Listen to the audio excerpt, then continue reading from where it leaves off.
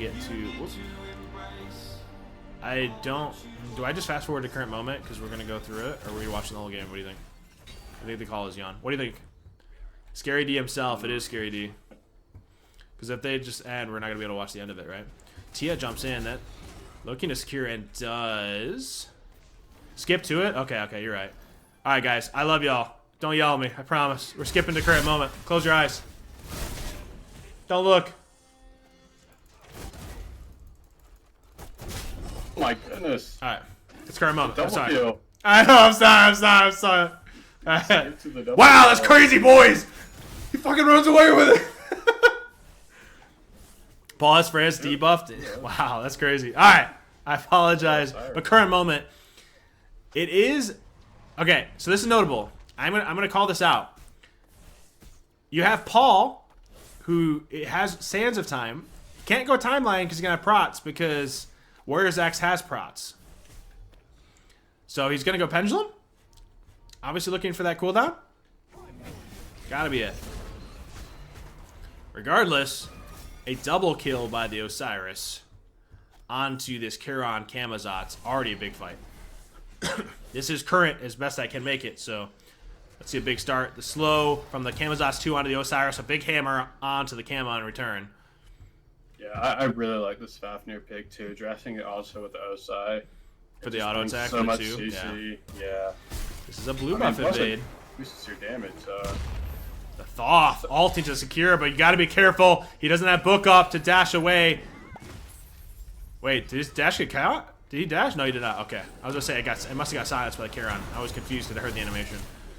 Thoth able to dash out. Gets caught by the Charon ult. Just not enough damage. However, Tia out of place. Now being turned on by this Osiris. Not enough damage and able to walk away. Chesters are spawned. Purple about to spawn as well.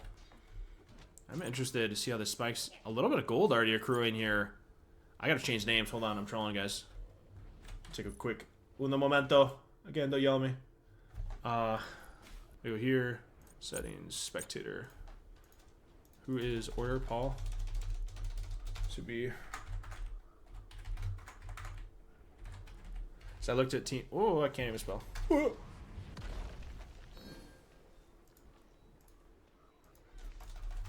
And versus Zach, Brian. All right. Boom. All right. There you go. I was looking at team names like that was last game. My ball. I need more caffeine. Yo, Terry, say less. Say less. Chester. Thoth alts from range. No, hold on. Why are those gone? You don't need the health, man. I'm aware, bro. Thank you. Hey, I have to click that twice. Okay. Bobby, Blondie's trolling. Sorry, boys. Alright. Red spawning. Tia going tablet. Obviously dealing with this double tank. Looking for that true damage. Stacking it up pretty easily from this range poke. Red is pulled by Thoth. I need more than 2 shots, to be honest with you. Osiris forced to ult out. Charon ulting. In return, Camazot's chasing. Misses the 2 for the slow, but doesn't really matter. Has more than enough damage. Thoth dashes away, and the Cama doesn't have jump to really secure anything. Good stun by the Fafnir, and just enough damage to turn a return kill onto ScaryD. Yeah, great. That's Faf pick. It does not. So when I'm pressing you, this map is not meant to be spectated, Curdle. It's crazy. Hi-Res hasn't changed that yet. Please? That's all I'm going to say. Unfortunate. Same with Siege map, by the way. I know. Unfortunate. But a blue buff invade by Zach Bryan's roster. Johnson, i.e. the Comet, is landed. Osiris, the Fafnir going to auto that down. Here, oh, the Osiris is stepping up. I was just say here alone. Shouldn't be able to secure that, but maybe. It is too bad, 100%. So, knock up. Who gets it? Fafnir able to secure that for his roster. Camazot just pathing in. Take a quick peek at golden XP difference here. Still favoring Zach Bryan and company. Smite 1's existence. And well, that's what I'm saying. I'm not really worried about Spectator being fixed for Smite 1. I'm just hoping they fix it for Smite 2. Just praying. Especially if we continue to grow these tournaments. I need some help with the Spectator. Hover this Thoth. I'm going to take a quick peek at leveling. I see Thoth maxing the 1, going into the 2 very clearly. I'm surprised we're going for the 3 versus the maxing of the 2. The Fafnir.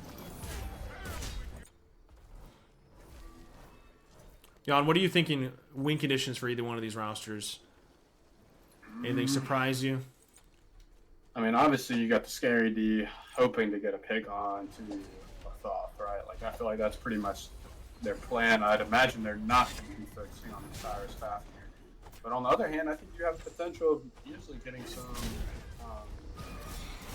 pick pretty easily with the Thoth, right? If he's able to keep casting for free. I am a little nervous of the late game once Kama gets that build online and Charon's able to dive with him. That Thoth's dead. So what I'm looking at is the 2v2. Like, think of Thoth and Tia being dead, which is really hard to say because Paul's on the Tia.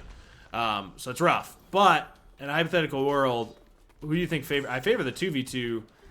You have Camazotz with that healing and sustain, shielding off of the Charon, but you also have that natural anti-heal, and you just drop a horrific and it deals with both of those at the same time. So where do you really draw that line?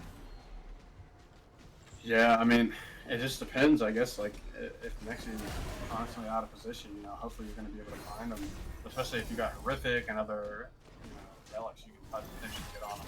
Huge. I'd argue that probably Mexi's team will be easier to kill, right?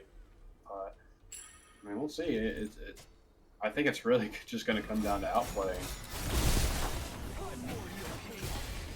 It's going to be rough. We say outplay, but you got to realize the players on both teams, both of them. I mean, obviously, when you look at Zach Bryan, these are well-known Joust players, some of the best from Joust, playing against some of the best in Conquest. So you get to see a lot of, you have outplay potential on both rosters, I'll be honest with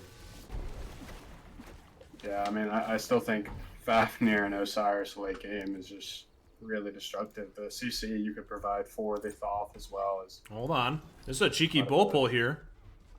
Zach Bryan electing to pull this. You think about health bars. That's half health. Royal Emerald completely unaware here. Oh, wow. Easily secured.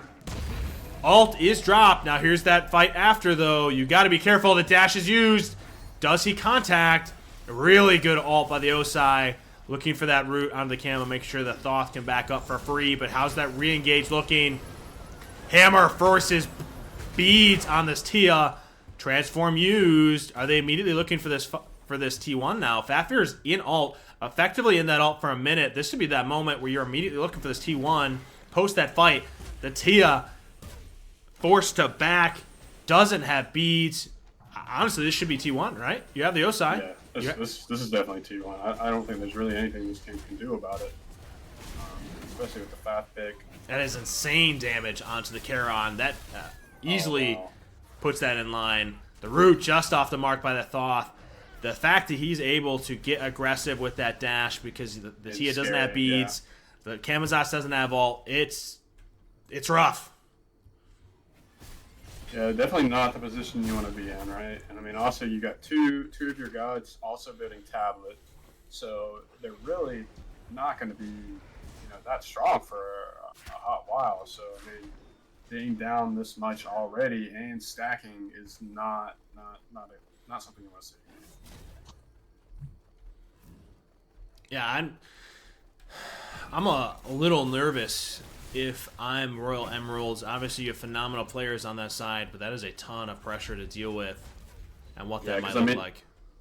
Now you're in a weird situation where you're stacking. You have to leave the lane, but at the same time, you have to make sure you defend this bull once it comes back up, and it might be pretty difficult to not get punished, going for this bull and defending it. When you think of spikes, I think the biggest thing that's notable is the second relics here.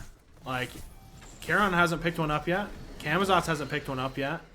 And you have double relics on the full roster of Zach Bryan. This is a big fight. The Osai ult's in.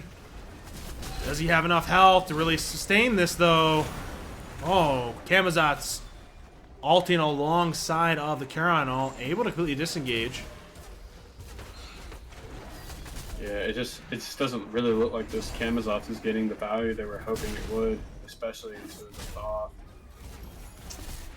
Not at all. And this is where Thoth really gets scary, right? Like you always draft to do something against him, but if he starts casting, he feels safe and start dashing, getting all this damage off. It is just feels so bad. They are starting to get second relics here. So Camazotz obviously electing to go to that Beads Blink. You have a Bracer for this Charon, trying to facilitate his effectively double DPS. I mean, I know you have Axe Thieves for this Camazotz, but is it enough to deal with this double frontline Fafnir Thoth? Alright, here it comes. The bull is pulled. There is no wards on this map. They just placed 2 via Royal Emeralds. Neither one of them really give vision for this bull health. Fafnir's ulting. I mean, what do you pretty do? easy. I mean, you barely even touch this Fafnir. I mean, There's the Camazotz blinks in, but you can't really get that engage. He's forcing it back. Fafnir jumps. Is it enough? Emeralds secure bull, but what does that post-fight look like? Horrific drop by the Fafnir to try to close this gap. Osiris is wrapping around. Fafnir CD should be coming up. There's the jump. Connects it for the stun, forcing Camazotz ult. The damage from Fafnir actually secures the kill on the Camazotz in ultimate. yeah, I've been saying I think this Fafnir pick is extremely solid, especially if you have an attack speed warrior. Combining that with a Thoth on your team, pretty much got a recipe for disaster. I will say though, I do think this is pretty good. They were able to No, they're taking bull. this fight. What do relics look like? Tia forced to jump out. Still has both relics. I am not sure about this call. The Thoth did dash, which is what they're looking for. You don't really have any blinks. They are taking this fight. That's Thoth. I know the dash Thoth is beads. down. I do know the dash is down. And it comes back I up. do get beads. Forced to jump out. Camazotz just is on speed now. So they're pushing effectively.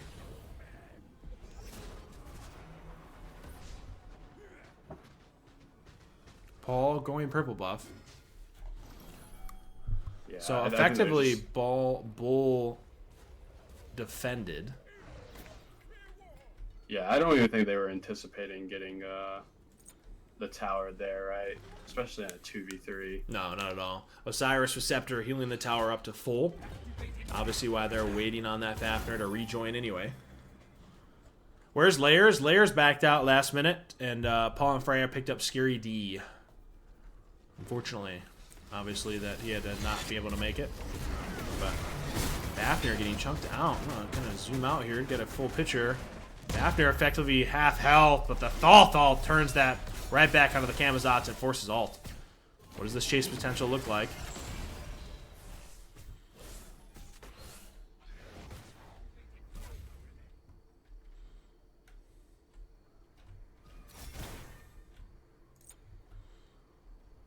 There's double stacking here. Cloak, tablet. Gets the full cloak stack just now. 14, almost 15 minutes into the game.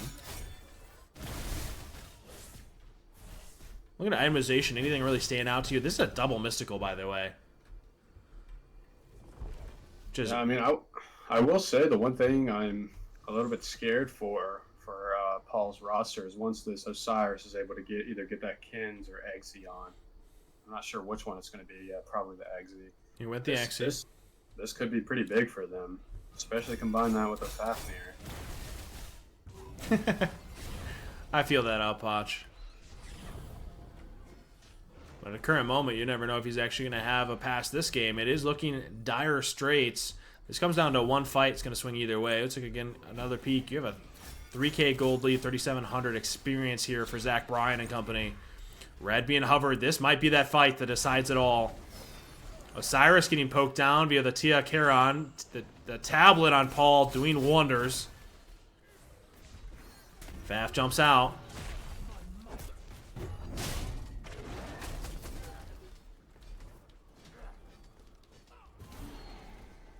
The poke. Is this enough though? Like when you think of builds here, do we immediately look at Bull? You're forcing the Osiris back. Is that the immediate call here? They gotta look for something. I guess you can with the Camazotz, but even then, it's still pretty risky. I mean, you've got a Thothol that could potentially be coming that way, right? So, I mean, maybe I think you try and force something for sure. If they back, you got to get some sort of pressure going. Thoth immediately backing. Again, keep in mind this cannot be an alternate timeline on Paul. So the dive ability, he is full damage. He can be punished pretty easily. Same with the Thoth. But the real question is, how do you get to the Thoth? This Camazotz has to get a really solid blink. Maybe even post-dash. He's wrapping. This might be that opportunity. I'm going to hover how he plays it. Contacts the 1. He is looking at it. This is that fight we're looking at. Osiris is sticking Bull. Thoth ults it. Zach Bryan secures it, but what does that post-fight look like? Thoth dashes, Aegis used, a phenomenal Aegis, however, just not enough. Able to secure the kill. What does that post-fight look like? Is this enough? The Tia goes down, turns into a 2v2 like we'd mentioned. Who wins the 2v2? Fafnir coming through strong. Wow. I mean, this is just not what you the expect, right? I mean, Fafnir's you just... pretty much, Holy shit. You pretty much have a 2v3, and you're thinking, I mean, surely you're thinking in a 2v3, yeah, we win this fight.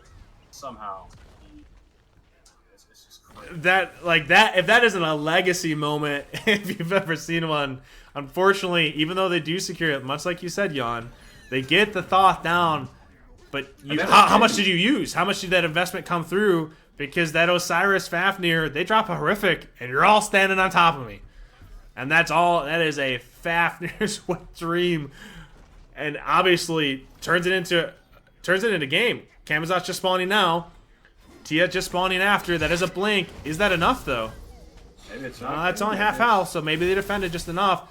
That honestly, at that point, though, they just back off. As long as they survive here, they can back and immediately push for end because you did get Bird and that Titan to half health. This should be pretty much free.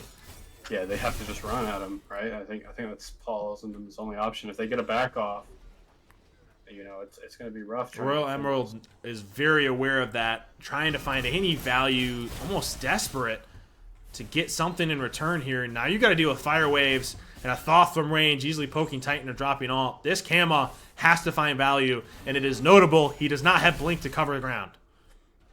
The Relic graveyard here, that is Tia's Relics and Camazotz. Zach Bryan's, this roster can immediately just run it down for Titan here. I don't even know how you respond to that, to be honest with you. I think you have to sit. I think you almost have to take the fight, almost like near the mid game, and try and like backpedal and poke as much as possible. But you got to keep in mind you're doing that against the Thoth, so yeah, kind of. I love this pickup for this proximity ward, looking for this slow, knowing he's gonna get full scent, looking for any kind of self peel, while his two frontliners are able to handle the rest. This looks like a it's a cash tournament, boys. You got to realize we're playing for money. Do they really care about this enemy team? No is this the end? Like this. Are they just looking to end it? It's more than enough and is running it down no matter what. Not enough. Zach Bryan and company put down Paul Frey and ScaryD. Why?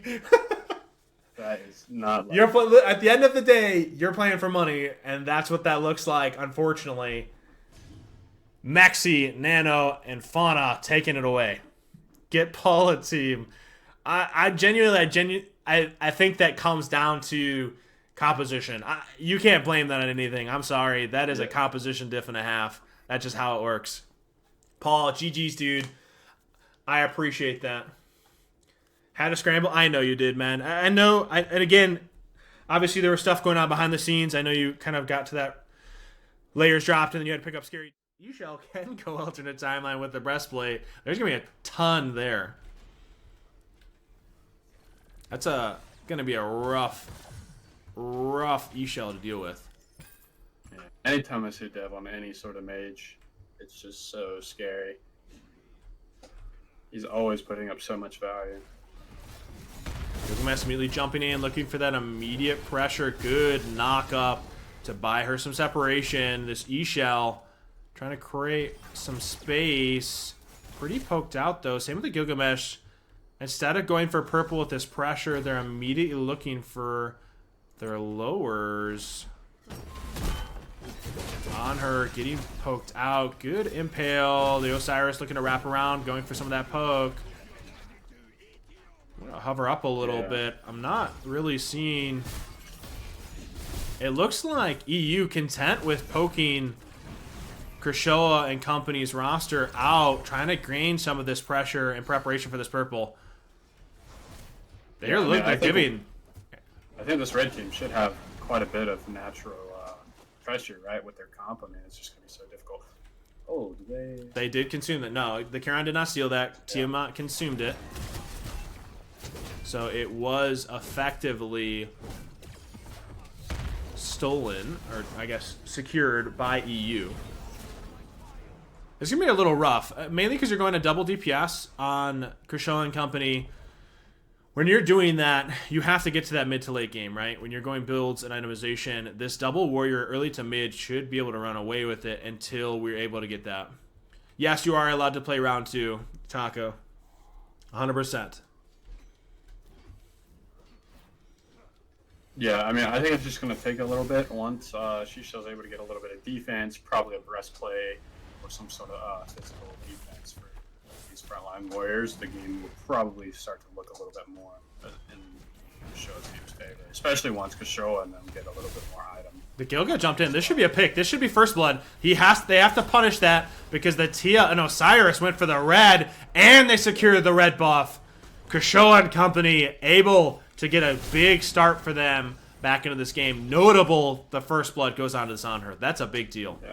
Yeah, and you can definitely tell the synergy of this team. They all instantly knew what should be done, all instantly ulting and getting that pick it's like before even the other team could pretty much react. So,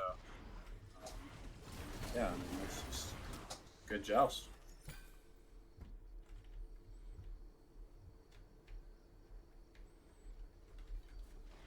A lot of really, that's a really big big spike for that blue here. team. Oh yeah, 100%. Getting red buff and first blood is crazy. Yeah, definitely not something you want to see for this red team. It is interesting. Obviously, the Charon not electing to go cloak, going Thebes first. So not going for necessarily that late game scaling, even though Thebes does a ton here. Osiris is going cloak while Gilgamesh is going Thebes, so they're going that double bruiser. That's not the team name, I know. I was asked to stop swearing as much, I'm gonna be honest with you, so that's hence why I'm not.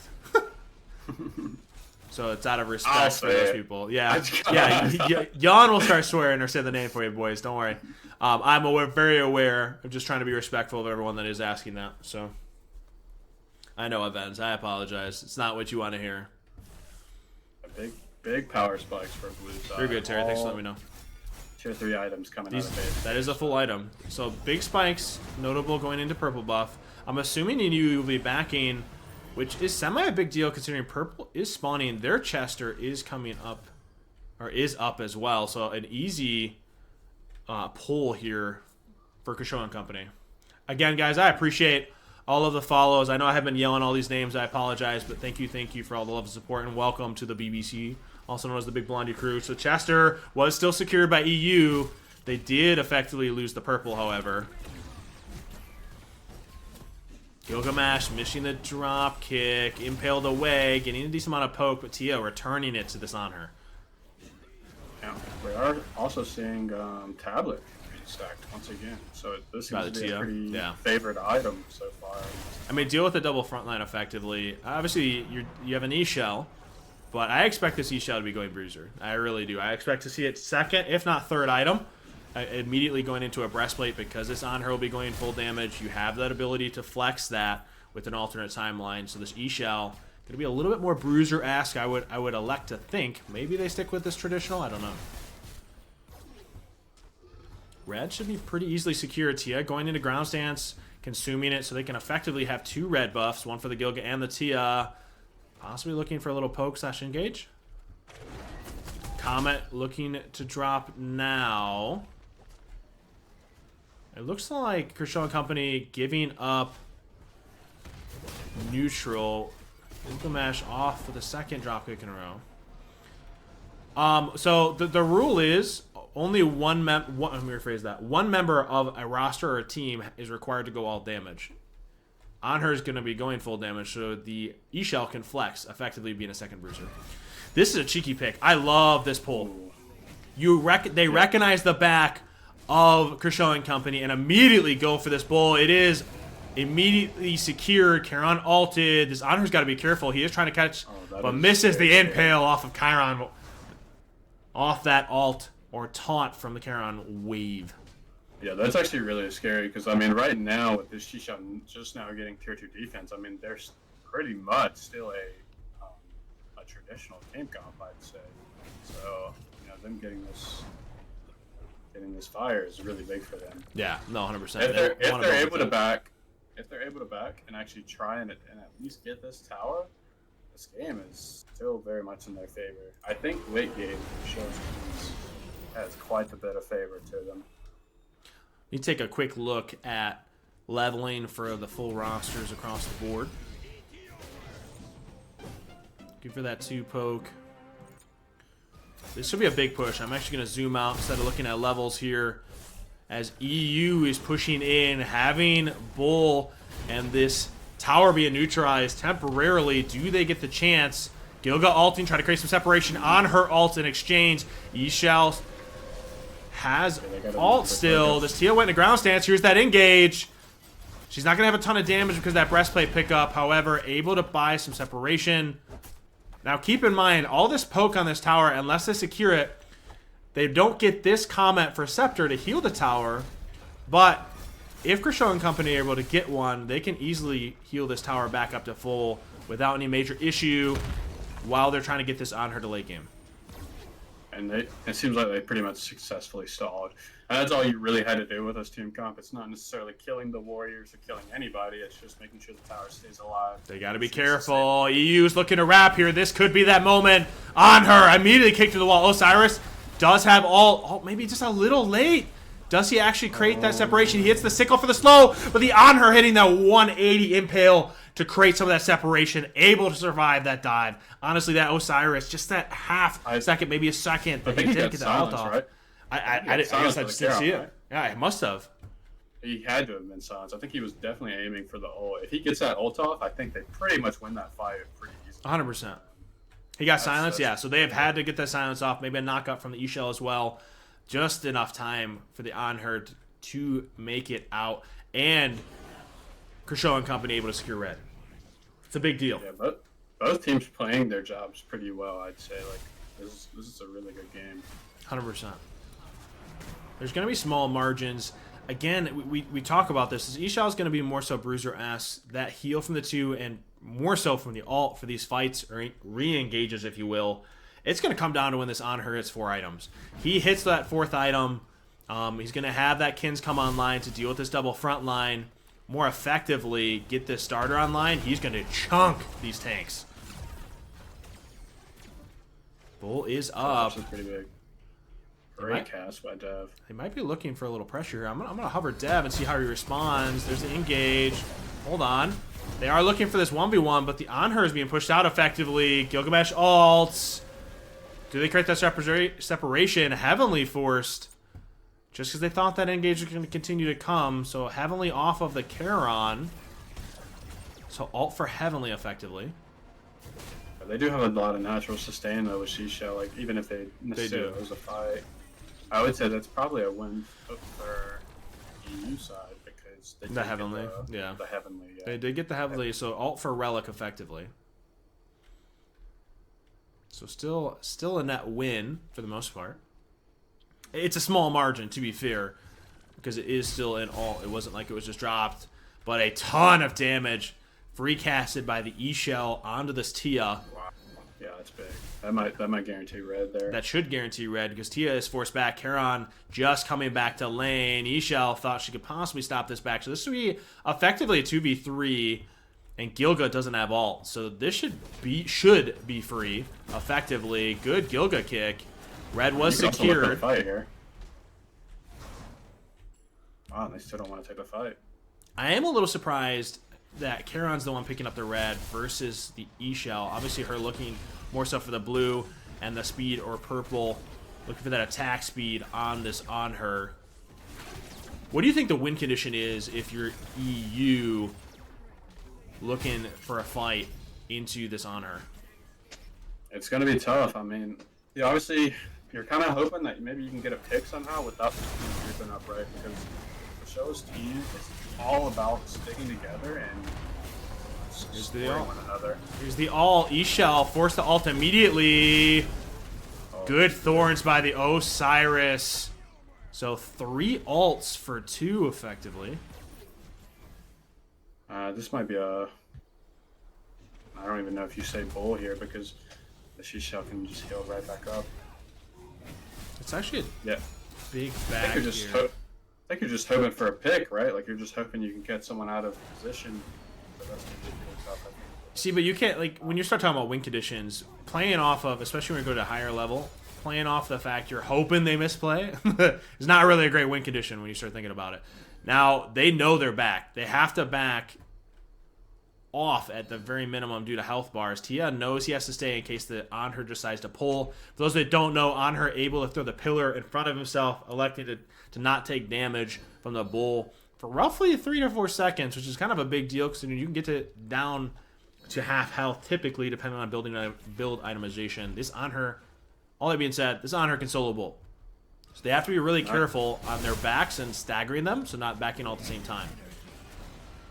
Once he also gets dumb, this game, you know, once this ADC gets 3 or 4 items, it's significantly easier for this team.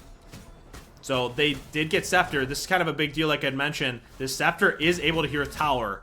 So it is picked up by the Charon. All he has to do is stand next to the tower, and effectively all this damage that was done by EU is going to be nullified. My win condition is hoping they lose. Alpancha couldn't agree more. My win. I hope they lose. On for it.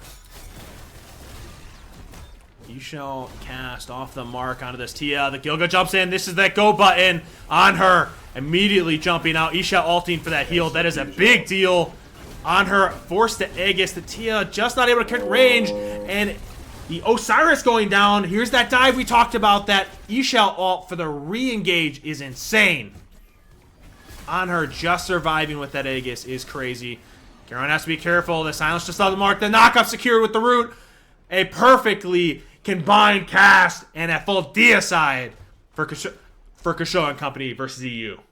Insane game right there. I mean, it even looked like it was really going to EU's way at the beginning, and then it just gets turned so fast with the Shisho. Great job by both teams, to be honest. That is so cleanly played. The Aegis, the survivability on her just making it out, and then the Isha and Charon knowing their limitations and securing the full deicide onto that Tia just outside of tower range is phenomenal. That results in a T1, a red. Purple just not spawning in time. Those are big spikes. You have the Dom coming online with this XE for the anti-shield or anti-healing. You have double breastplate. These are big spikes now for Kasho and company. Yeah, that back is really big. I think that they won that fight without Dom, right? Like, so now just almost the natural anti-hit.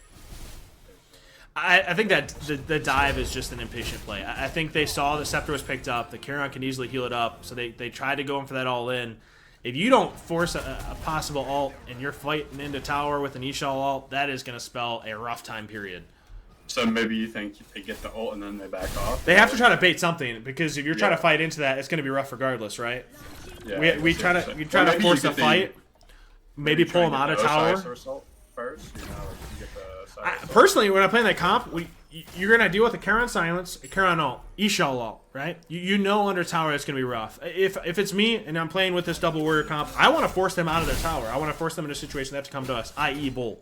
It's not comfortable, but you also drafted this way, so you force yourself into that kind of a situation, so it's a little rough. Yeah, I definitely agree. I think once you see all those ults, you know, maybe diving the tower got a little bit too greedy. But now is a rough spot, because now itemization, when you look at this spike, look at this. This comes from this full deicide and T1 almost immediately. You had an almost even game state. based off of that dive, it immediately swifts against you. As far as me doing an EU tournament, in answer to that question, I hadn't planned on it in the near future, mainly because I'm trying to build up the NA scene for Joust. Now, if we get enough people that want to do that, I am not against having that conversation, but I am trying to build up what we have currently. Again, that comes from the whole format is if we get enough people to support the stream, and that's where a lot of this revenue comes from, so we'll see. I'll never say never. This is a big engage. I'm going to actually zoom out. E-Shell forced to ult. That is both ults. Osiris and Gilgamesh use E-Shell healing through. Just immediately disengaged. Great disengage. I mean, you can just tell Kasho's team's so disciplined. Their comms are really strong as well.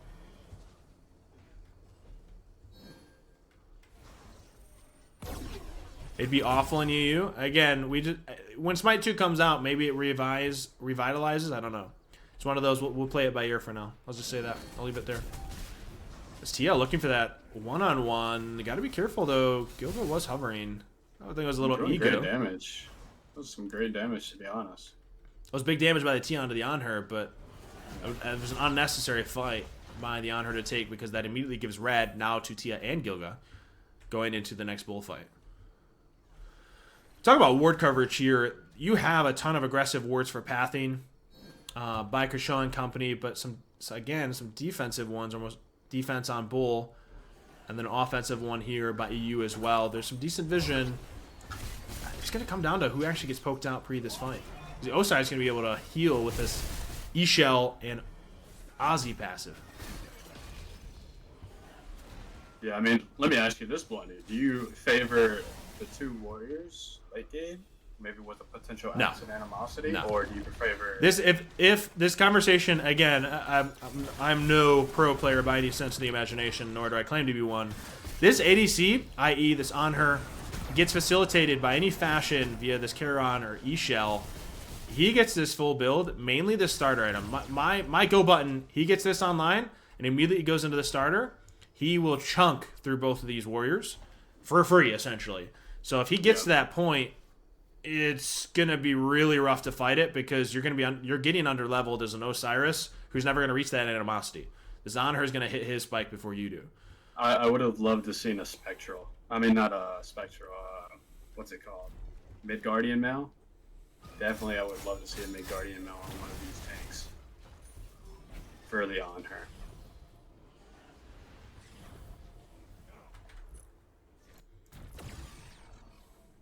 Boys, we can calm down with the NAEU. It's not that deep right now. We'll be fine, guys. Drop it. All right.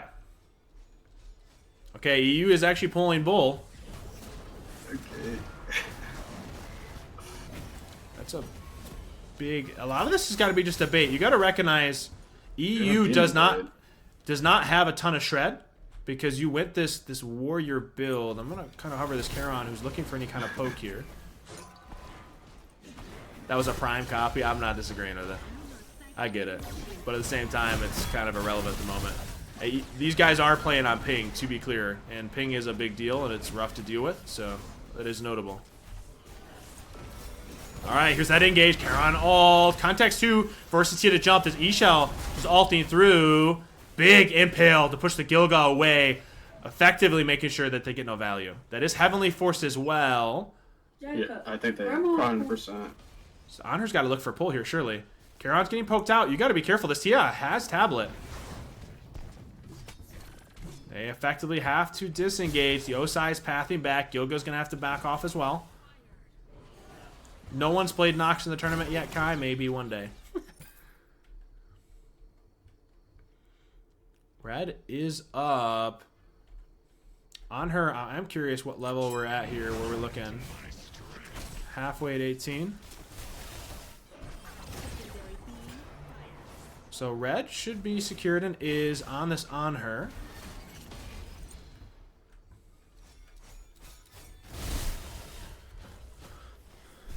On her backed. Alright, so goes T1. Effectively at this point, you're halfway through 18. This on her is going to be saving for starter now. This next spike is the big one. He hits this starter, it's going to be real rough. Same with E-Shell. She is level 20. So it is notable she's going to have a big back for alternate timeline. So this all-in has to be the on her, which makes things real weird. I hate this wall. I apologize. I wish you could actually get rid of it, but this was not meant for spectating. Oh, mega lol. The alt timeline was banned. So we talked about this a little bit in the beginning of the game. It's not inherently banned. What's banned is one character from each team has to go full damage, right? But in this situation, the on her is the full damage, so Ishal can build Bruiser. And a big turn, notably why I was chatting, onto this Gilgamesh who ulted and heavily used, able to pick up a 2-man for nothing. This on her should be pretty easy. Now path in, grab Bull, and look for this bird. You might actually just look to go straight in because the O side doesn't have ult. You might not even need to get Bull, you just use the wave. Yeah, I mean they don't have Kashoa quite yet. Hold on, the Osai stepped out. He doesn't have ult. He can't crate that. Okay, That is a ton of poke. This should be free. You have one archer. That archer steps in, or actually you have two. I lied. You got the he has brutes too. That should be game. 13 seconds on Gilgamesh. Osiris doesn't have ult. This should be it. This should be curtains. The on her chunking away, and a GG Kershaw and company taking it away. Yeah, I didn't even recognize. I was looking at the archers, didn't even see the brutes that were already under bird, allowing the on her to chunk through that and immediately go to Titan, allowing them to secure that game number 1 of round number 2. Let's take a look at the stats real quick. Should be Dev and company, true, 100%. What's up, Kai? I appreciate the sub. Again, guys, I so greatly appreciate all the love and support you guys are giving right now. I can't thank you for this map. God, I love when Joust is not meant to be spectated. Fuck! Charging Johnson, appreciate the follow. There is no cheeky blue buff invades. Any starts, both obviously going Conduit Gem because you can't go into alternate timeline and electing to not go Pendulum. Wanting to go for that early damage, losing out on the mana sustain, even though blue buff doesn't have cooldown and is an aura, so there is a ton of value. Neither team going mannequins, both frontliners going axe. Obviously for the animosity, and then sundering axe. Of course, Leans, you don't have to thank me for that, dude. I'm just trying to do the best I can by you guys. Purple being notable, the biggest start in Spike is that neutral farm. Going for that purple, secured here by Hope We Don't Troll is a big start as far as lead and pressure goes. Minor as far as the gold. But the first tick over to 5 preparation for red plays a big part. Which one do you how do you think this first red fight's going to look, Jan? I'm not too sure, to be honest with you. I think I'd have to go with blue side team for the early level 5 red push. But I'm not too sure. You know, I did like the Baba pick, but knowing that this Baba isn't going to be able to go prod, it's not going to be able to stack, you know, prophetics or thieves like you normally would in like a ranked joust game. It makes me question how much value this Baba Yaga is going to be able to do compared to this Freya. Yeah, late game, it's just itemization. I'm assuming this Freya is going to go Hasten first, obviously going that Conduit Gen. So I'm interested to see how that goes. It is notable here, that back, obviously they're pausing. I wonder what they're pausing for. However, that back should spell red here for Hope We Don't Troll. They got a DC. Yeah, they got a DC for Turk is DC. Erlang. That is a really rough start, especially considering that kind of Turk DC. That is unfortunate. Again, guys, I appreciate all of the follows you guys are dropping. I know I'm not shouting out every one of them. I appreciate all this love and support. Your internet went out? All right, no worries. You have that 5 minutes. You're good. It's a little unfortunate, but that does spell red here for order, as they're kind of just lurking. They should have wave pressure for free. That is a pretty rough start when you think about that's red and purple. It's small, but that can start into the next buff rotation now that we're starting to get some of that lead. If they lose this first fight and this Freya gets behind, she's going to have a rough time dealing with this dive. Yeah. I mean, luckily she's already level 5, so, like, getting punished by a Vamana isn't really something that should be realistic, at least not right now. So, you know, losing the red buff, it is unfortunate, but it's just kind of something you have to deal with in these circumstances. Just move on. I think they'll be fine. Yeah, I think they'll be fine. It's not a complete, you know, deicide or anything, so I'm sure they'll be fine, but it is unfortunate for sure. I do think this is notable. Obviously, the Charon's going into Cloak. Really easy to stack it on him as a character, giving that mitigation and allowing this Vamana to go more. It looks like I would assume this would be a Berserkers. Looking for that attack speed and Fizz D for that dive. Pretty easy to fight into that. On the opposite side, you're looking at Erlong Shen, who's got Tier 1 Earring, right? You don't have that same itemization and this big spike when Berserkers comes online that Vamana's going to have. Looking for that first fight engage. In my opinion, you're kind of looking at an upper hand pretty easily. It's going to be really rough to fight into. You do have... I definitely agree. You do have a Heavenly, though, against the Cursed Ankh slow, but obviously you still have to deal with the anti-heal because Cursed Ankh was also combined, or Cursed Ankh, Horrific was combined with Cursed Ankh, so that anti-heal is still going to apply because it is that debuff, even after you get that movement speed back, dropping the Heavenly against that Horrific. I don't know why I was doing Ankh, dude. Holy cow. God, Blondie needs more caffeine. Don't worry, guys. I have over 400 grams of caffeine sitting beside me. We can do this. But I appreciate all, again, guys, welcome, everyone that is here and all the support you guys have offered. I'm really excited for this. Getting a lot of big teams in here and seeing how they do. Obviously, being able to crown the quote-unquote kings of Joust. I'm tweaking off Duncan. Nah, man. I'm tweaking off Citruses, dude. Citruses? I worked this morning, and then I've been working all afternoon on this stuff, and... All I gotta say is after this tournament, I'm gonna sleep really fucking well, and I'm gonna eat a massive meal. It's gonna be great. Still waiting on this pause. Hopefully it's not too much longer. I know he said he was already back. Yon, as far as a listen-in, dude, I'm gonna, when I yell it, I'm gonna have you just pull me in and then pull me out. So okay, I can try to do that as we go.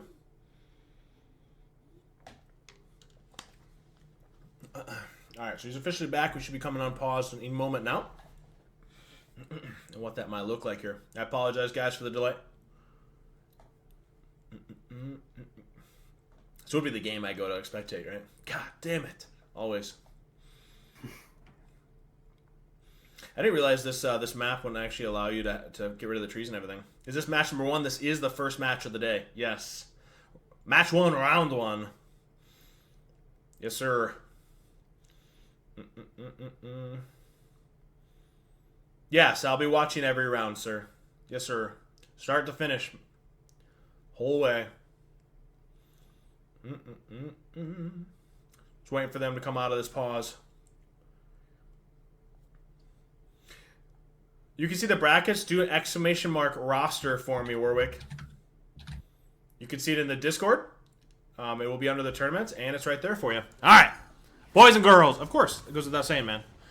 Boys and girls, we are unpaused. Like I said, obviously a disadvantage here for Chaos side, for Turkine HD, because they immediately gave up red directly after purple. Both neutral farms down. Keep in mind, Johnson is referred to this comet that falls to the ground, giving Scepter. Does that little bit of tick damage, but notably for the defending team, actually heals the tower if it's within the radius. So a lot of teams have been fighting over this, especially making sure the defending team isn't able to pick this up if they can get some tower poke. That is massive damage for the Baba Yaga onto this Lefay, and it doesn't even have that stackable item on yet. Yeah, they're getting a lot of really good poke out. They might actually... They're going to have blue pressure now. This should be pretty easy pressure. Vamana's hovering mid for wave. Yeah, they are losing XP under tower. The Charon missed silence on the Bacchus burp, though, which spells the Baba can't step in. This Baba's doing insane damage already. I am curious. I am going to hover her. See how she's leveling. She is leveling those potions. 3 points into the potions versus leveling the 1, which is where she's getting that massive amount of poke. I'm going to flicker throughout these guys just to see how they're leveling. Obviously, Sa deciding to level or put 2 points into 2 and 3. Charon maxing the 1. What do you think this first big fight? Obviously, we're still waiting for that purple. That's where this next shift is going to be. Yeah, I mean, I think this is pretty typical. I wouldn't really expect the Freya team to be winning early. So I think this is, you know, they also secured their blue, even though they did get poked out quite a bit. They did secure the blue. So far, they've really only lost a Meteorite and a red. That is a big engage. Freya alt force. Vamana's going to alt after. I'm going to switch in and out of those views, big dog, just so you know. Vamana not willing to step in with all. Obviously knowing he doesn't have that tankiness because he's only got berserkers to deal with some of that damage. I'll be switching out of that view, big dog. Yeah, that was almost very bad. If the Vamana was quite a bit tankier, that's already one display that could have turned really bad. Yeah. It's good to see that blue team already kind of knows their win condition. They're already kind of showcasing it a little bit. So we'll see if they're able to keep forcing those ults. Red is going to be spawning shortly, so that's going to be a little rough. Order side going to be easily picking this up and does.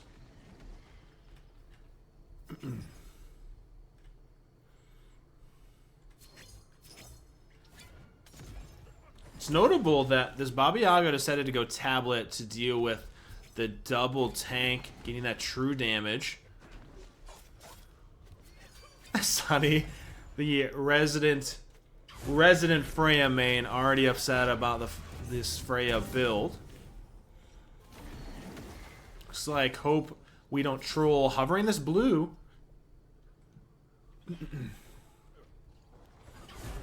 I'm going to be a little nervous, mainly because this first blood is going to kind of spell a ton of pressure here for Hope We Don't Troll pretty easily. That potion damage, that is only one potion. That's two. She's already half health. Here comes the ult. Beads are forced. She's going to have to. That last auto is enough to secure it. First blood goes on to this Vamana.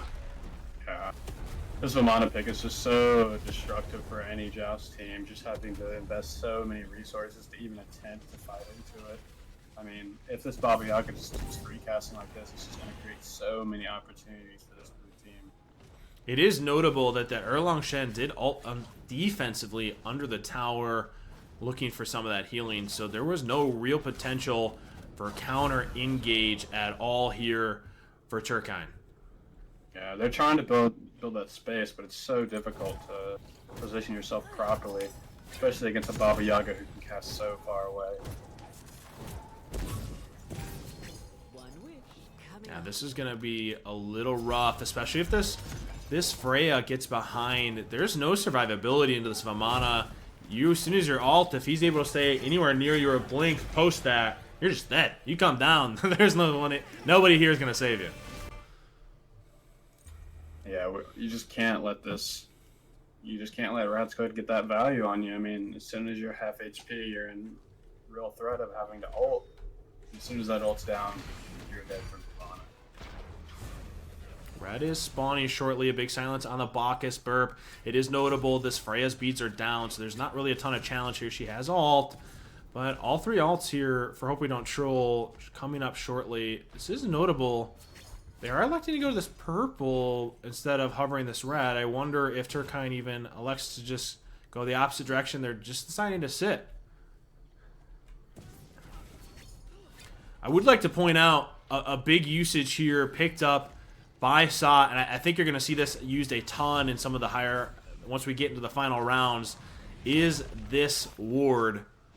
This proximity mine ward for that slow once you actually are able to plan it, and some of the big outplay. I'm excited to see how our players use that. Looking for that slow on the DPS post CC immune or beads, and that chase down potential, or I guess disengage potential. Yeah, I mean we're probably going to see a major change in how these teams fight once the level 12 hits and they get that second relic, which gives a huge spike for both of these teams. This is a notable difference for lead in gold and XP already. Only 8 minutes in. This pressure that we talked about is already starting to take off. It's a triple root by the Charon. Dash is down though. All three outs are up for Turkine. Looking at her damage from the Freya's perspective, there's not a ton here. That wave clear is going to struggle. There's that all in for the Charon, and it's just enough. A turnaround. Vamana forced backwards. Gotta be a little careful. That's horrific. There's that proximity mine slow. Used on the Bacchus. Heavenly used in exchange. Yeah, this is... That Freya pick, it somehow turns these games upside down. The damage just comes out of nowhere. There's not a ton here. Turkine Pathing was looking for minis that were up instead of looking for the blue buff invade to try to get any real value post that kill. Baba able to clear the way for herself and immediately go to blue. So there's not a ton of net loss. We'll take a quick peek at this drop here. Kind of I don't want to say nullified, but recovered just a little bit. Johnson is on the ground, i.e. this Comet. Let's take a peek at builds here again.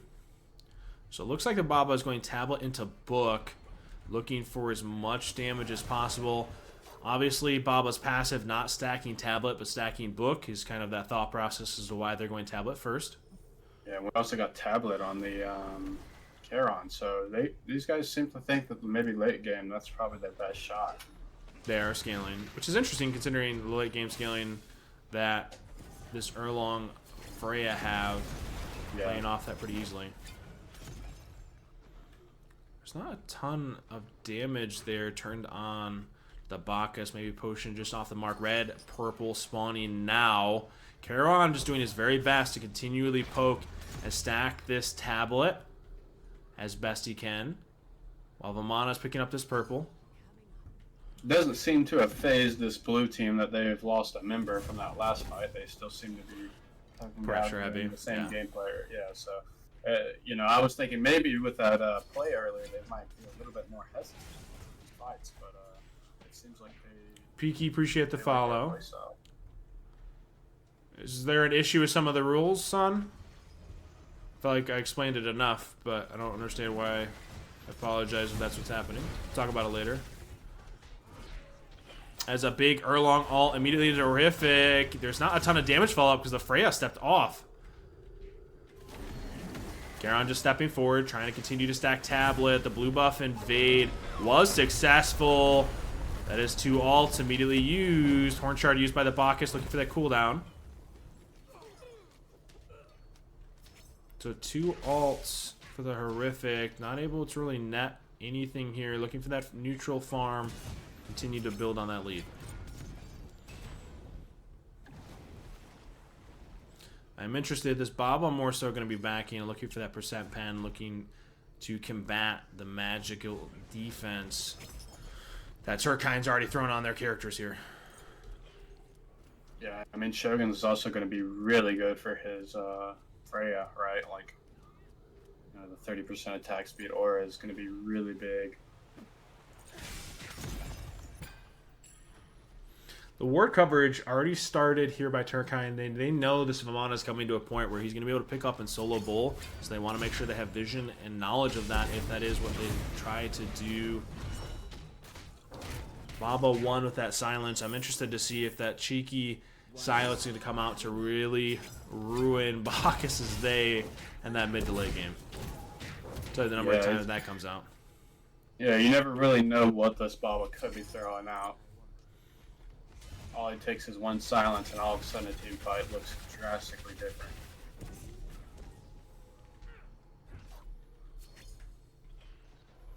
I would love to see this Baba continue to try and poke out this Freya as much as possible. Getting value on the Freya is going to be huge for their team. Yeah. And honestly develops into potential win conditions for them. I do think it's notable that this Vamana hasn't elected to go Heavenly or Hasten, instead going the Talisman of Energy.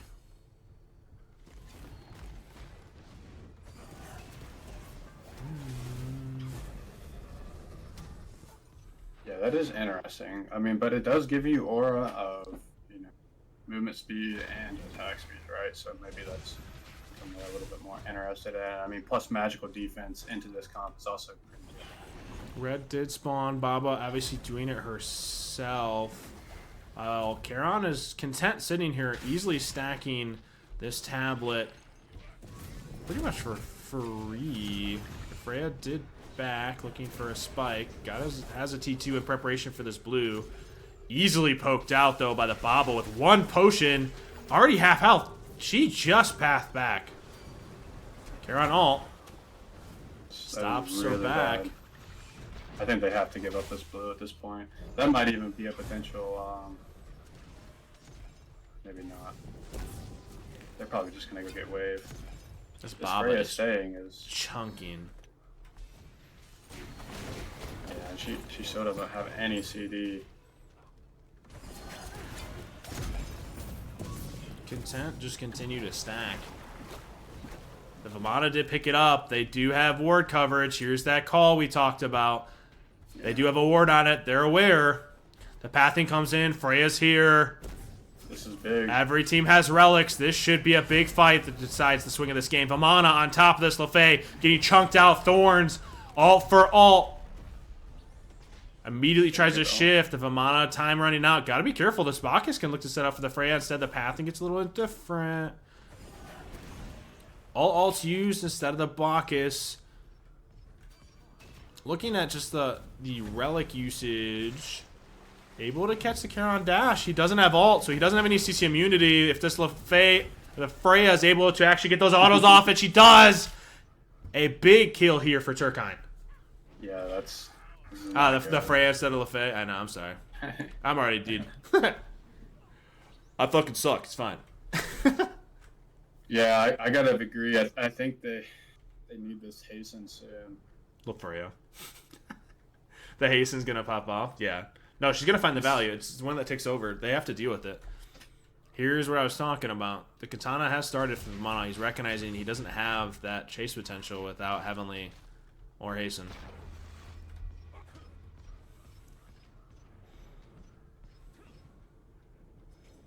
Freya's hovering. Decent chunk here. Yeah, I do kind of agree. Freya is a huge pig. I'm not sure if maybe they were thinking they'd be able to just force her ult very easily, but one-on-one, no one's really going to be able to force the ult outside of possibly Baba. Yeah, at least force it there. Yeah, I mean, they have to realize their win condition is picking out this Freya and forcing that ult early for the Vamana.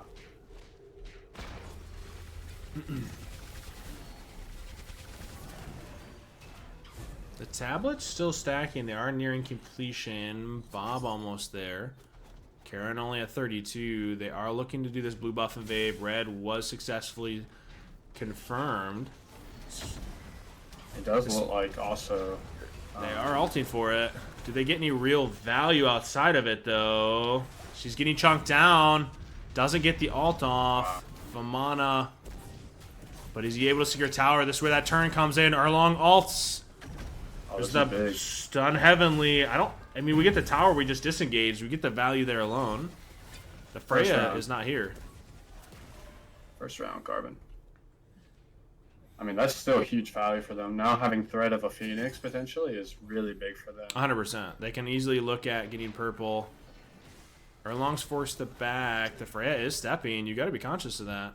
She's going to have the damage. Bacchus not able to catch the stun. She's chunking through. Vamana fire blinks. She does. There's no way to really contest that, though. That should spell the end of it. Yeah. I mean, they get the blink. I think that's fine. I'm curious how she actually decides to path here. Ooh, good silence for that whoop. So Baba's forced to ult in mid due to the Bacchus Erlong. She is picking this up, but immediately called out. Yeah, I don't know about that play. Yeah, it's the fight is too split as far as what those calls actually are. The Baba ult was forced, so net win technically for Hope We Don't Troll. Notably. Cheeky 1v1 perhaps? Yeah, I'm not sure if I'd be taking that as against a level 19 Baba. The Vamana is on Bull. It's notable this Freya. I almost said LaFay again.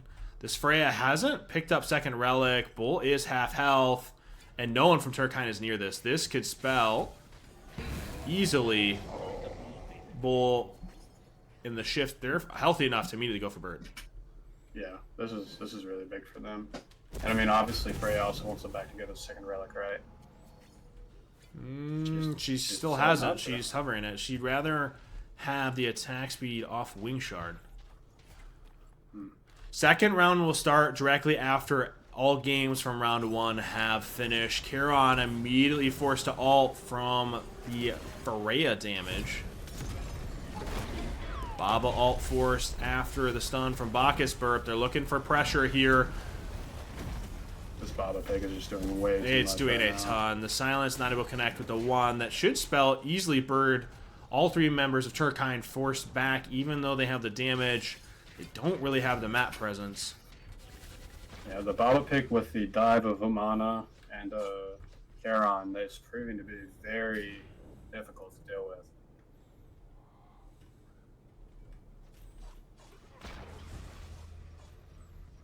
Umana happily farming, looking for that level 20. I am curious how close he is. About halfway there, looking for that Animosity Axe to immediately answer. I'm going to kind of hover because I'm curious how close we are. She is already level 20. We have 18. Not yet. So Vamana, the closest to level 20, pretty much for free here. Doesn't have it quite yet.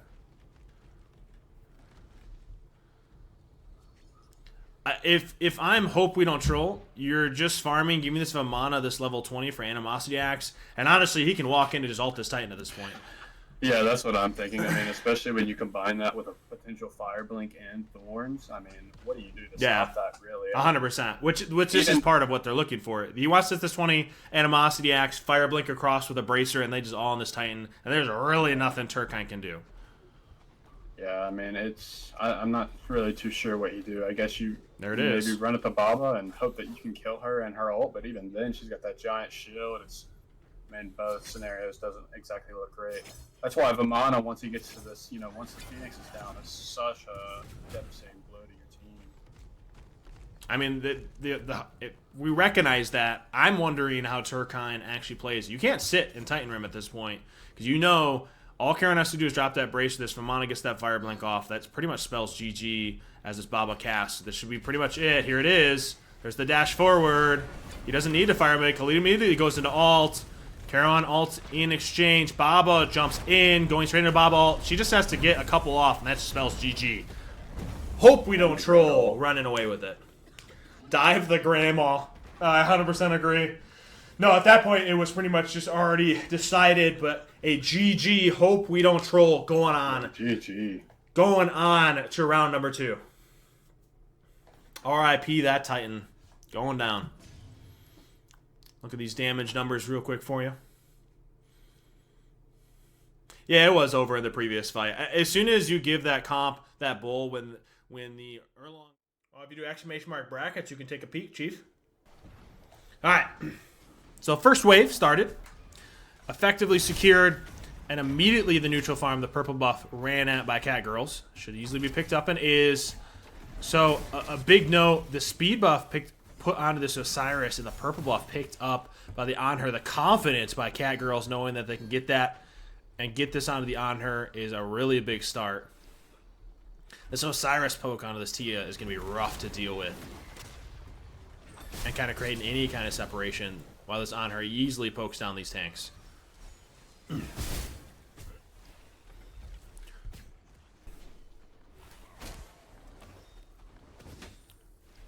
Looking already for neutral farms. So we have purple. We have decent poke out. We're already looking and do effectively, I don't know, I use effectively so much, but secure those minis. All the farm right now going to Cat Girls. This might turn into a big steamroll here and running it down. You bet on Cosmos with your mortgage? Oh, say less. I'm not betting my mortgage, but I'll match it. So both teams back in preparation for Reds. We start looking at spikes. T2s on the entire side of Cat Girls, while the Tia stayed. So the Tia elected to stay.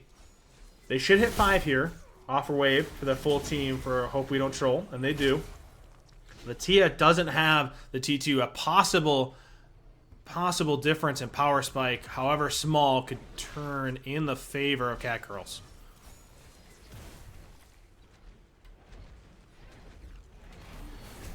Red. A big jump in by the On Her. And healthy enough to look for the secure beads to try to get the auto attack cancel. Impale off. Good dash to create separation for this Osai to get away. And first blood goes out of this Osiris. That is a big start here for Cat Girls. Red immediately picked up. On Her. Feeling confident enough and does secure the red. Impale cancel was a little early, but secures it with the last auto. They do have the power of Johnson. It's Dwayne The Rock Johnson, for those that don't know what the comet is actually called. And Cosmos was the one who started putting that name into the universe, and thus it is referred to. So this can be a big back here by Cat Girls for their full first item spikes, looking for this next purple buff. Let me take a quick look at leveling. Beads down for purple. My eyes are actually interested in see what Cat Girls actually do with this comp, because they have a double attack speed. They can look for Bull, and it is pinged out. So that is what I was actually about to start talking about, was Cat Girls with this comp can pull Bull early. Bull spawns at 4 minutes, so they're going to look effectively at purple wave and then possibly Bull that spawns at 4 minutes. With this comp, they can do that. Although, On Her doesn't have his full first item for Dom Spike. We do have this proximity ward looking for the slow and a sovereignty on the other side as well.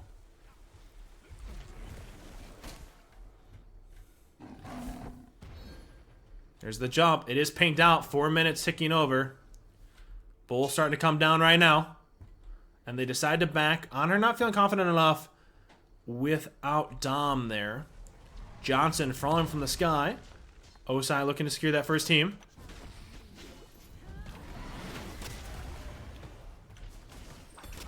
Osiris feeling confident enough to stand his ground to secure it.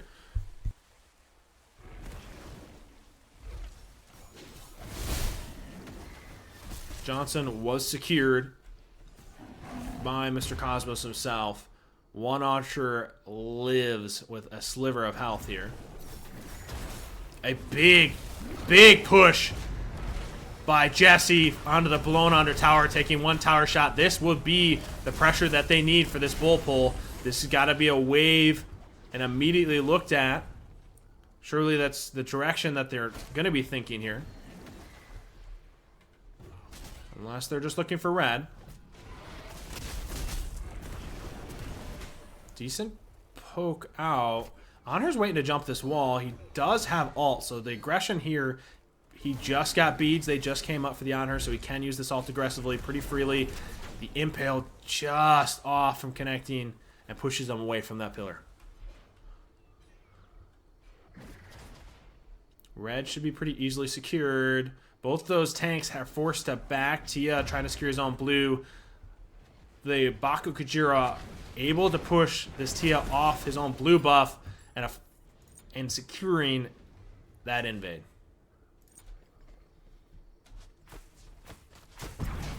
Take a quick peek at the 11 like I had mentioned. Kuron just looking for some poke. Oh, hold on. Beyond her connects that pillar Impale, however, is going to be turned around. On her able to jump away. The Johnson now being fought over. Catgirl's forced to give it up. Good peel by the On Her.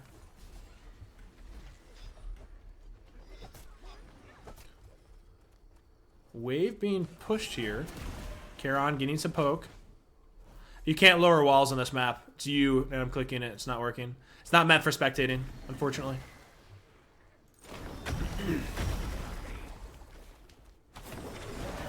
They turned that around based off of On Her Pillar Impale to create some of that separation, which is really good by Shinigami, recognizing that his team needed him to create some of that, and he did. Take a quick peek at Osiris, looking for this currently 2v1, about to turn into 2v2. Another reason I hate this map. All I'm asking for is we start to create a different Joust map. That's the biggest thing Joust is in need of. Obviously a different meta would be preferable, but we need a brand new Joust map. Getting the old ones on repeat's a little rough.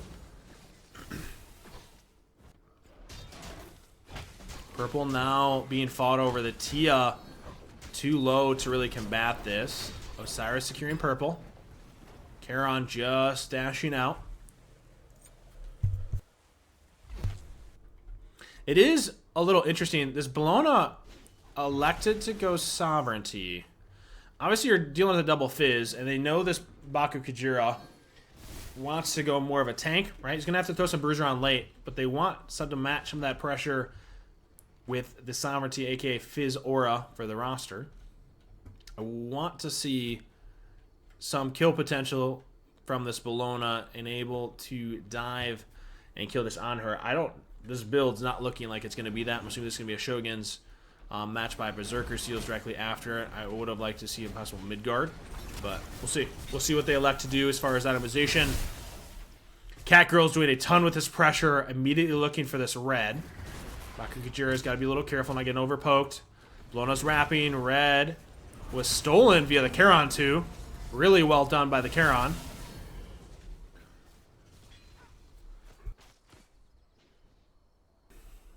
Osiris had a double tether. Just doing some poke up here. Let's take a quick look at the differences here. A decent lead accruing for Catgirls, however, even though they lost that red buff. The Tia did jump in. You got to be a little careful with this engage. The Baku Kujira, all the ults are coming through. Tia beats. It got a heavenly to be able to back up away from that pillar on her ult. Now a possible re-engage. Both teams a little too poked out to really be willing to engage. Now this is that moment. You got to be nervous because you start backing there. Honor can push for that wave to look for tower. And if you both back, it's either tower or bowl. And you got to be really conscious of what that looks like. The Bologna disarming the on her to make sure he doesn't get any real value to possibly kill her. Johnson just spawning in. Charon's going to look for a little poke. He's not. He's going to be looking to stack this cloak. Obviously trying to get as much here as possible. Able to secure Johnson as well in front of the face of two. Really well done by Rat Squid.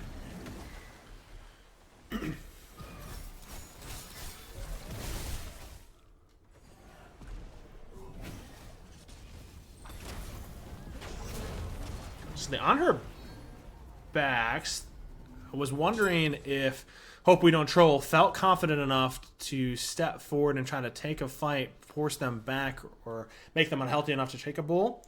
See, this is the problem though. When we start talking about builds in draft, I'm concerned we don't have burn potential for bull or towers, right? You don't have any objective shred, especially with this build right now. You're playing for this animosity so she can actually look to fight that on her. Well, the problem is the on her, once you're starting to get into that stage of the game, can do the same, if not better. So I'm a little concerned as far as builds and what this is going to look like. Late game, that is a massive dash here by Jesse.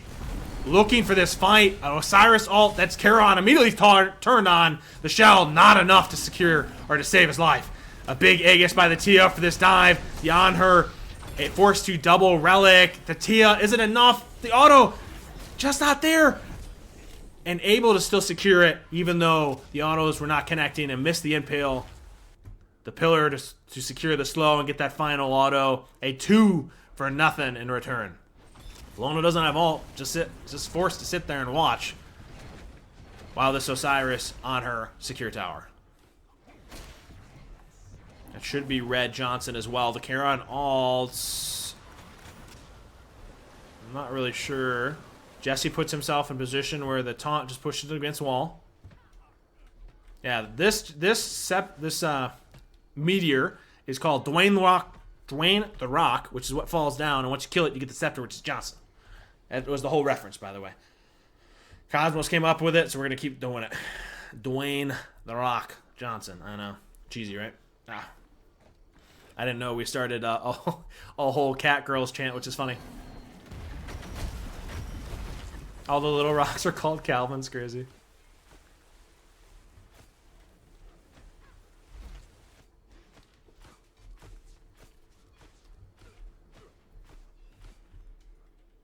So purple secured by this Osiris. This is that fight. The bull is pulled. I don't know if that's ever the call. Like giving this bull up, you're letting this on her run away. Like Cat Girls have a massive lead. This on her is a level 15. He's gonna get Exy here, and there's not much that can stand in front of him. Respectfully. I'm not really sure what your answer turns into. This Osiris is going to go into a Shogun's unless he starts to put it on the Baku Kujira. I'm assuming it's going to be a Shogun's for the Osai. It's an Oni's, and the Shogun's going to go here. They're definitely communicating how they want that to look. But Cat Girl's running it down. 12 minutes. Looking like an easy bird on her, wanting to back to get Exia online. Nah, no teams named that Ratify. That was definitely a missed opportunity. Genetically, yeah. This roster, Cat Girl's definitely gonna go the distance. Tether thrown out, 2 in range. Osai ults in. CC immunity used by the Tia on her, pathing after. That is blinked by the Bologna. Charon ult used is on her. We're able to walk in for free. A big pillar matched with the Baka Kujira ult. Effectively, this Charon can't even move. The on her feeling confident enough to jump in. They're going to secure Bird for free. Charon is down for 20. This could be end, if not a ton of poke. Pillar's yeah, thrown. I see future teams banning this well. Yeah, you think? Yeah, you come out of nowhere, they're banning the whale. This might be that end call. Is it? Do they go for the end? That's half health. They're going to look for a poke here. If not, kill secure. Just not enough. And Cat Girl's running away with round number 3. There's not an answer. I'm surprised. Maybe Hope We Don't Troll didn't watch a ton of these scrims from Cat Girls, but that was the comp they've been waiting for and playing for, and they got it. GG, Cat Girls. You think they might be good at Joust? I think that's a big call there. Ownage is really well done. We'll actually, the signups will open up on Monday, and we'll actually start in a week.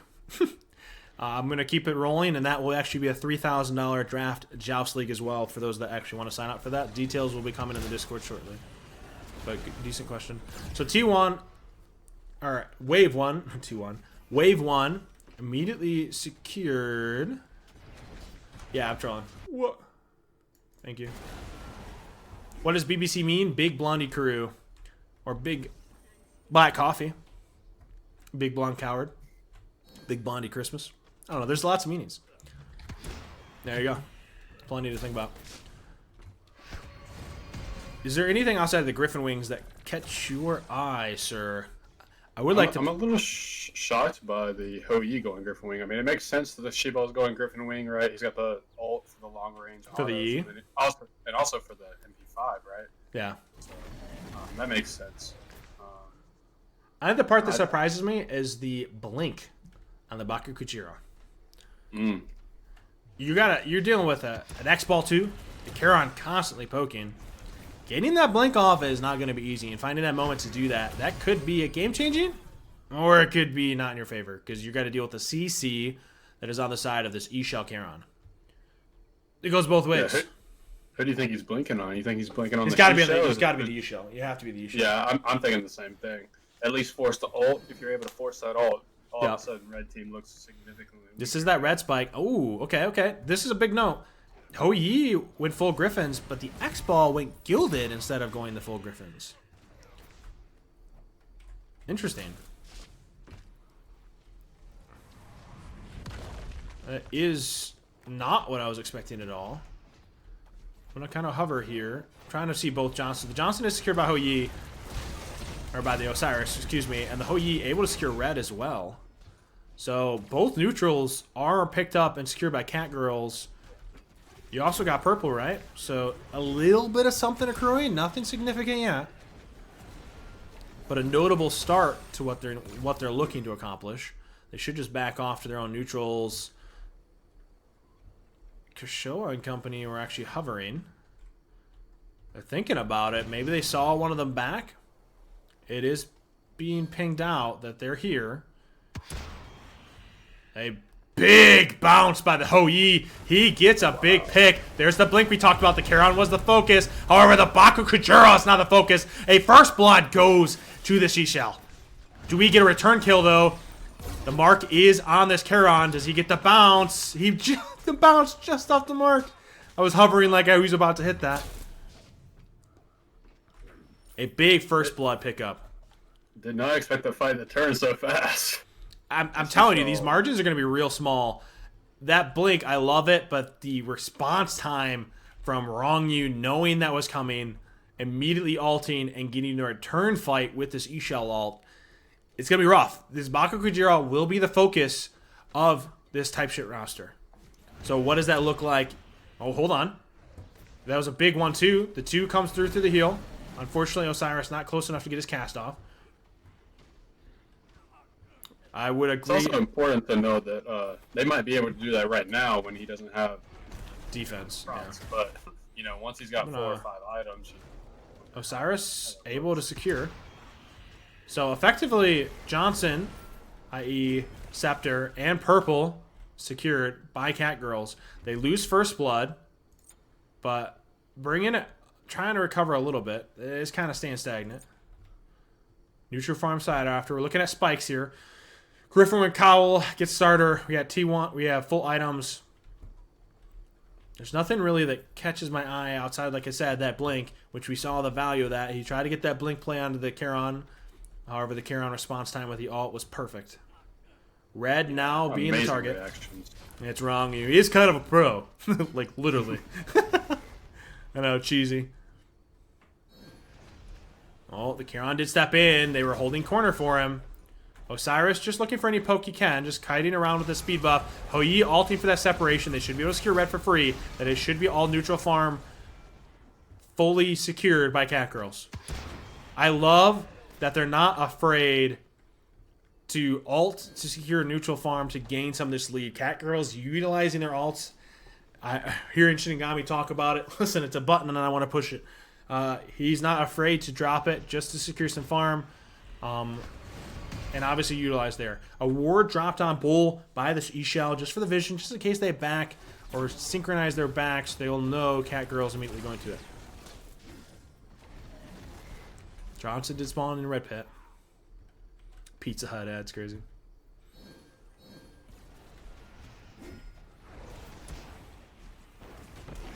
Tether caught on 2. X-Ball able to get out with Dash. The Tether just looking to connect. Johnson was able to be secured. Which team are you favoring here, late game, Blondie? Is there a preference? I'll be honest. I'm not trying to be troll in saying this. I genuinely think it can go both ways. I think the deciding factor in my head is Jesse. Because he has Blink, you're dealing with a pro. Obviously, you saw it there when he got turned on because of it. If he gets items, what does his build look like? For me, it's what he's doing because he's going to be the target if this type shit roster is able to get that value and shred through him because X-Ball will be hitting and you have E-Shell healing that's going to be Bruiser effectively. What does that look like? You have phenomenal players on both teams. I still want to favor Cat Girls, but there is mistakes to be made. There's margins that can be shifted based off just picking this whale. So getting the T2. I completely agree. Oh wow, a tier 1 into a tier 2. I'm assuming he didn't have full items, so he goes straight into the T2 instead. Looking for as much a spike as possible. It's a big silence. He's going to be the target now. Here's the jump. Charon the target, just able to dash away. I'm going to take that every time. Actually, that's 2 ults for 1. That's an X-Ball ult as well, so I take that back. That's going in favor of Cat Girls. Here's the ult. Here's the engage. Bakugujira in ult. Isn't enough, though. Just not enough. The damage is coming through. It's coming. Or am I... What? There's a moment there. Sorry, boys. It's potential. That should be neutral farm. So we got purple. This should be red. It's starting to come through. I'm starting to see Cat Girl's damage really come to fruition with this poke. So I think there's definitely that margin there. And if the type shit roster miss ults, it's going to go roughly. Yeah, I really think they got to be really smart about how they use their ultimates. It will basically decide the game. Yeah. Yishel's gonna back. This could be a big backing. I wonder if it's vision. Okay, so the big thing is, this is notable. I know this is minute to most, but it's just notable. These backs are happening off vision, i.e. they're not in lane and they're not on wards. So that back, X-Ball Charon could have pulled bull, right? So we have to call that out. However small it is, that's a big deal in an awareness on, if you backed on a ward, that can completely turn around. So I love the micro adjustments and things that these teams are doing, being as aware as possible. You already have a ton of ward coverage here by Kershaw and company. All these buffs are down. So all neutral farms down. Any T2 relics. Hou ticked over to 12. Most of the farm going to him. Osiris just ticked over, looking for second. I do see SoloOrTroll obviously already having that dom, which is pretty big for them. Yeah, this is a big spike. I'm assuming it's going to be Xe next. Xe Kins. I hope he doesn't go Ozzy. It's going to be... He's going to need this Xe Kins real quick. Should be just easy clear. Okay, I paused, I'm going to say, because he's just sitting here. So pause, maybe a little bit of lag, taking their time here for a second. Well, what are you thinking, Yon? We saw some of the damage come through. We have breastplate on Isho. What do you think is the notable spikes? Obviously, teams are waiting for those second relics and the next item spike. Maybe a poke out. I think it's really going to come to. I mean, you're going to try and poke out. I mean, both teams are obviously, but I think it's really going to come down to who can frontline, stronger. And I have to say, I just don't know which teams can really combat the Osiris Bake frontline. Let's say even with the Shishelo, I just don't know how well that fight goes for them. Yeah. I guess you're hoping that this SoloOrTroll can just cast as much as possible because they're going to need it. Agreed. Cliff, Ronngyu did go home, so he is playing off ping. So yes, in answer to your question, which is part of the rough part, which is why I'm giving a big reaction, and I thought it was absolutely crazy that he got the Charon ult off on the Baku Kujira blink dash. It's notable. So, but I agree. We have to get this X-Ball to damage, and I think if he drops an Aussie versus going this Xe Kins right away to find that value with the Isha healing, if he doesn't, we're delaying it, and a possible fight goes wrong just because that little bit of damage and pen that's not going to be there. Yeah, I completely agree. I just don't think you can really afford it, especially if you've got a Shisha already. I guess it makes me question, if you're in Cosmos' situation, who are you focusing as the front line? I mean, a lot of how they've been doing it is just constant poke out, right? You have Osiris, you're constantly poking out. Same with the Charon, but you're just picking whoever's out of position because you have this stun, this Hou 1-2 into ult, and then combine it with these slows because that's what they're finding the value. Now, what I'm interested to see is if we get a Wingblade. We already have a Heavenly for the side of Charon to try to combat those slows and what that might look like.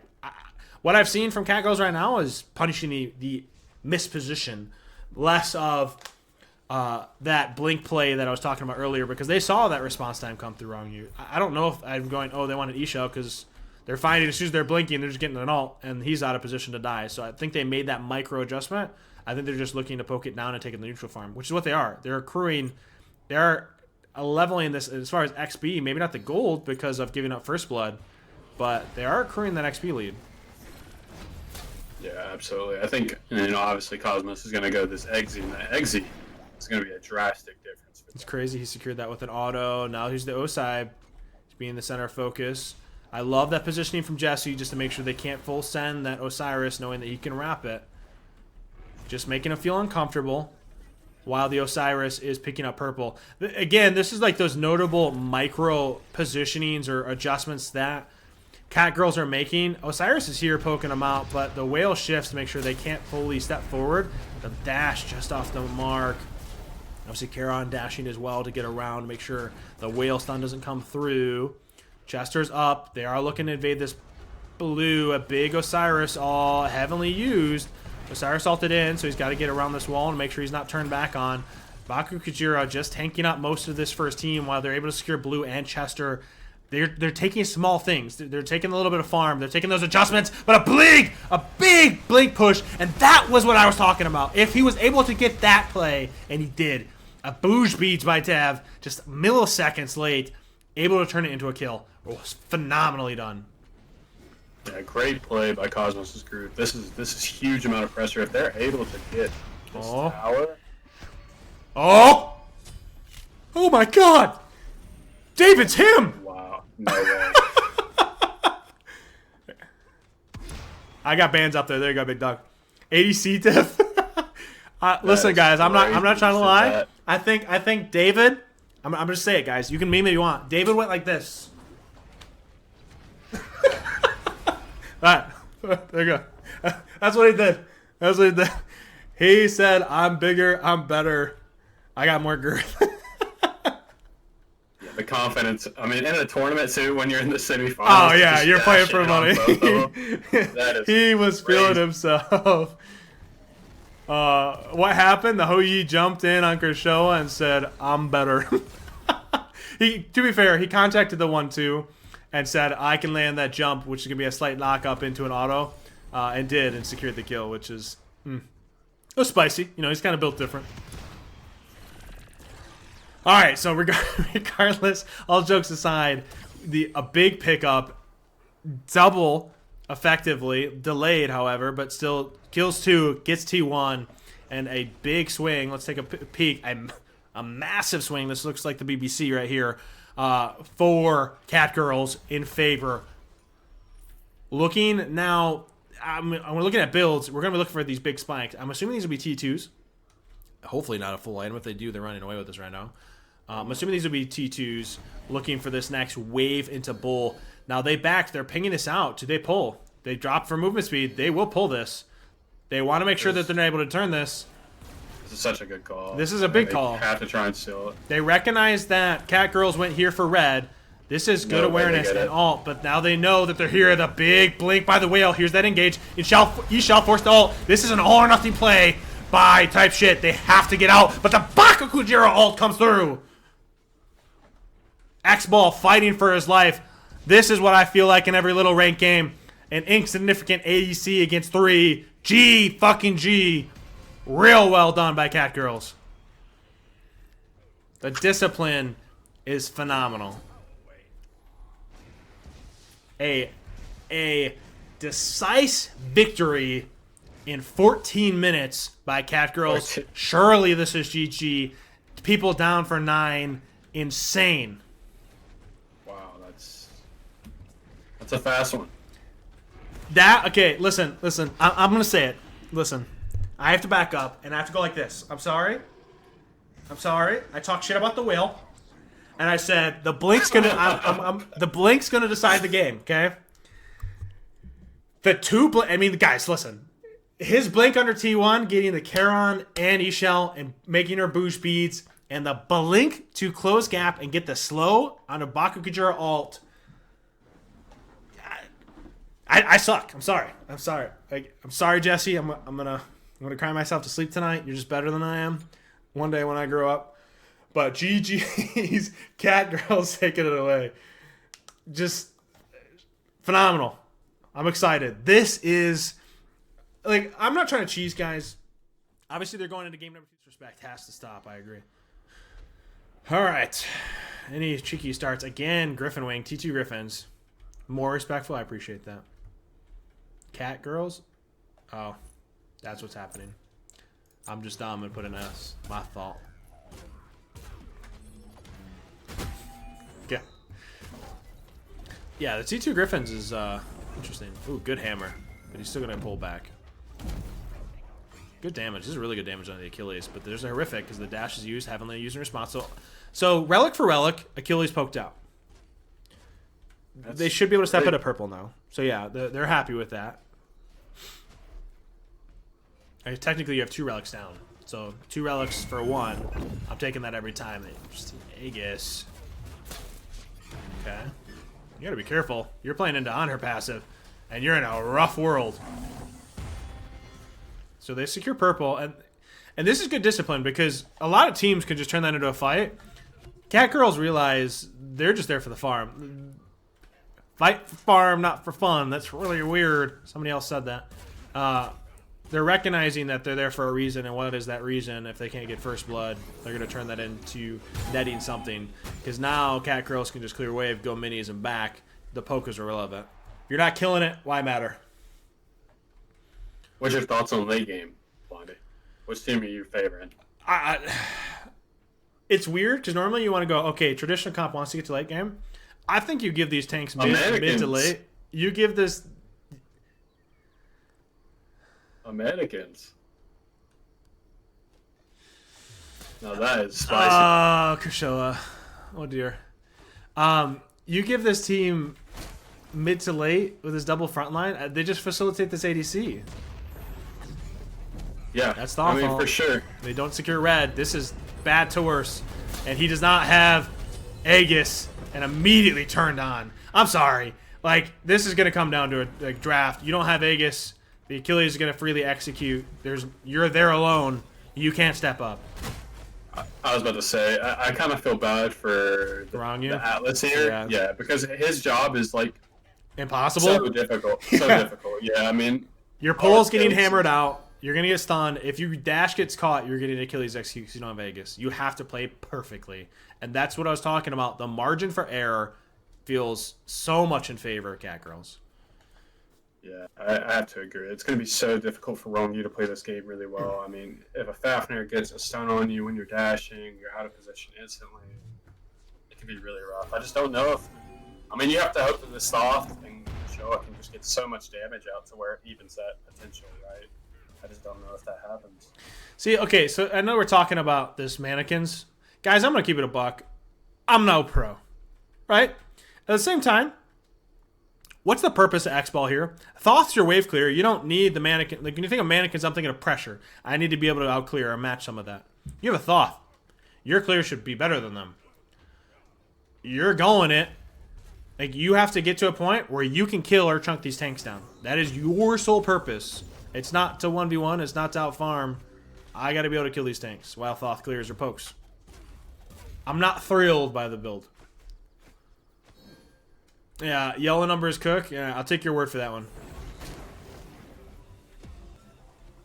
He needs the 10 physical defense is going pretty crazy for him. That Fizdie is going brrr. Dude, the fact he feels comfortable there. I mean, this is just neutral farm. He gets that jump. He forces beads. I'm taking that every time. It's a double ult. Yeah, now you're in a weird place. He can't get his dash call. If he gets his dash call, he's dead. Oh! Oh! Look away. Never. I didn't see it. There's literally no... I'd say this is kind of going pretty much how we expected it so far. That was bug. It was lagging. It was lagging. That is not real. All right. Red pulled anyway. We move on.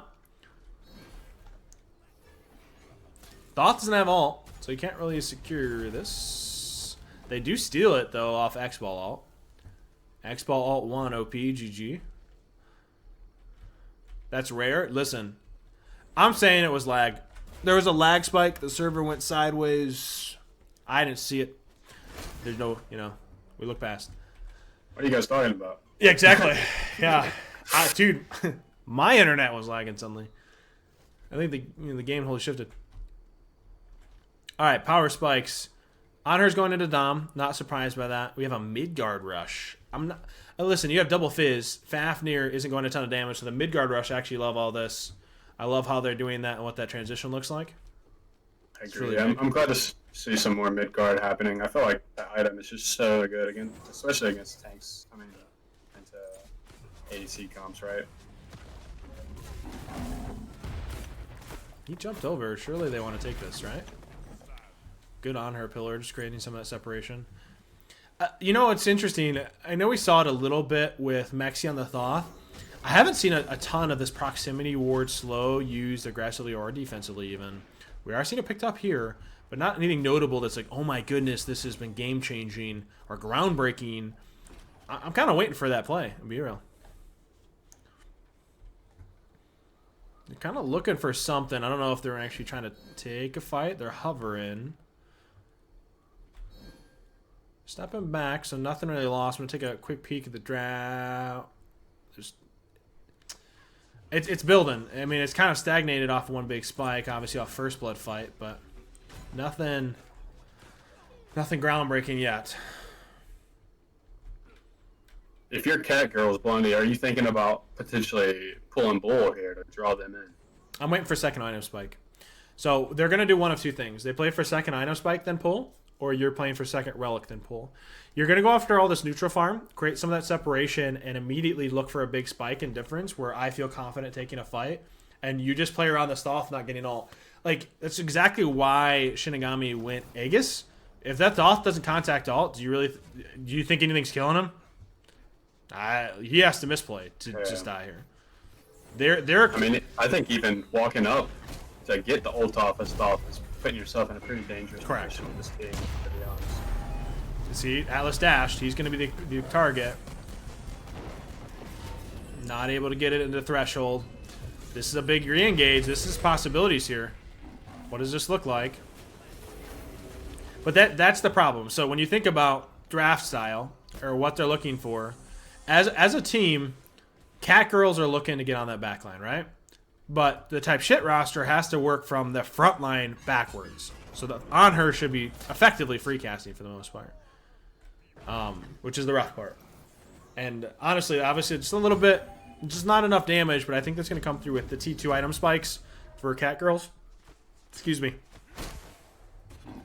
That's going to come through with that T2 item spikes to actually kill that Atlas there, but we got to make sure it happens before he gets Aegis, because that's exactly, if he gets Aegis, this thing, it might change a little bit. Cosmos, I agree with that call out earlier. Chester's just spawned. Obviously, you see the lights in the sky, and that's what those are. Obviously notable. I definitely think that Achilles execute earlier was Misty. I think Cosmos might have walked away, used the bathroom, and Misty did that, for the record. I agree with that call out. Thank you, chat, for pointing that out. Silly me. Stupid commentator, you know what I'm saying? For those of you who don't know, Misty is Cosmos' cat. A cracked warrior, I might add. Ward coverage here by Cosmos and company. I appreciate the subs, guys. I appreciate you all of that. Please, please, please utilize them. Come hang out. Use them for the tournaments and the draft league starting soon. But Thoth, I mean, they have the item spikes. I guess they're gonna wait for that. They have second relics as soon as Achilles takes over to 12 here. On her, just looking for a cheeky pillar impale. Wards and Joust, I know it's crazy. The bull pressure is a little rough. Yeah. I mean, now you're seeing though they should be getting their relics. Most of them are level 12, so There's a tick over. I mean, some upgraded meditation right for this Fafnir. Looking for the cooldown meditation, which is obviously super notable. Fafnir's gonna look to jump in and look to cooldown med so they can get really aggressive and have the cooldowns right back up, which is the whole intention with that pick. I'm waiting to see what this is. I'm assuming it's going to be Blink to close gap, right? Yeah, there's the Blink. So now he's trying to get on top of that Thoth, and that's the whole direction of that. Red is spawning, so that's going to be the fight here. I don't think they have a ward, but they're aware he's holding there. Oh, the Fafnir jump in front of the dash. This could be it. He doesn't have Aegis. That play is insane. Dude, I'm sorry. I'm not trying to like geek out, but like that is an insane dash and phenomenally done. He dashed in front of the Atlas dash to cut it off, hammered it, and immediately turns it into an execution, knowing he doesn't have Aegis because he hasn't ticked over to level 12. Phenomenally done by Cat Girls. This is gameage at the highest level. Who won game number 1? Cat Girls took it away in game number 1. Almost caught that dash there too. Yeah, they are feeling themselves going into this.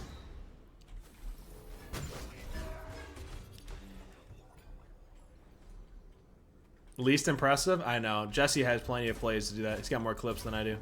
Or more clips than I'll ever have, unfortunately.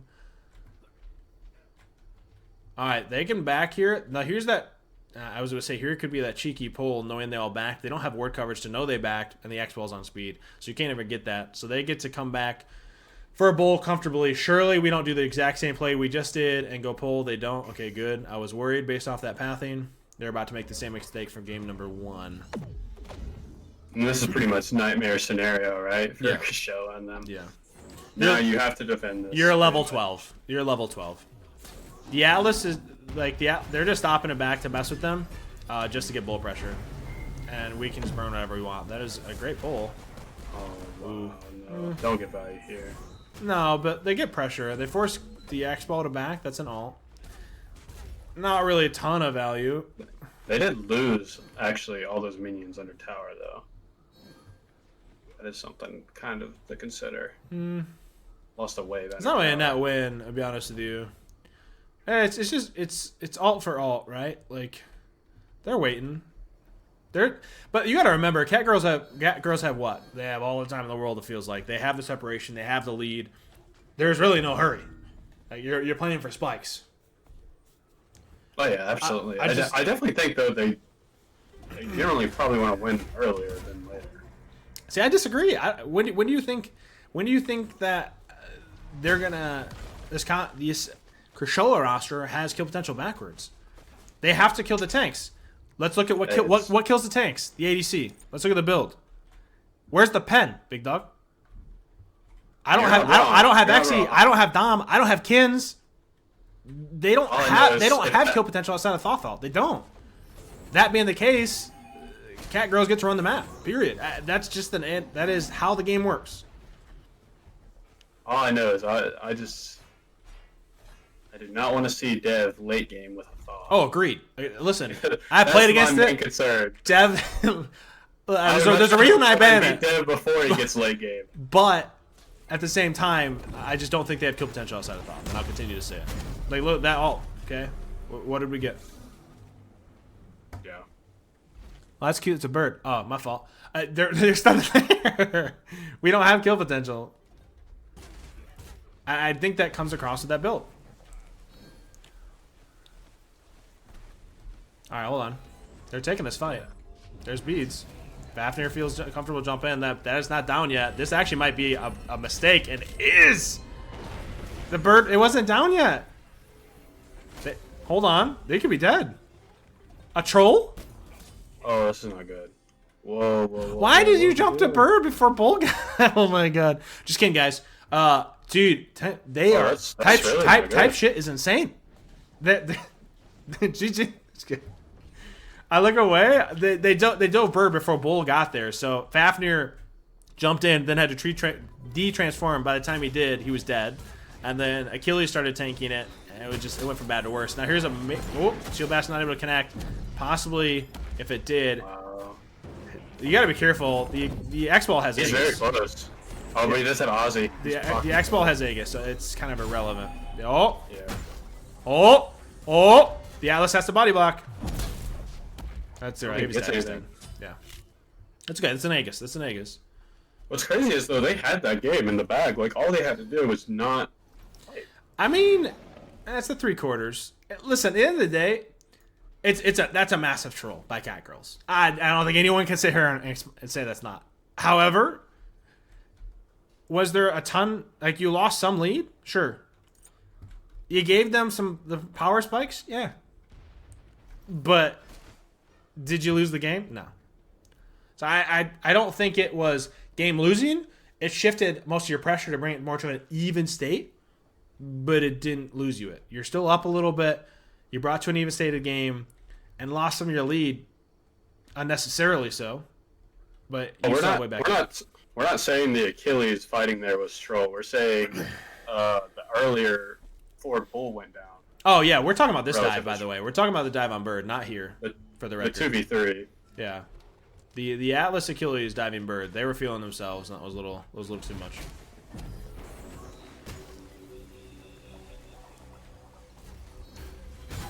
They're pinging. So cat girls are being patient. They pinged out bull. They know that that's what they're gonna play for. I'm gonna point this out because this is notable. The Atlas did not go Aegis. So if he steps up, he's the target.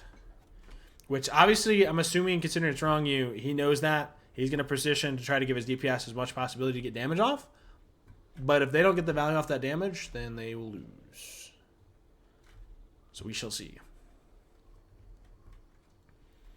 Oh, I know. He's trying to get as much kill potential with the Sunder. He's got to get to XE ASAP. The builds are just pretty rough. I'm going to disagree with the team comp for red being better. I'll be real. But let me go over here. Sorry. Bull's just spawning. Ward coverage kind of favoring. Fafnir willing to tank it for the on-herd. That should spell it in. And, okay, so they're giving Bull, which is fine. I think they probably realize it's maybe too risky to go in there. Even. Yeah. Because if they lose one person, right, it's already pretty much game, I'd say. Oh, if they lose one, correct. I just, like, you have to get a tank to go in there first, and you can't submit that Atlas. If his dash gets blocked, he's dead. So, if he can't kite in, you don't really have the ability to kite in. Your best ability is in lane, where you have vision, where your Thoth can poke out, or you can get a nice prot shot with your ult, with Atlas ult. So they recognize that and make sure they don't step into a jungle side fight where they're not favored. At the same time, how does that look under Titan? How does that look here? So Bird should be secured easily. Axball ults to try to tank. Like, he's not doing really any damage to this Achilles. That wasn't all. Axball forced to Aegis. Good Aegis. Thoth ult doesn't connect. And immediately executed by the Achilles. Forces the Aegis and gets out. Execute still up, so he's able to dash out after getting rooted by the Thoth. The Fafnir is the target. Tanked by the Titan. They are looking for that all-in. This should spell the GG that Cat Girls were looking for. He wanted it. Now Shinigami wants to go for that kill. They're bloodthirsty trying to prove a point here. And Shinigami's dead. GG, just kidding. They suck. Had to get it in somewhere. Oh. Yeah, just a really rough game. I mean, unfortunately, they have to almost give up everything, right? Like, nah, I'm sorry. I will continue to stay on that hill. You cannot draft that way. You got baited into it, and you cannot build like that into a double tank. You build like that, they run at you. Like, that would have been even more clinical and faster if they didn't die. If they didn't even dive the bird, right? Taco up 1-0. We're gonna fast forward this. Right after this, we're gonna go into the third place match. I'm hoping, if you're okay with it, for the third place, if you want to, we can still make it a best of 3, or if both captains are good with a best of 1. Otherwise, the finals will be a best of 3 as well. But that will be based up to the captains, because I don't want to discredit them on that. We want best of 1? Okay. So the best of 3 will be a best of 1, but let's get through this first. And then you guys, for third place, can do best of 1. This is game number 2. I think I fast-forwarded all the way, right? I'm trolling. Sorry, guys. Hold on. Let me change names real quick. Settings here. Tires on this side, so that's going to be water bugs. And then I know they're ulting. Bear with me. Banana spoots. And of course, I had to hit P, so I got to do that again. Boom. There we go. All right. Game number 2. Banana splits up 1-0. They're 2-0 currently. Let's look at the graphs. Ooh, that's a big... That is 1,000, right? That's 2 minutes. That's rough. Drafts. What are we looking at? What stands out here draft-wise? What are you looking at? Well, obviously, see the Achilles, a pretty strong pick. Obviously, Cosmo's showing how strong it can be. Also going into the double tank, so... It is going into the double tank. So double tank via double tank. Achilles obviously favored. Execution there. But at the same time, you also got that Vulcan, right? So you have that pressure. I've said this several times, and maybe I'll be disagreed with by better players, which is fine.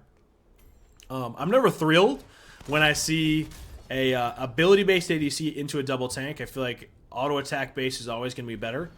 Mainly because you're able to do more consistent damage versus being a pseudo-mage. That's been a common conversation and topic for most ADCs.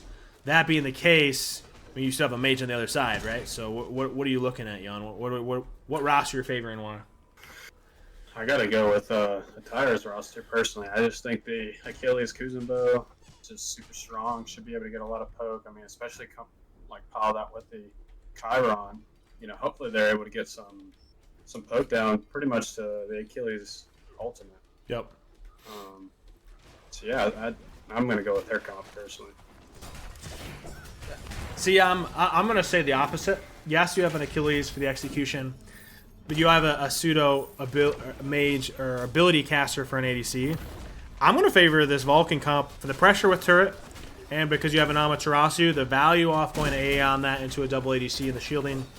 The 2 is untalked about and phenomenal value there. So I guess casters are split, and maybe you guys have to decide else, you know, in another way. So I guess we'll get to see that fleshed out. But Vulcan got caught by the stun. Here's that value. Ooh, Vulcan ult just off the mark. I love there was zero hesitation there, and just unable to connect it. It was ult forced on the Achilles and turn for 2 ult, so the value there for the water bugs. Looking at spikes, Karen's already got trans, you have transcendence, you have full first items, you have a phalanx, which is often what we talked about playing into the double fizz and being auto attack base. This is an insane item, playing into an auto attack base. Getting that value, for those that don't know what that's going to do.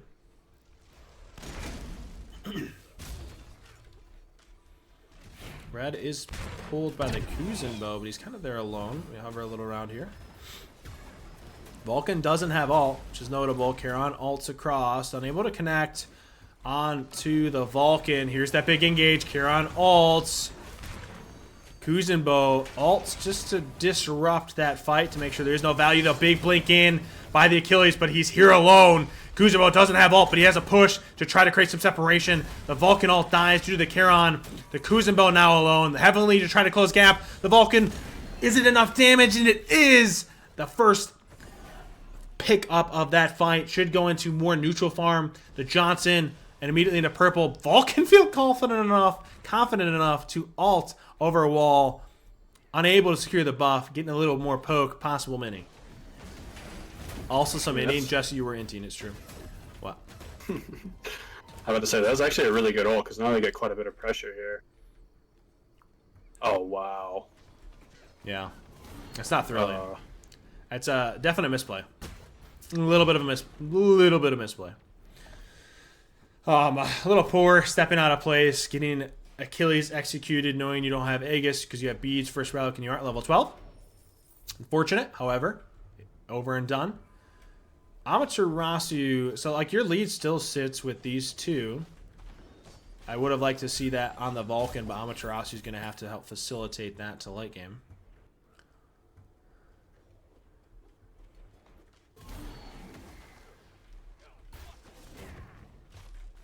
I'm just waiting on spikes. Like, I'm waiting to see how that turns into. Charon comfortable and okay with just stacking cloak right now as much as possible. We're just waiting on spikes. We've talked about this a couple times on stream elsewhere. I'm not thrilled, and I hate Chronos Pendant.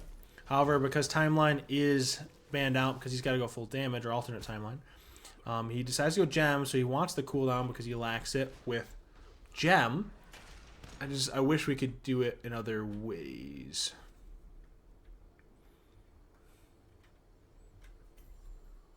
Red is spawning shortly. Vulcan just trying to get any pressure he can. A breastplate already at 30% cooldown for this Charon. Gonna do wonders. The proximity ward picked up for this Kuzenbo. Johnson and Red spawning. They're here first. Have plenty of pressure. On the interstate, doing what? And there's the proximity ward slow used on the Achilles. Ooh, the Amaterasu's there alone, but the Kuzenbo was able to push the Amaterasu under. Unfortunately, not able to keep it. Vulcan able to secure Red. So, 2 ults for 3. Chiron did dash him out of the tower. So. Yeah, that was a bit troll. I wish he would have gotten behind Kuzenbo ulted to keep him under, and then we dashed him under again. But yeah, that would have been the optimal play. A little misplay there. They're stepping in. Kuzenbo's here. Are you able? You don't really. You get him on a bird, so he's able to. I mean, the poke's just kind of irrelevant, and I don't think it gets better. You don't have the AA to really chunk down these tanks, right? Yeah, and I mean, even late game, you've got. That is just gonna be a draft. Yeah, you're gonna have. Oh, hold on. Time out. Yeah, that's a really good dash. The displacement, the damage, knowing that they don't have Aegis. I think when the Aegis is coming across, his Achilles execute, not gonna find the same value.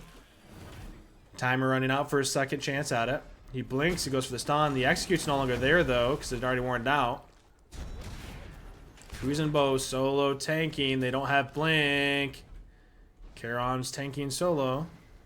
I think they're just trying to buy some time for this Chiron to get some tower poke. I just don't think that's the value. Yeah. They know this is coming. They do. 2 just off the mark. Oh, wow. What is... This is a wild change from the game we just watched to this one. There's a lot. This seems more inconsistent. I don't want to say troll. This I love, by the way. This is the power of Vulcan, for the record. You just had 2 back. They know they had pressure based off that fight. Amaterasu's going to work this down, and your ADC's on, bull. Hey, Krishoa, this is the next generation of ADCs, big dog. We're irrelevant. Okay. To get that out. The better ADCs. Yeah. There's our ADC replacement. Unfortunate. GG, go next. So Bull pulled based off of Vulcan turret pressure, pretty much for free because of those backs. What I thought was troll and those kitings and just general poke for literally no reason. Found some value. Amaterasu alts the Achilles, followed by Vulcan alt, but not really any damage in turn. Waiting for value. There's not a ton here. What I'm looking at is obviously the Chiron has Aegis. We have both Aegises, so they can feel comfortable pushing forward into this Achilles. The Amaterasu doesn't. She's being a little careful because she doesn't have ult. She doesn't have Aegis. So she should be, in a perfect world, should be the target of this Achilles. Achilles trying to create any separation with this Vulcan, but that turret's going to do better than I will in a ranked JOUST game, unfortunately. So they'll have plenty of time. They can play this slow. There's literally no hurry. Vulcan's going to place the turret again, which does. Now they're pushing it back slowly. They should secure the T1 for free. So freely able to secure that off Bull. Really good macro play. Getting Bull off Vulcan turret. Working them back slowly. Feeling comfortable to secure T1.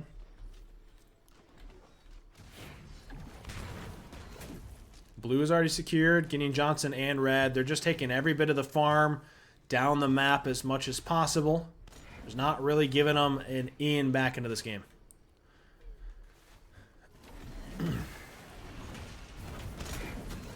So Red, I think, was secured, right? And was. Amaterasu stayed. They can try to re-engage. She's stepping forward. She doesn't have ult yet. Just got it. Timing just up. Vulcan ult off the mark. Good backstep by the Achilles. That was phenomenally done. Good force of Aegis. Achilles going to have to back up, though. I mean, Amaterasu is just, I don't want to say free casting, but kind of is. She doesn't have Aegis, so she's got to be careful. Achilles does have ult. It's gonna be really rough once she gets this exy. Yeah. I don't know. I think the Amaterasu is gonna kind of be almost impossible to deal with. Achilles able to steal blue, puts it on himself.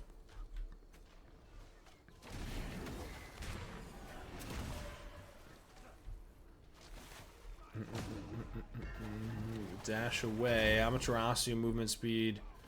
She's trying to close gap on this Chiron. Surely we don't take this, right? She does. She got the silence, but Chiron just dashes away. There's not really any much you're going to do. Decent poke, sure. She has Aegis, so the Achilles executes irrelevant at this point. Yeah, you get an Aegis out, but you can't feel confident into an Amaterasu who's ability or auto attack based when you're ability based. So the Achilles now has to be scared and nervous because he is losing that trade and will lose that trade. Again, the auto attack build that we talked about earlier versus an ability base is going to win that 1v1 almost every time. Vulcan already pulled. He's going to kite that around for his turret. This is me and Kershaw right there combined, unfortunately.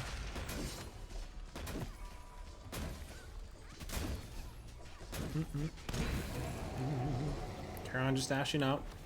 Should be able to walk away for free here.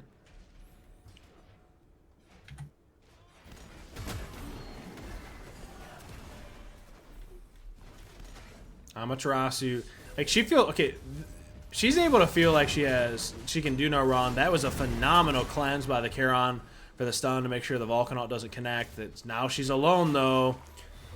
Charon ults. Contacts 2. The 2, she's Chiron unable, / doesn't have 2 to pop. Shell was there anyway, so it wouldn't have been kill.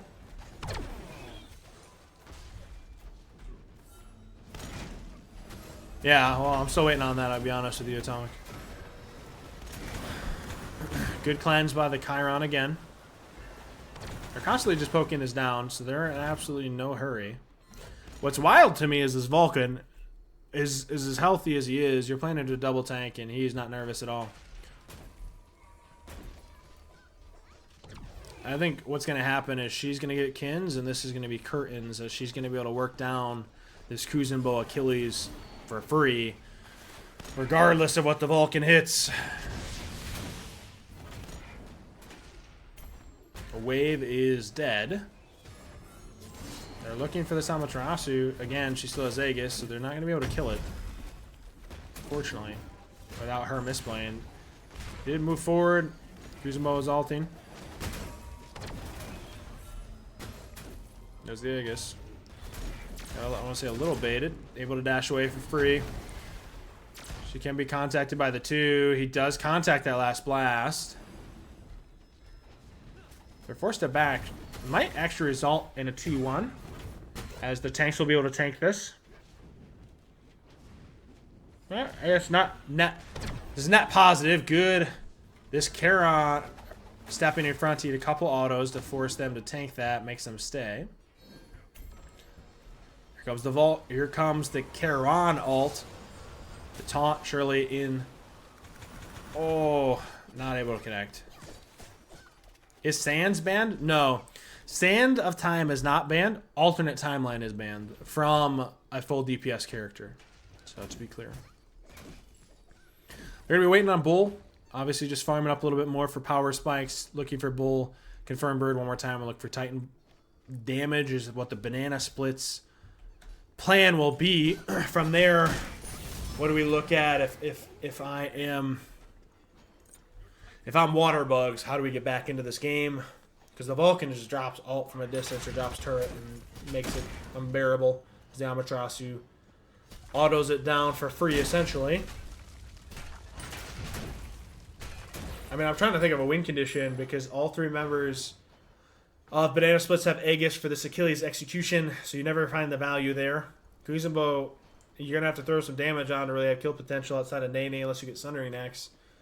So unless this Achilles Kuzenbo work together to really kill this Vulcan, and then we turn as a 3-man to this double tank, I don't really see win potential for water bugs per draft, unfortunately.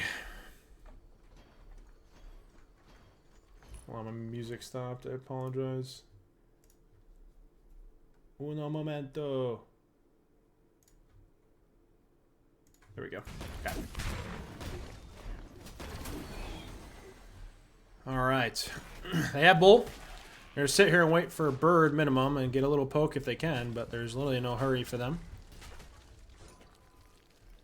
Achilles is the only one with Blink, so he's the only one going to be able to close gap. He's sitting back a little bit to see if he can get it off. The Charon job should be to make sure he never gets that. It's a decent dash in.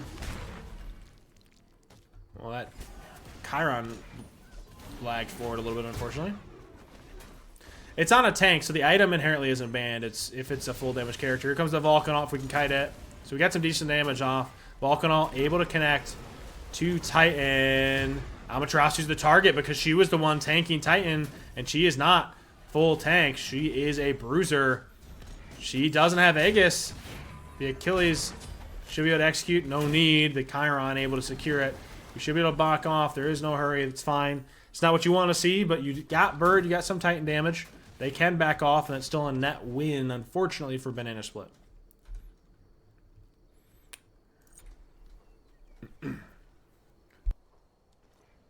Thank you for clarifying that, Home Dog. Trelly, I appreciate that raid, dude. I appreciate you playing in the tournament and all the support, and hopefully we see more of you, man. But GG's. We are in a semifinals round, best of 3. Banana Splits is up 1-0 currently. But welcome, welcome everybody. I'm still waiting to figure out like where we get Waterbug's kill potential on whom. Obviously the value that we found killing Amaterasu because her build, she went into tank Titan alone for the Vulcan to get damage off with ult. It's still not a net loss because we got Bird and Titan damage, so nothing's really lost there. Now that you'll be able to push up and get some more, get red, get to the neutral farm, look for those more spikes, and then go from there. I appreciate the shout out for Trelly. Nothing but respect for him. I wish I got to meet you at Worlds. I know we sat across the table from dinner as I was hanging out with Cosmos, but hopefully we'll be able to see you at the next one. But I mean, Banana Splits are going to just... there's literally no hurry. Banana Splits can just play this map, get as much neutral farm as possible. They get starters, get Bull, get Bird, end game. It is on the Waterbugs to find a way back into this game. Now, what does that look like? I genuinely am still going to sit on that hill. I love that Kuzumo's throwing out some damage. This Kuzumo Achilles have to just go at this Vulcan.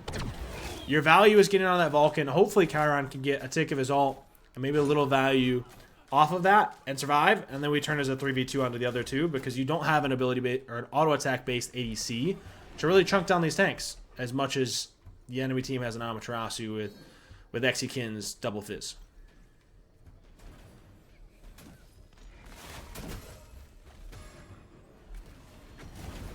Here's that dive. Achilles getting poked down a little bit. Vulcan should just drop turret again for this Amaterasu to pull. And does. Good Nene for vision here by the Kuzenbo. Kind of irrelevant though, as the turret's just going to work down Bull, and the Vulcan just has to secure it with ult. There it is.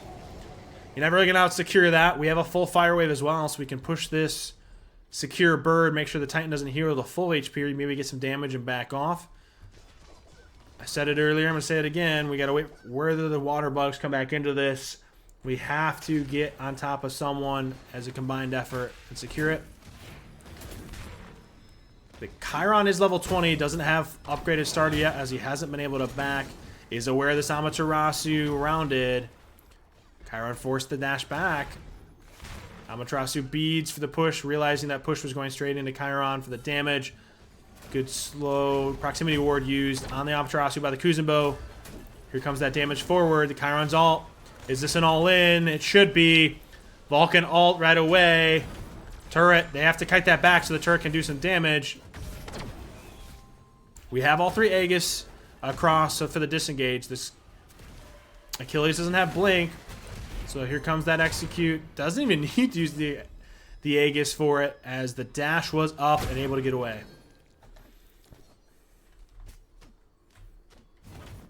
Red was able to be secured, or is not being able to be secured. Not willing to waste Stain, but Achilles stayed himself. He's fighting in a full fire wave, which is never going to favor him. The Chiron has Sundering Axe. This spike, the Achilles never wins that. Chiron feeling confident enough, has fire waves on his side and Vulcan turret. Not really worried about them pressuring him out. Able to make sure that Waterbugs aren't able to step up to stop his teammates' backs or challenge red buff. Securing it for his Vulcan. This should be pretty much a GG. This Vulcan has ult. They have starters. They just step into Titan, Vulcan ults from distance, and that should spell curtains. It's going to turn into a desperation play here from the Waterbugs. They can't get poked down here. You have Sundering Axe on this Chiron. Proximity Ward was used. They caught the dash. Here comes the Vulcan ult just off. Achilles ult doesn't have kill threshold, and even if he did, they had all 3 Aegis up. They are fighting desperately to stay in this game. This could spell the end and the final chance to get to finals, and it is a double kill for the Amaterasu and a GG for a 2-0 sweep from the Banana Splits. A finals game, Banana Splits versus your one and only, the Cat Girls. But first, third place, best of one, Water Bugs versus Crishoa and Company, because apparently I can't swear in chat. Just kidding. Old Kings versus New Kings? Oh, is that what we're calling that now? Is that going to be the title? I appreciate the sub. Again, for all of you that have been dropping follows, I know I haven't... Speed. Or I know I lied. Thoth caster over the wall. Don't listen to me. A little disappointed in American Sarah. Nah, let him cook. Let him cook. There's no way. Of course we could. Oh, no. Good knockup immunity by the Charon. That is a ton of poke onto this Uller. Do we still get wave pressure, though, going into purple? Because that's going to be turned back around. This will be... The VOD will be posted directly after stream and will go up on YouTube per J-Man. !YouTube. I have another respect for him. J-Man has been phenomenal for YouTube. He also edits for Barracuda and Nika, so shout out him, please. Remember Billy Sledge? I know. Artemis is going to pop off. I'm actually excited for the Artemis build, I'll be honest. You can go Bruiser here and get some real big value, but you can also troll based off positioning, so you got to find it properly. But an Artemis Blink could go burr. So that's purple. So neutral farm secured. A little bit of a lead accruing here for Water Bugs. You gotta call it what it is, though. Gambu loves the Tsukiyomi pick. He's phenomenal on it. He was known for it. We saw this in the Draft Joust League. He was the one who flipped an entire game on its head for the champion, or leading in to the playoffs. He's done phenomenally and should be hyped up for that accordingly. That was such a dope moment. That was insane. They were running them down. He's like, nah, I kill you all. No, he's like, I'm him. You gotta remember. You're so excited to copy this art build. I mean, this build might go hard, but it's so situational, it's rough. So red's coming up. Let's look at, yeah, T2 spikes, T2 spikes. Almost dead even game. Okay. This is the best of one. B1. Alright, here it comes. So everybody's got ults. This is it. What are we looking at? So pull in. Relax off. Artemis ult. He's charging ult. Here comes the Thoth off of... It was able to contact. Beads used by the Tsukiyomi. How's the re-engage? Suki ults, but only gets the Charon here. He's by himself. He's hit the root. Good discipline by the Thoth to wait for root. Phenomenally done. A trap that captures Atlas as we catch the dash, though. Not able to. The Uller able to get red. That's still first blood. It's on the Artemis. I would love to have seen that on the Thoth, but like Nat asked me so respectfully to do, we're gonna let Crishoa cook. If you're a tank Artemis this game, Mr. Blondie, what would you build? Into this? Yes. Ooh. Runeforge? Good. Yes, yes. I want to say Phalanx, but I also want the cooldown so I can actually get Blink cooldown. So Yeah, probably Runeforge, Breastplate. Yes, sir. And then full crit. Facts. You're an idiot. No, let it cook. No, I would definitely go Breastplate just for the cooldown because I'm going to go Blink second Relic to get active. Absolutely. And then throw some actual damage on, so probably a Kinzexy. Yeah. And maybe a Shogun's later, depending on what Atlas builds on late, but we'll see. But that would be the build, to be honest. But you know, maybe he sees something different. He's got better vision. I'm no Cosmos chef. You know what I'm saying? However, that is first blood. We are full damage for the Suki Uller. We are gonna let our boy Crishoa cook right now.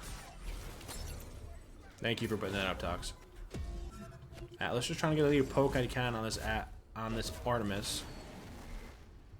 They're just hovering for purple. This is I mean, outside of First Blood, it's kind of stagnated since. You had a big spike for First Blood, which kind of evening out.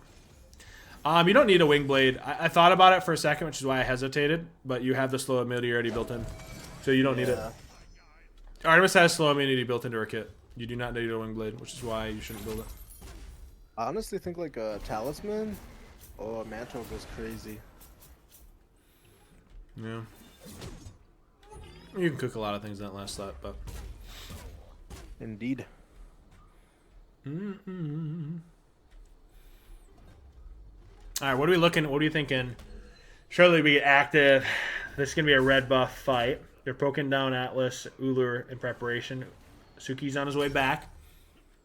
All alts are up. Ullr's hovering back. Ooh, the poke there. Tough is insane. There's the combo. All three alts use. Atlas goes down. Artemis, AK Tusky, was still up and stunned him out. Red is secured as well. That combo's going to be really rough to play into.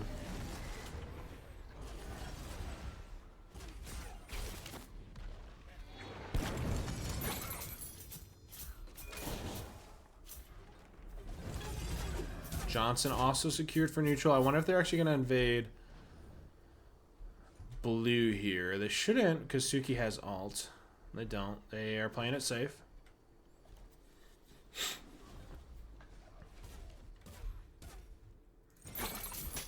Jumped. Speed wall. We're just looking for spikes at this point. I'm not in love with the water bugs comp. I'm not either. A lot of this comes from you need the Suki to get build though. The Suki, the poke value from a Tsukiyomi once he gets to third item is going to be pretty large. It's just a matter of how much value he finds. Mixed with Ullr 3 and Atlas. Yeah, that's what I'm saying. Mixed with. So they can actually look for an all-in, but until they get to that point, it's going to be a little interesting. The poke from the water bugs is insane. Yeah, I mean, I think this just comes back down to, though, you don't have CC immunity. You're playing into a Charon Artemis. I do think... I just think that's what's going to continue to be punished. The type shit's combo is just way better. Oh, They yeah. just might have a combo diff. AIE comp diff? This is third place. How about it? Yes. Combo. I like combos. Just come with fries. Combo. I wish. I want fries now. I think the only thing when you're looking at these builds, the only thing that's gonna be really slow and I'm not thrilled about is they don't really have bowl burn. They have to get a pick to really feel comfortable with that. I'm not thrilled by that, to be honest. So it just slows down the game. I'm gonna be sitting here and beat my head against the wall. At least until Artemis gets Xe on, that she feels comfortable to have some auto attack damage. Once she gets Xe kins, she's cooking, but it's still gonna take time to get to that point. So red purple's up to her anti. Ooh, still poke. That should secure red purple pretty easily here. Who's in the finals? So the finals are Cat Girls versus Banana Splits. Can you just time it out versus the message, sir? Okay, money. Thank you. Completely. Chesters are up. Good trap by the Artemis to make sure she doesn't get pulled. I dropped alt. Karen's not here. Maybe a little eager on that ultimate. Chester's still up. They're fighting over purple first. Suki just going to drop ability over the wall. Not able to secure Chester with it, unfortunately. A lot of this, they're waiting for second Relic, and they're waiting for this Artemis to get Xerkins here. I'm assuming he's going to be Xe first.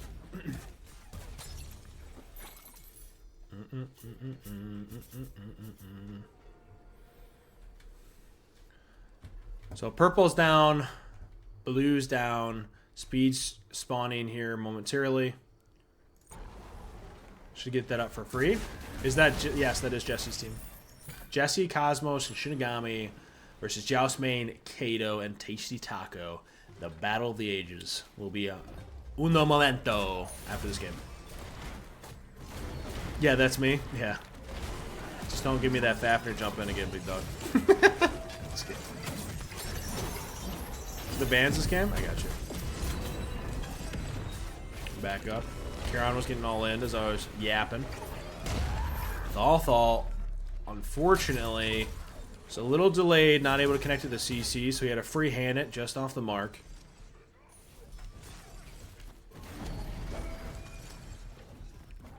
They are trying to re-engage. Good knockup immunity by the Charon.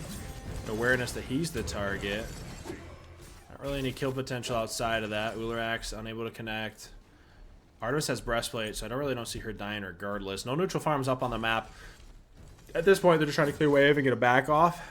They have second relics for the Ulir Tsukiyomi. Unfortunately, the Atlas does not have second relic. Artemis able to stop the Atlas back, delayed a little bit in preparation for red. Nox for the finals. Maybe you talk to Jesse. How about that?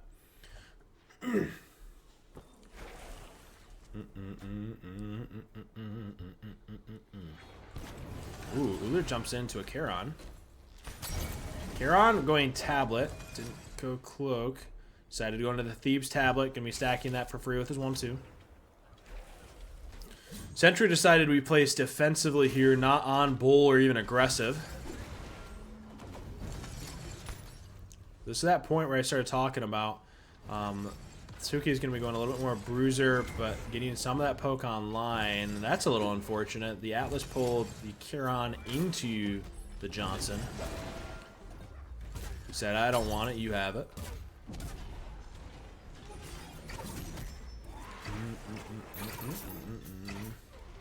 You like the Suki pick? It's definitely a Game Boost signature. It's just a matter of where we find that value, especially into this comp that's so CC driven. Beads immediately used. Atlas getting poked down a little bit. Dash cancel preparation for purple. Thoth stepping up. Thoth doesn't have Aegis. Aegis is down for 20 into the Tsukiyomi. Thought I said no defense, so one player has to be full damage, i.e. the Thoth. So he's full damage, so she's allowed to build defense. He's full damage, so he's allowed to build defense. One player has to be full damage, which is what you have currently for both teams. So Thoth is the designated full damage. Ullr's the designated full damage here.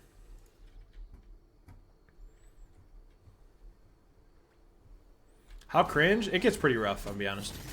Triple tank would probably be a big portion, especially considering the map is so pressure heavy. You'd see that a ton. Yeah. Which is unfortunate. I want the meta to change, but I need high-res to hear us out on that one. The meta has been pretty rough for a while. We need to change that and also get a brand new map. Brand new map being the biggest one. Johnson is down. Both ADCs autoing it down. Artemis obviously stepping freely up. Thoth able to contact onto the Ullr, poking him down. The Tsukiyomi stepping forward. Dev putting in work with his Thoth. Charon immediately ults. The Suki doesn't have beads. The Thoth decides to ult the Ullr. Ullr Aegis is late. The damage is already done. Aegis used anyway.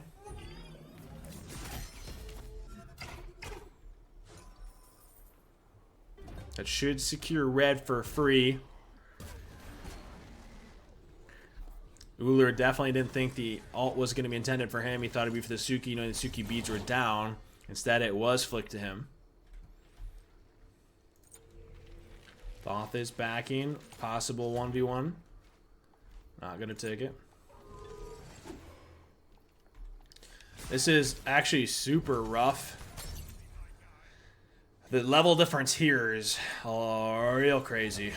Runeforge procced.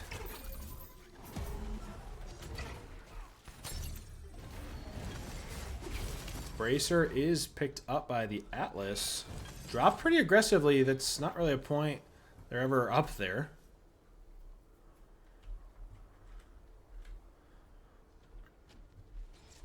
This is the hard part about this build. I know I called it out. They don't have, because we're going so bruiser on this Artemis, they don't have Bull Shred, so they're kind of just, they have to play this so slow until we get to the point of the build to be able to do that. Or they get a pick that they're able to pull a neutral projection and kind of run it down. Because of that, because of this draft, it's going to feel like it's going to take forever. Ullr doesn't have Aegis. Thoth able to catch. Thoth can't dash because the Suki Atlas just turned that. So Ullr able to get out for free, just jumping away. No relics expended. So Artemis all unfortunately used. They get the poke, but you can't really net anything until we have the ability to pull bull with here.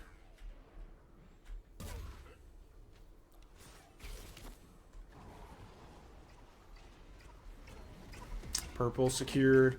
Red will be secured as well. Or, sorry, purple, blue. Jan, what do you think the win condition back in for this Ullr Tsukiyomi Atlas is? You're still here, yeah? You're muted.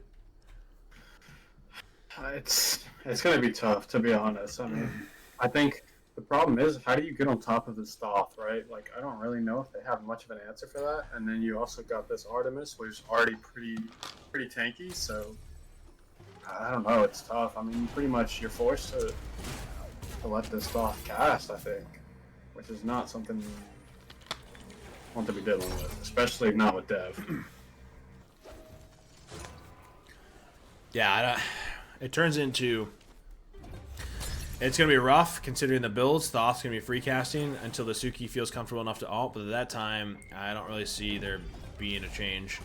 Yeah, and I mean, the Suki isn't exactly full damage, so I don't know if even with the ult. I mean, you have the pen even with it. Hold on. That's Artemis ult. That's beads expended.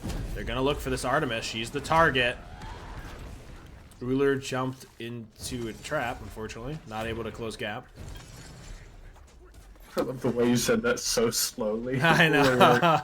I was like, oh, he's not actually getting anywhere.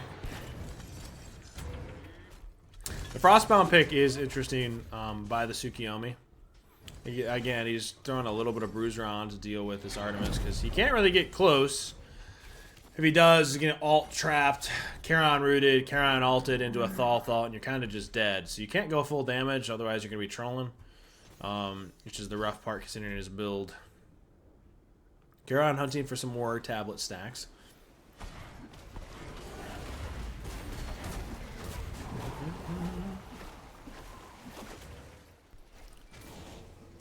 I think everybody can agree that Hachi ego around speed buff when Bird was up was a little rough. Looking to take this. I'll just step back. I apologize for the camera angle.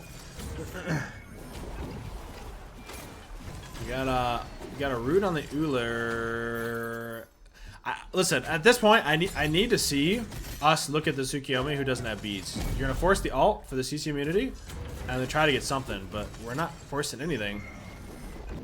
Artemis Toss 2 for the slow immunity. That's such a hard decision for an ADC player. In the game or ego the other ADC? Definitely ego, 100%. It's an ADC. You have to show you're better. Every ADC does that. It's I'm better, I have to show I'm better. We saw that Shinigami clearly putting Kurshowa down.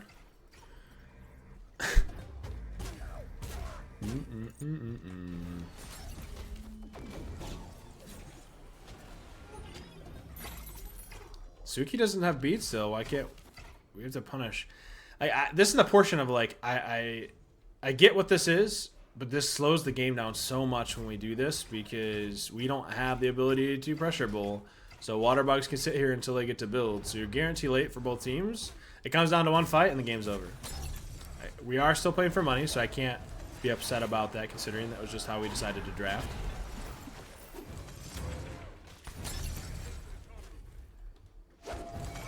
The axe connects. It's decent damage. Charon forced the ult. Does connect with Artemis trap for a decent amount of damage onto this Ullr. Thoth, Charon back. That should be red pretty freely for water bugs. We'll take a quick peek. It's kind of stagnated here a little bit. It's slowly creeping, a little, but not anything significant. At this point, both teams are kind of playing for starters, right? Bluestone going to be for this Ullr. Sundering Axe, Atlas, this poke potential on both of these teams is going to be pretty rough to deal with. Let's see where we go from there. Oh.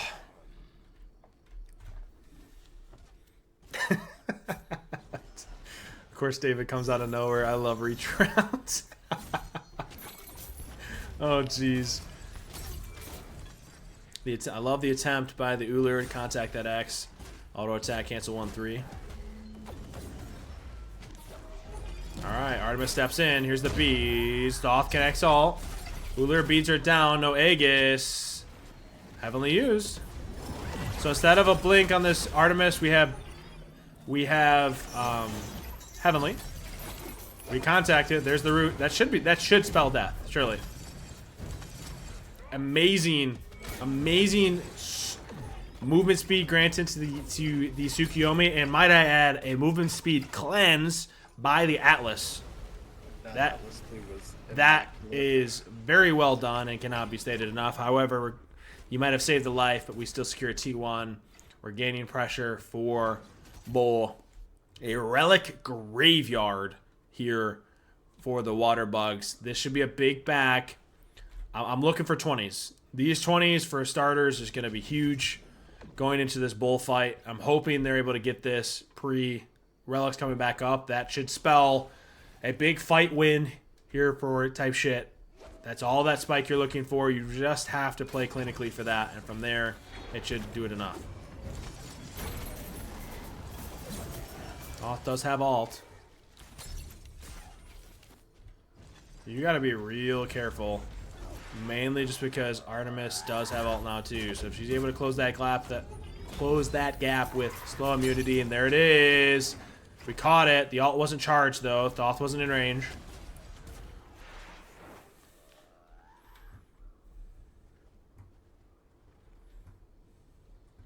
We're watching the third place Mexi because it still played for cash, dude. Out of respect, please don't. Purple secured for the Artemis. 20s not yet ticked over. Obviously for both the Ullr and Thoth. Neither the Thoth doesn't have starter. Ullr does.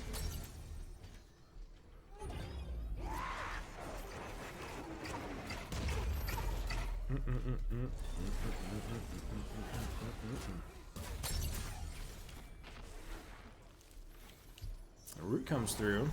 Relics are just coming up. Can we take that fight pre that though? T1's not there. Charon's ulting.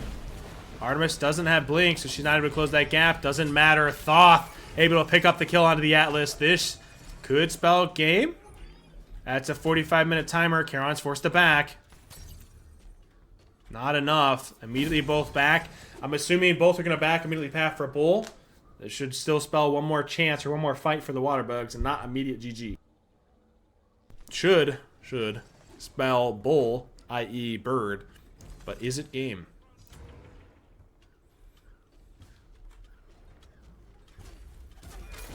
Bull is pulled by the Charon. Suki's kiting. Suki has all. Aegis is up for this Thoth. She's stepping in.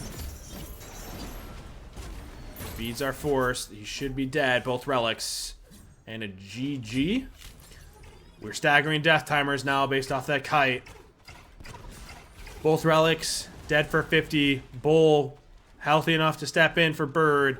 This should be game. Charon ult's coming up. You have Thoth ult up. This Atlas doesn't have beads. If we're able to combo that properly with Artemis Trap, you should be able to get another yet staggered death if this Atlas plays out of place. There's the Thoth ult. There's the trap. Charon ult comes out. Atlas dashes down. Here comes that staggered death I just talked about, and there it is. Suki still down for 15. Atlas down for 48. Bird should be secured. Thoth dashing in. Aegis forced. Ullr, the last hope for the Water Bugs for third place for any kind of funds coming out of this tournament. Suki up and 2.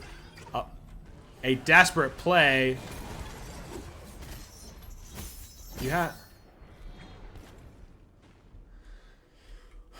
We're stepping off the gas. Willing to play slow. In no hurry, just secure it.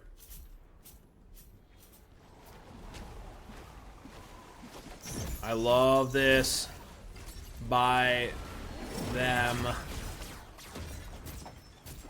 They know Suki doesn't have beads. Surely we close gap, right? There's the root. Not able to secure it. That's unfortunate. I would have thought that would have been a kill. Unfortunately, Gambu able to walk away from that. I say unfortunately, like I'm cheering against him, but He is able to walk away.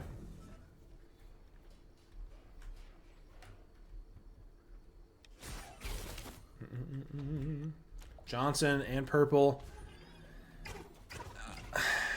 I want to be like, okay, well, it's just a matter of getting some damage off. Again, they should be able to just pull tight into a corner and poke it down with Thoth until water bugs have the comfortability to try to do an all-in. Because they're all, that's just it. They have to all-in with this comp. They have poke with the Tsukiyomi Ulir, but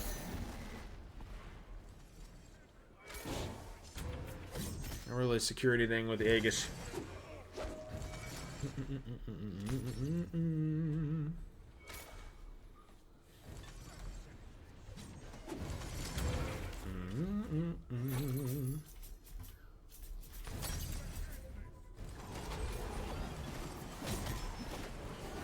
There's a silence. There's the Charon ult. They both have beads. Beads are used. The ult connects, and Dev with the killing blow onto Gambu. The Tsukiyomi. This should spell GG. The Atlas pickup. Artemis still going. Desperately trying to get the kill.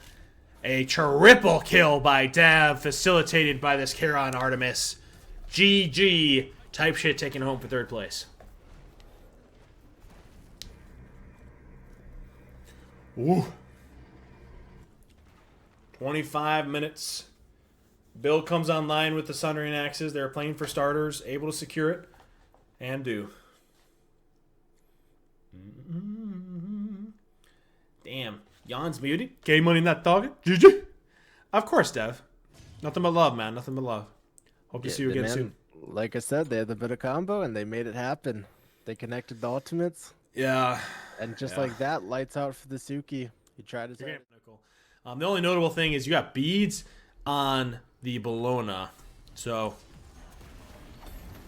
a little bit different there. I'm interested to flicker through. I want to see how Shinigami pilots the Sununos into it. The value off Charon with the shielding. How that's actually valued there and taking it one step at a time. So, Charon stepping in. They are taking the fight. Ooh, Heavenly popped. That is a relic. And they did not secure the purple. That's value. This is really good discipline by Cat Girls. That was an all-in that they went for. They played it really slow. They got the buff. There's no hurry by Cat Girls. So they recognized that. They got the neutral farm. And they can just go from there. That is heavily used in turn now. What does that look like? Who are they looking at? It shouldn't be much net of anything. You got to be a little careful. Ooh. The A cancel 2 from the Sununos just not coming through. A little unfortunate. That's true. I didn't think about the combination there with the whale Sununo salt. So obviously big brain in that one. I appreciate the shout out from Chris Dickerson. So they're able to see that. Yeah, I guess we'll be able to see that. I hope we do. That'd be absolutely crazy to watch. The chefs in the kitchen currently about to teach us all a lesson. So Nuno's not able to back, so it's notable. He's not going to have his T2 going into red. The other 2 tanks were able to back, so they're able to spike over. It doesn't really matter if the Sununos can work down this wave a little bit. Preparation, so the 2 tanks miss out on 2 melees in preparation for red. Johnson touching ground, and red is up. That is ults used. Do we force anything, though? Oh, hold on. That's a big combo onto the Amaterasu. The Baka Kujira ult. Not enough to save First Blood. Banana Split securing it. Phenomenal discipline. And a 2-man wipe. A big shift for Banana Splits. And a red buff to boot. What a start to the finals. Cat Girls. A little rough start. Hold on. Carry on. Hey, yo. Oh, my. All right. Well, that's a start. A full wipe. A delayed deicide. Banana Splits. We're talking about kings. They're showing we're here to stay. Phenomenal start by that Banana Splits. Decisive and really well done. I'm not going to say go next. I am not going to say move on. You cannot count either one of these teams out. This is gonna be insane. You absolutely cannot. The cat girls like it rough, and they're gonna take it that way. There you go. Purple spawning.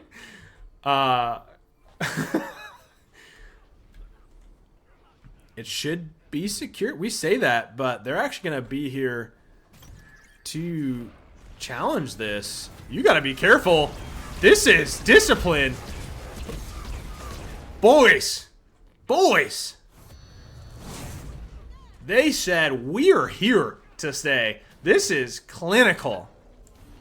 They're on time for these buffs. They recognize that the Amaterasu does not have beads, so if they're CCing them, they're going hard and in the paint, and this is doing really well. Dude, close the prediction? Jeez, Ronngyu, no way. From the professional himself saying, GG. Listen, they recognize he doesn't have beads. They recognize he doesn't have beads, and they are capitalizing off of the CC combo and the damage. The confidence that's coming through with this team right now with Banana Split is insane. The fight now over it. What are we going to do? A possible return. There's the ults. It's not enough, though. Their damage is too little too late. The bounce contacting the Amaterasu and the Sununos on the double.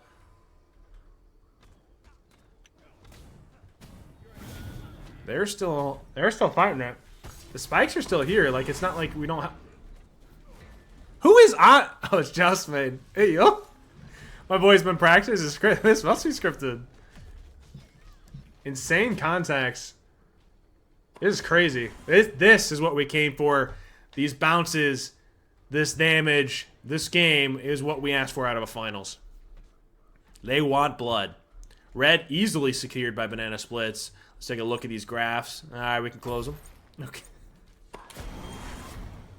Absolutely crazy. Should be easy. Big backs. Should be T2s across the board for Banana Splits.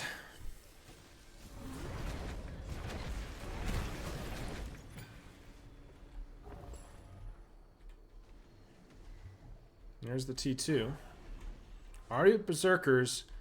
Assuming this is going to be a Phalanx. You force the jump. There's nothing much to fight over here. So just clear and wave. You can't all back in vision because the enemy team just goes to bowl whatever way you go. You're playing for cash.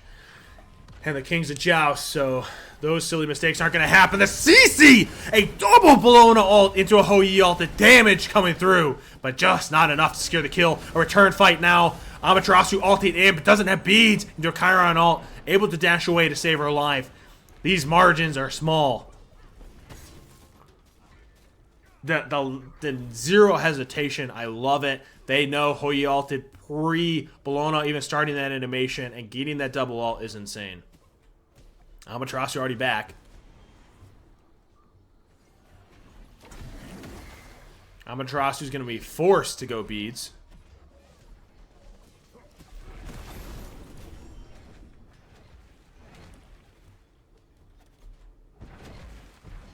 Hou and Charon on their way back. Obviously that wave's going to kind of shift that still back in the other direction. Going for neutral farm. Chesters are spawned at these choke points.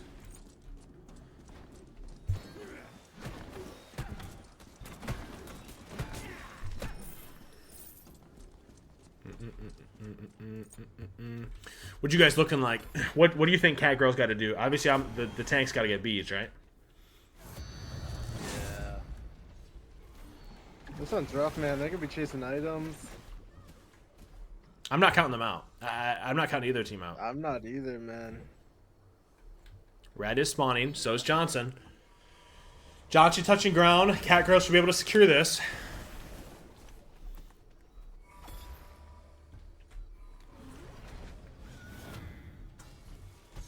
That might be the play. They might just make sure they get Osiris. See, I refuse to believe that.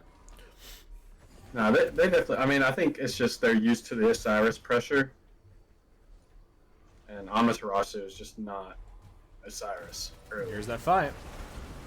Okay, so there's the Hou ult to confirm red, and they do. But now, what are we looking at return fight? That's 2 ults used. Dilation. Bologna ults in. So, she's here. Do we have enough damage to kill that, though? The whale's got to hit it. This could be that return that we were talking about. It's more than enough. Let's go! The cat girls were trying to return the game. Don't ever count them out. Oh my, they are in there like swimwear. Yeah, that... And listen, I'm not going to count any team out, and they're immediately going for bolt. I love this pickup. I love this. Bologna doesn't have ult. You know she's not healthy enough to do this. What you're going to do is step in and get Scourge, possibly drop herself to go down. This is huge. You can get back and path. You can back and path in with a nice spike and some confidence now under your belt. The momentum has shifted. God, I never thought that would happen. You never count. This is scripted, by the way. You're all welcome. I already knew all this was going to happen. And never. I mean, listen, at the end of the day, this can go either way still. And I would like to see beads or a bubble, which is bubbles would be rough because you'd be silenced out and just be burned. But you know that's going to be happening on cooldown unless we get some way to play that a little safer, knowing they're going to all in like that. I think that fight shifts because the Charon Hou ult to get red and then to get re-engaged on because you don't have those ults anymore. So I guess we'll just have to see how that turns and go from there. Here comes that engage. All ults are up. Actually, Baku Kujira ult is down. I rephrased that. Charon ult is used. Baku Kujira up alone. So 1 ult used. Bologna ult used in turn. Good silence. Ooh, Cernunos ult. Defensive, unfortunately. Not connecting. Good Aegis for the root. Have plenty of time on... Actually, I can't say plenty of time. Forced to step in. Good ult by the Hou to create some separation. T1 should be coming up. And Baku Kujira now stuck here. Good pushback for the Cernunos. Amaterasu stuck tanking it alone. Has plenty, though. Looking to stick it post-fight. Heavily used on both sides. An easy disengage, a T1, and now a red. Cat Girls looking to swing this back, and now officially taking the lead with the T1. Insane. What a finals first game we have on our hands. Chesters both spawned near bull choke points here. Johnson being secured by Cat Girls, looking for that spike. Cernunos going to be backing, probably going for a T2 on Xe, looking for more pen. And damage into this double frontline tank, only getting a T1.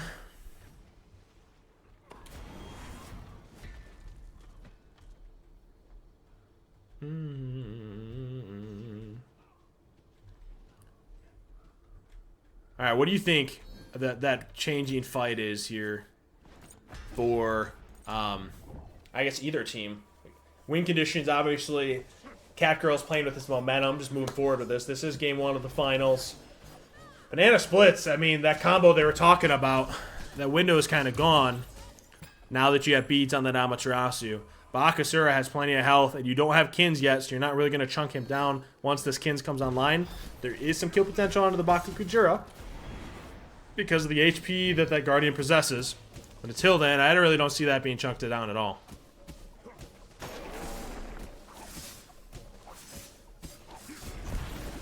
You got to be a little careful of vision, as Cat Girls don't have vision on Bull at all, while Banana Splits have a Reg Ward. So they got to be knowledgeable on when to back here. I'm assuming they're going to be pathing toward Bull themselves.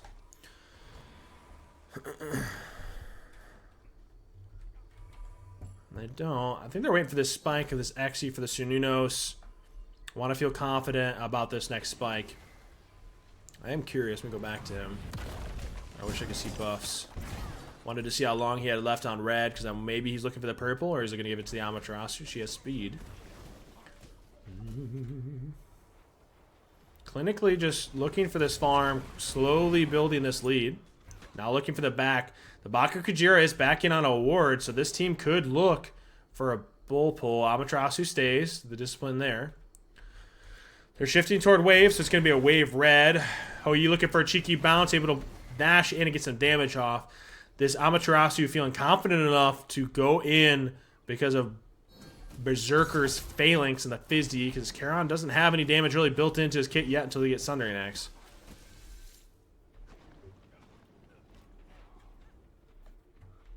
They're stepped forward. Red easily secured. Bakukujira off to the side. This turns into the kill potential by banana splits. It has significantly gone down with this double Fizzy. You need Sundering Axe here or a little bit of damage for Charon to show any kind of threat to force him to go Maj D. So the game's shifted in itemization.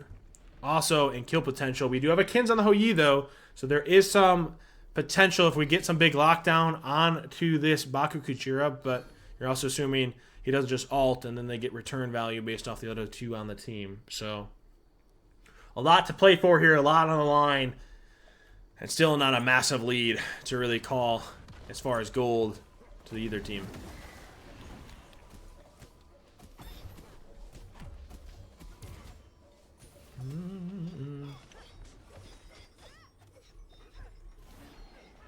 They're pathing toward Bull. They want to pull this.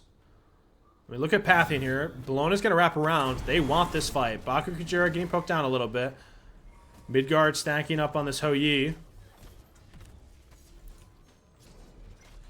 There's a nice dash for the silence onto the Bologna, getting some damage off the other Sununos. Bakukujira just trying to push the Hou Yi away at all. Charon ult across. No real value received from it. And ult for net nothing. Good discipline by Catgirls here. Playing this slow. Charon's looking to push wave under tower. There's the dash, a big blink. He's forced to jump into the Cernunos. Relics just used their all-in potential. Now pretty much gone. They have to trade ADC for ADC. What does that look like? Do they get the damage potential? He wants that dash. He needs that dash. Now's that 2v2 we talked about. An auto-attack warrior versus auto-attack warrior. The shielding from Charon. The slow / beefy autos from the whale. Which one is which? A massive push from the whale. And it looks like the fight is heavily favoring Catgirls at this moment. It is massive. A 2-for-1 trade, possible wipe in favor of Catgirls. No mana for the Amaterasu. They can easily pull Bull now, assuming they have enough burn. Charon staying. Does he have the mana?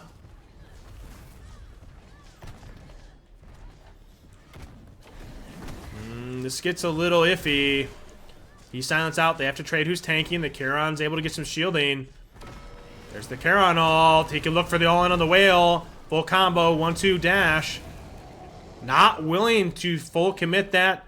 Assuming that Amaterasu just turns that fight.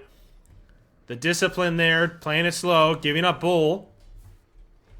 The level lead is notable now. That XP that they've been accruing with this farm, the Cernunos, is level 17. I'm going to take a quick peek at leveling. He's only half, so you have a level and a half on the Cernunos in comparison to this Hou Yi. That is notable. Obviously, as XP goes, they're going to be pushing, looking for this bird. This fight is everything. Charon ult is down because you use that Bull. Both Hou Yi and Bull and ult are up. All three ults are up for Catgirls as they step in. This should be pretty much free. You have to play this slow and discipline. The poke from Amaterasu, dash in, silence. That is Hou Yi. Full send. Do they go for poke? Do they just wait? They should just step off. And it looks like they will. Look for any farm down the map at this point. Getting all the neutrals. There's minis as Amaterasu strips minis. Cernunos going blue. All the farm effectively off the map outside of wave for this banana split team.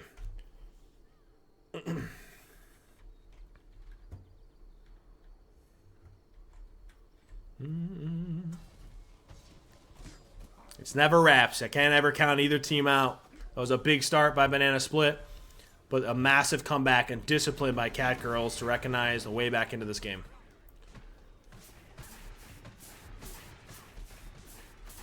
Oboe looking for that clear. It's going to be starter once he actually gets there. I wonder when he's going to drop in final slot. All three members of Catgirls waiting. a 500 pot. So this spike tells me they want to look for a play along with a proximity ward for a slow. I'm assuming they're going to go for some Titan damage here based off those spikes. Amaterasu calling for a back, however, so I take that completely back.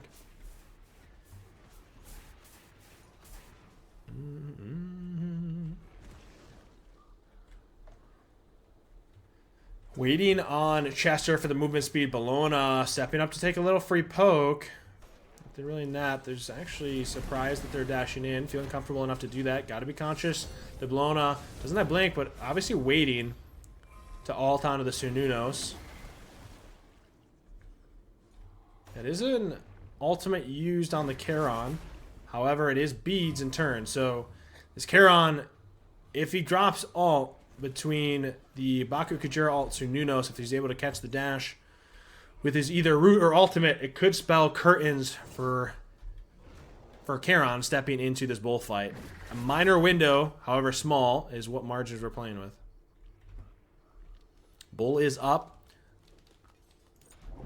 This Cat Girls roster should be stepping in and looking at it. Level 19 on the Sununos. Just looking for this level 20. Look for start.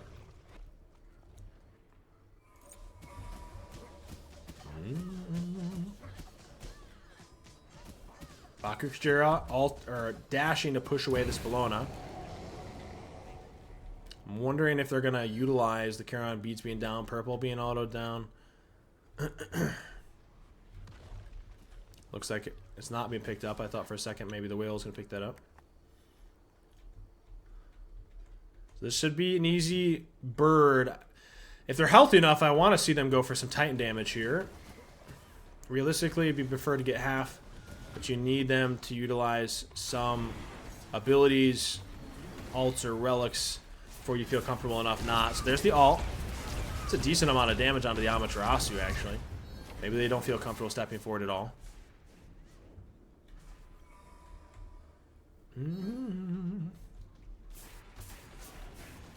Just waiting patiently. You got Hoyal. Discipline to be careful there. The full contact onto the Ho-Yi. More than enough damage. Phenomenally done. Baku Kujira blinking in. Also looking for that full send with ult. Able to pick it. Shinigami showing why he is so notable as the SEC ADC, if not SPL ready. There, that should spell game. 2 members down, Charon no ult, and a GG. Game number 1 goes to Cat Girls. That the root ultimate from the Sununos contacting the Yi, and the Baku Kujira able to get ult off spelled that. Unfortunately, not able to keep them in combat. Able to get on top of the post dash. It was a little rough. Crazy. Whale diff? Yeah. I mean, listen, insane. Yeah, it was insane.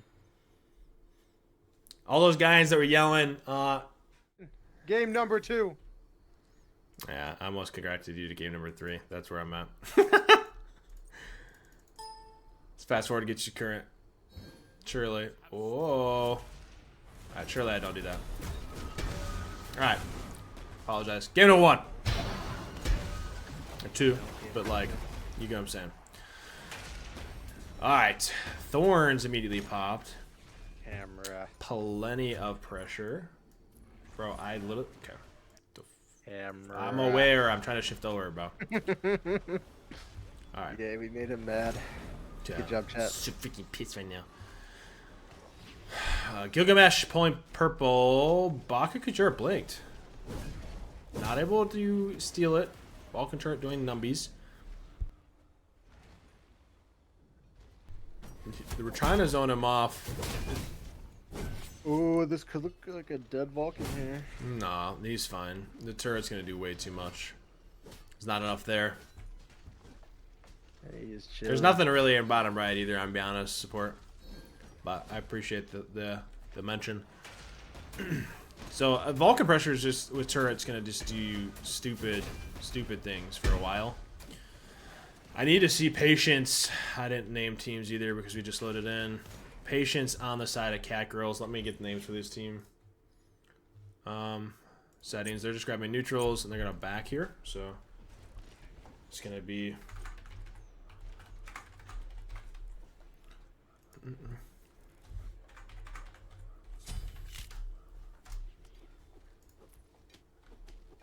There you go. Boom. There's no bans because it was remade. Alright. There's no builds that really take me catch me by surprise. Achilles going into Glass Shield, but the Gilgamesh is going to be going into Berserkers, Vulcan into Chronos Pendant, Baku Kujira trying to get the Johnson. Immediately going to be turned on. You got to be real careful because they ticked over to 5 and you don't have it. Achilles doesn't have beads. The Gilgamesh not dropping alt. A little surprising. Vulcan doesn't have alt, so maybe not. I don't think he had mana for his ult there. Wait. Just Did I barely miss? off. I missed First Blood? Oh my God, Blondie. When did I miss First Blood? Was it during I was doing that? Surely not, right? Oh, I'm trolling. Hold on. Rewind. Rewind. Yes. Where do you actually go First Blood? Right there. Maybe. I'm trolling. I apologize. I genuinely didn't know. Oh, this is when they chase the Vulcan. I'm gonna fast forward real quick. And they go minis, which is where I started doing my spectate. Alright, I'll stop right here. I'll leave it alone. I apologize. No more. I'm trolling. I'm always trolling. I apologize. I didn't realize there was falling. Okay, I'm not doing anything. This is it. Alright. Apologize. So obviously we're going to see the First Blood. But I don't understand. There's no way we press this. I just assume they're just going to give this. Oh, okay. He stepped forward without beads or alt. That makes way more sense. That's where the Gilgal went. Okay. Ult down. First Blood. There you go. So red spawn. Yeah, true. If I didn't catch it, it doesn't count. No, it doesn't happen. So Vulcan obviously pulls red. Like I was talking about earlier. With first item starts, there's nothing really that catches my attention. This is when they talked about when I talked about the Johnson, and then alts come through with the quick back. Yeah, the gray screen quick back. Not good. That explains why Gilg didn't alt here. Yeah, that's crazy. It's kind of crazy. That's crazy. That's crazy, guys. Imagine if they had Vulcan Gilgal right there. We Woo! figured it out. We're so smart, I hate you Blondie. so much. I hate you so much. We're God. so smart. I apologize, guys. Such good I'm just casters, dumb. so aware.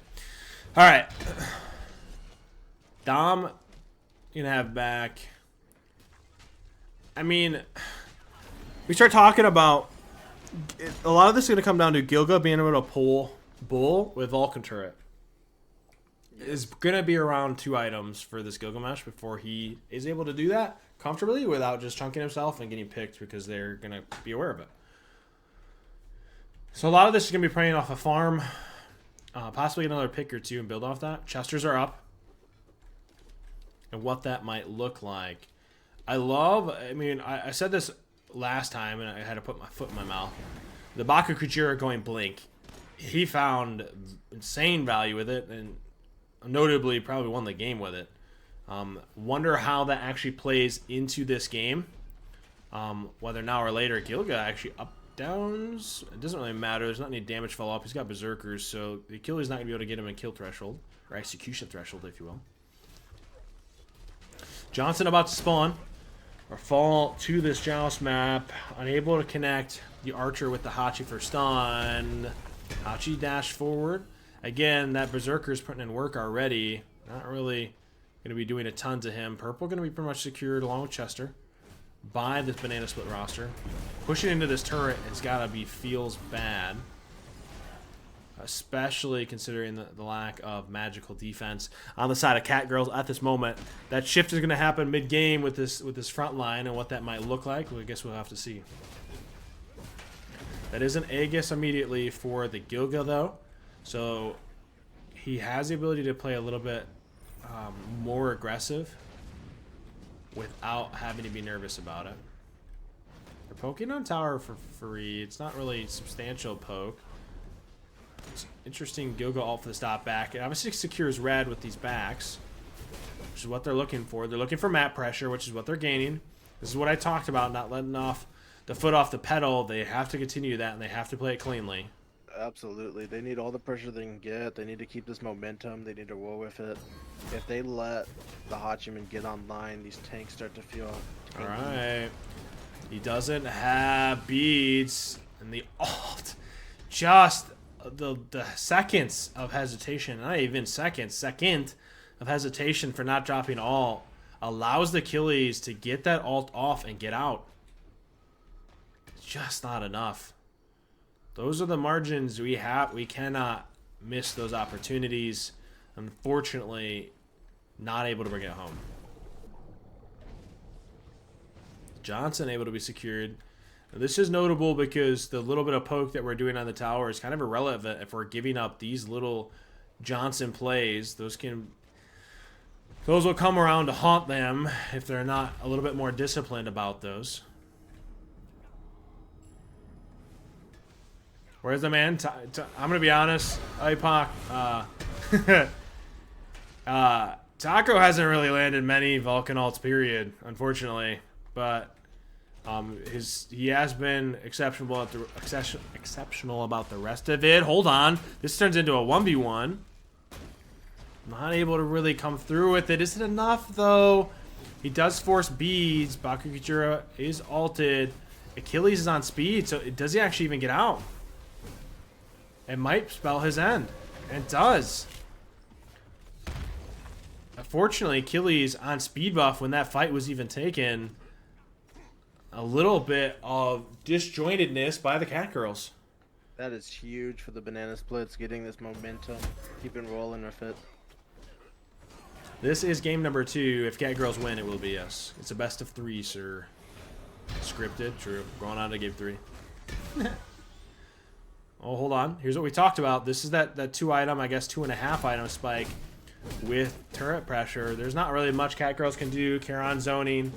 Charon does have ult, so any step in is going to be a little rough without Hachi having ult. Vulcan securing it with ult. There it is. There they go. They're doing stuff on the map. That's what we'd like to see. It is the pressure we wanted to see from them. Purple just being weighted. It's good discipline, making sure that they can't steal that. Waiting for Vulcan secure. Red now being looked at. A true 2v2 as Gilga backed. Achilles doing the same. Range 1's able to secure that. Really, really well done by Shinigami.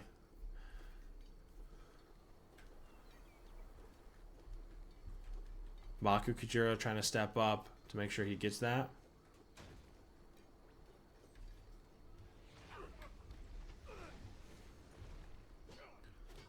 All right. Chronos Pendant going into Opshard right away for this Vulcan. Immediately stepping forward. Here's their moment. So turret place. They can slowly walk it up. Vulcan just pokes out. Place a turret aggressively.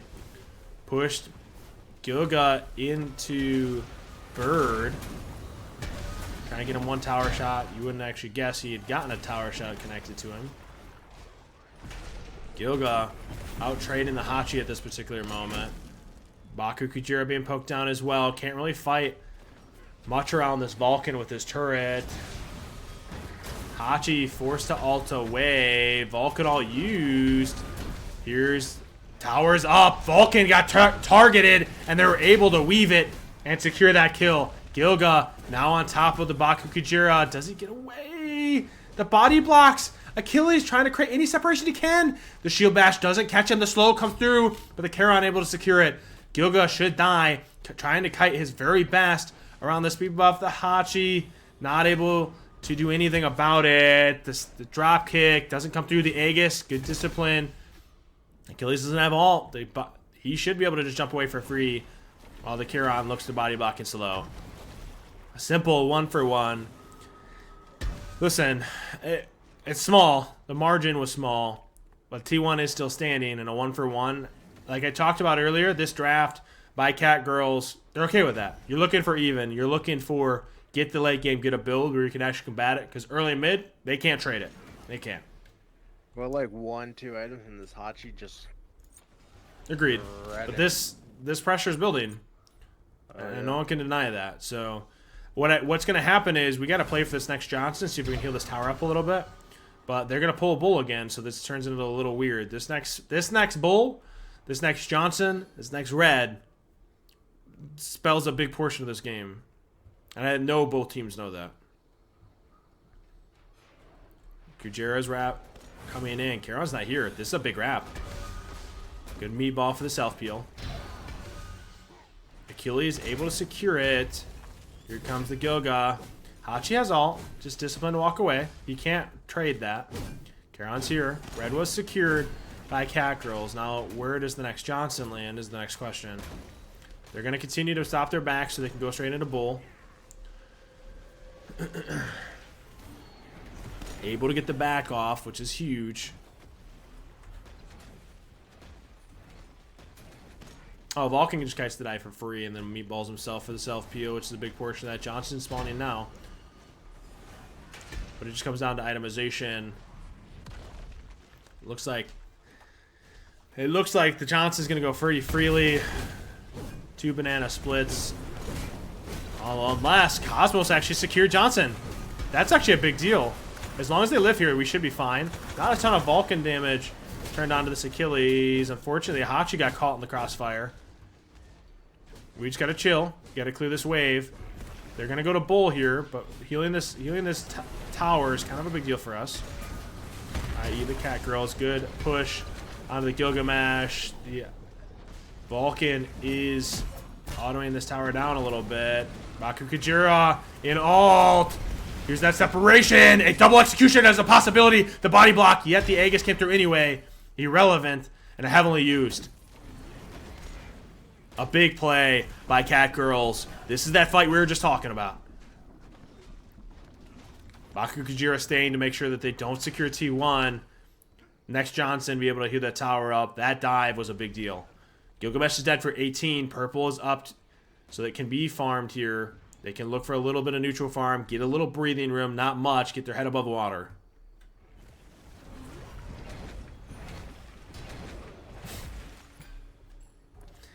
I'm literally... I don't know the casting, bro. I love you. No. No. There you go. There you go. You're no, welcome. that does not count. Refunding that. I love you, Gambit. I appreciate that, but no. No, you're funding him. I gave him it. That doesn't... It counts.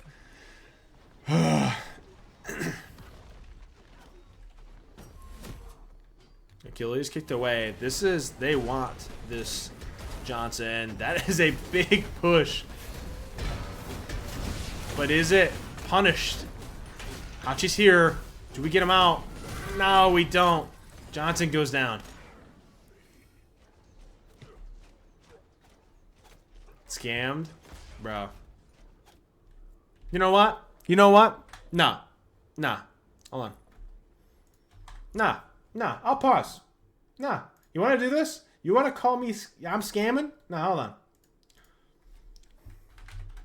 You guys asked for this. This is your own fucking fault. And you can yell at somebody else. Who cares? I already funded him, though. Nah, I don't care. At this point, you guys called for this yourself. Oh my god, this is not real life. Oh, it's real. And you guys did this. Alright. You guys ready to do it together? Yeah, you guys can sing this. You can sing it at home with popcorn, apparently, Kershaw. And you can blame yourself. And I'm going to blast it while I'm commentating, apparently. There you go. I'm so glad that we wanted this.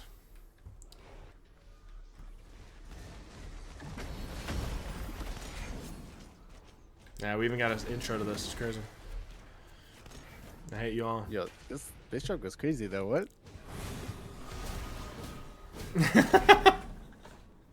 I hate you all. Anyway. Alright, Gilga blinked in. Hachi beats, immediately forced Thorns utilized. They return that back around. Just out of range for the execution. Hachi ults forward. Not enough damage. The Vulcan turning damage back on to the Hachi.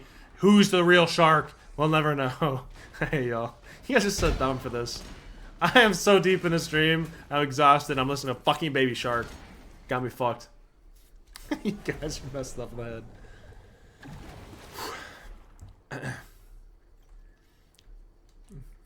It's crazy. The fact you guys like this is wild. You put evil only chat? What the fuck is happening?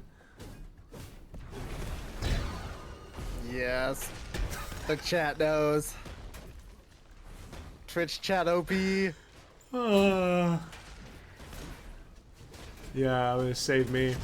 They're fighting over Johnson so hard. Just like my... Oh. They didn't get it. The Gilga has Johnson on. They're fighting desperately over this T1 to make sure that pressure isn't taken away.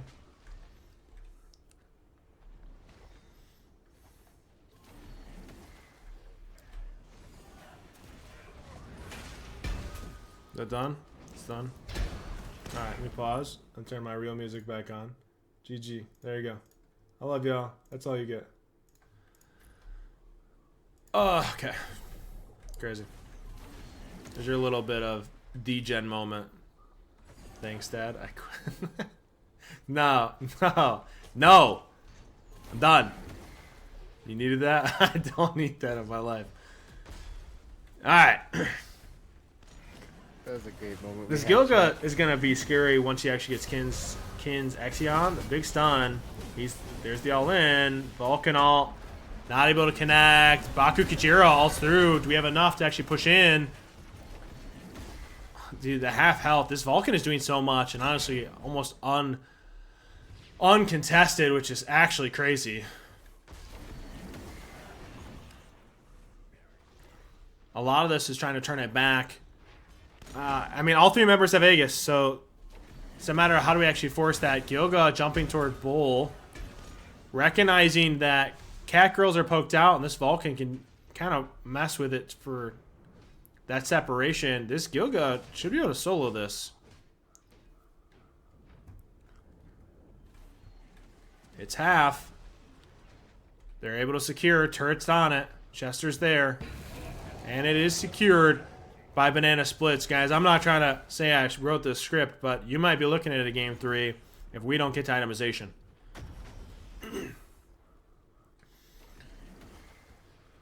This is going to be an interesting spike. Desperately, he's looking for Ozzy on this Hachi to even combat this Gilgamesh. Unfortunately, the Axi's already online, so is that really going to actually turn into anything? Looking for any farm as much as possible. Hachi doing really well. Baku Kujira, unfortunately, under-leveled. At level 15.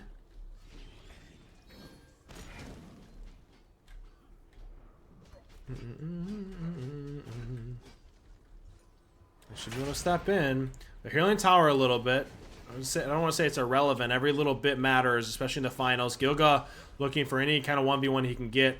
He is level 16 to the 18, but he is auto attack based and doing Achilles, and he has Aegis for the execution. So he's favoring that fight, trying to wrap around on this Hachi as much as possible, force them backwards, gets the blink off. That's a kick. He is center face.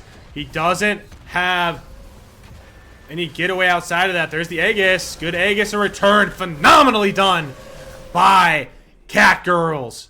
Aegis, perfect. Just as the Charon ult hit him. If he waited a second more, would have spelled the end.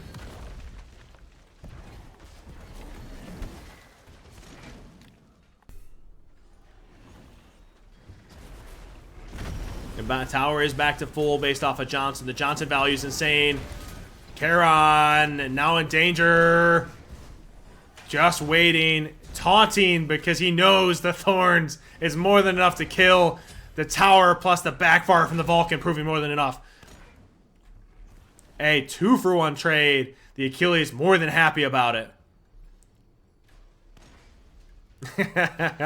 The taunt from Cosmos, knowing that he kills just standing there as Thorns finishes its animation.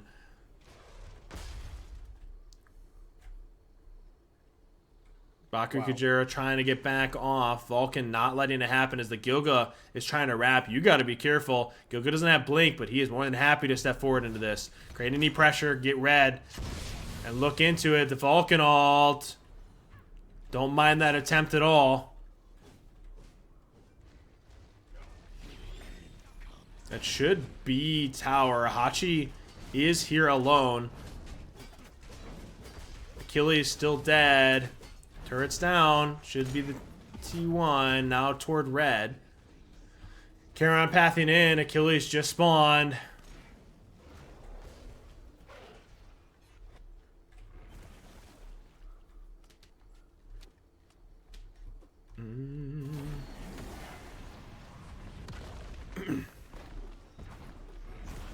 Johnson being fought over. Not as phenomenal. Obviously, it's good on the whale, but the tower not being the key focus to heal.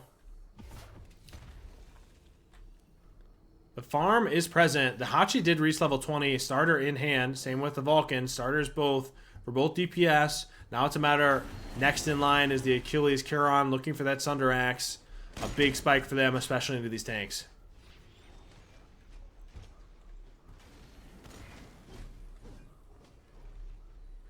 Kind of hovering as it's just a matter of getting the Charon just hit level 20 so he can look to back once he has that 1500 in hand to look for starter.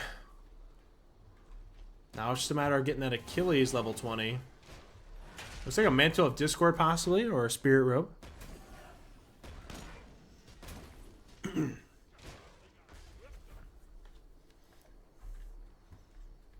It's crazy the shift, though. When we talked about pressure, this Vulcan, like you can just look at positioning, right? The Vulcan, Gilgamesh, Charon were the ones sitting at their tower, their T1 pushing them where they couldn't trade.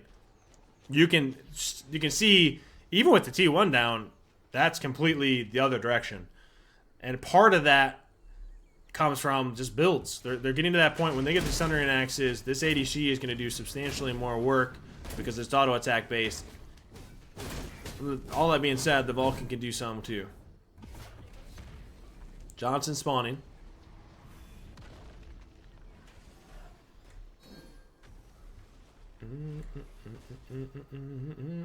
Sundering Axe is big advantage here as Charon's the only one who has it. We haven't got the opportunity to back as this Achilles Baku Kujira to get either.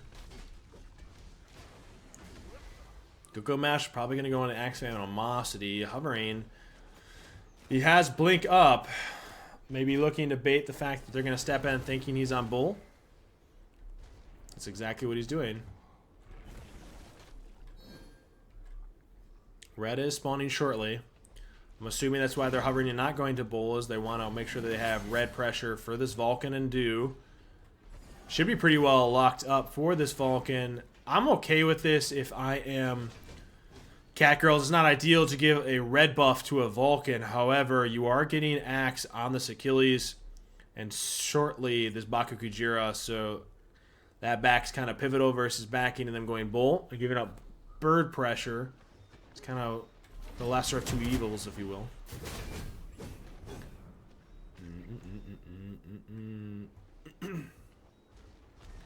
Vulcan now pathing toward Bull. Achilles has Sundering Axe. The Gilgamesh not level 20 yet either. There's the blink. Looks like Achilles is the target.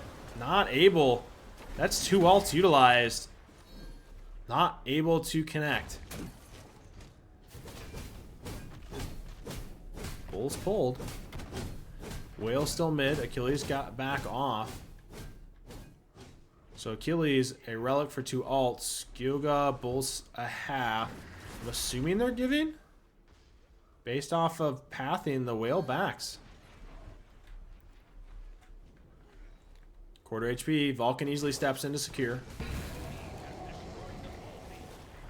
Not feeling confident to step into jungle. Catgirls giving it up. Looking for a fight on their terms. Let's watch this whale hump some things. Yes. I know, this is all you really wanted. Baby shark and a whale humping minions. You're welcome. Yes. How'd you know? Missed game 1. Cat girls are up 1-0. Whale POU, rest of the game, please. It's true. Just watch the whale hump some things.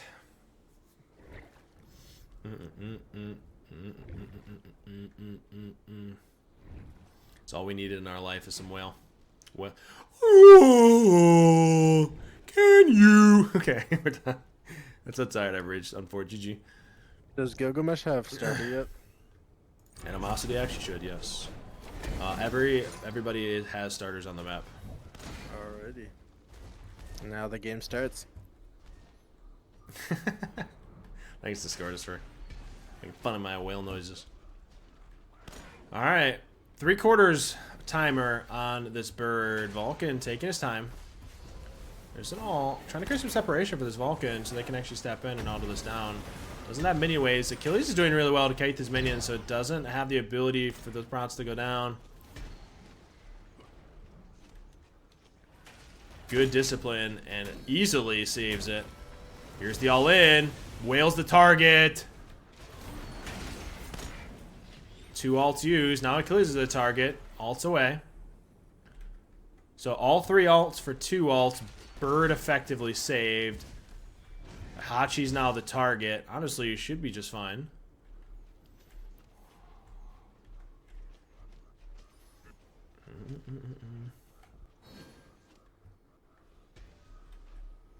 Blue pulled.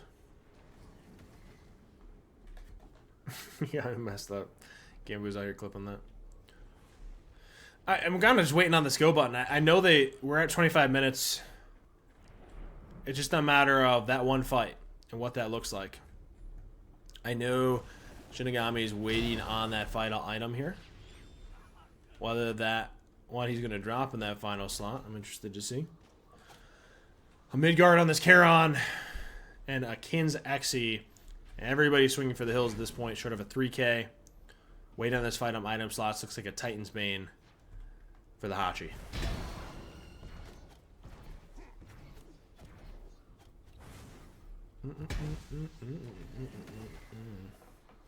Purple Bull, once again.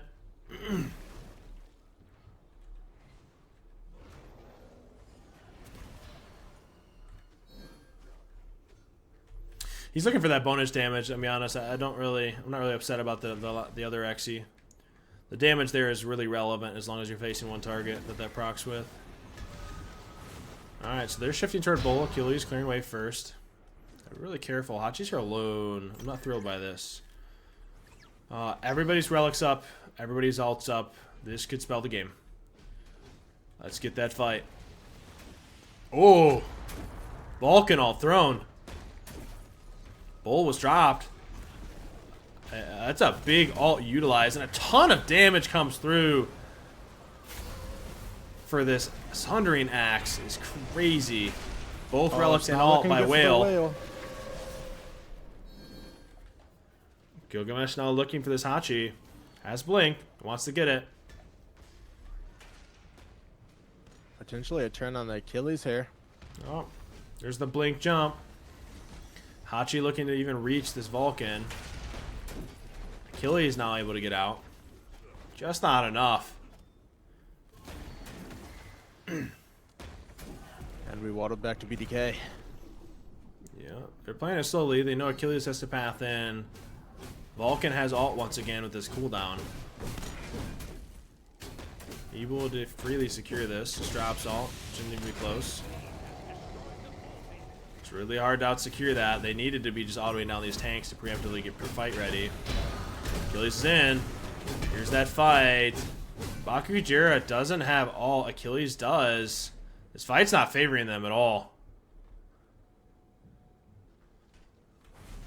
I'll tell you one thing. They are going to ban this Vulcan. This is going to be very rough for the cat girls without having the whale alt. It's more so the Hachi not having that safety with his ult, right? This Gilgamesh is going to have ult. If his dash goes down, he's in a rough place. Absolutely. So they have to play really safe. They have so much downtime. They have to wait for these things.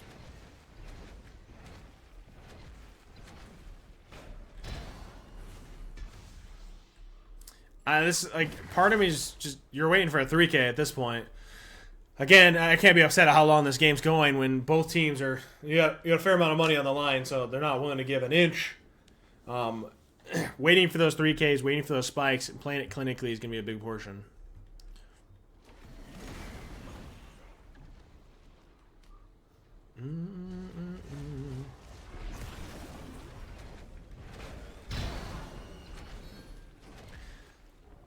I'm kind of just keeping an eye on.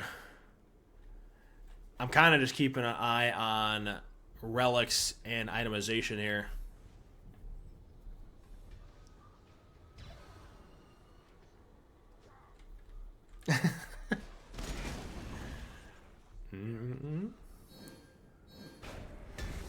Mods eliminated. Was crazy.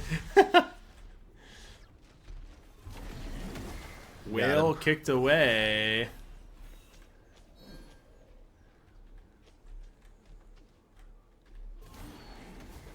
And it's going to come down to how we actually look to get into this fight. We do have double blink on this Achilles whale. They're looking for it. Instead, Gilgamesh is the one blinking in. Vulcan alt comes down. Doesn't connect. So an alt used, alt blink. Whale obviously a little poked out, but no worse for wear. See alt CD? 40 seconds roughly.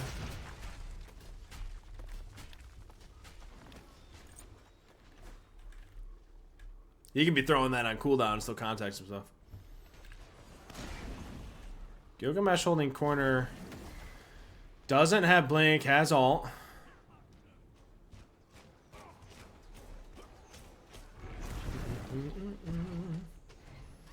Vulcan's hovering like he wants to pull bull here. I mean, Charon's backed. They're going to get some Sundering Pox on this Gilga for free.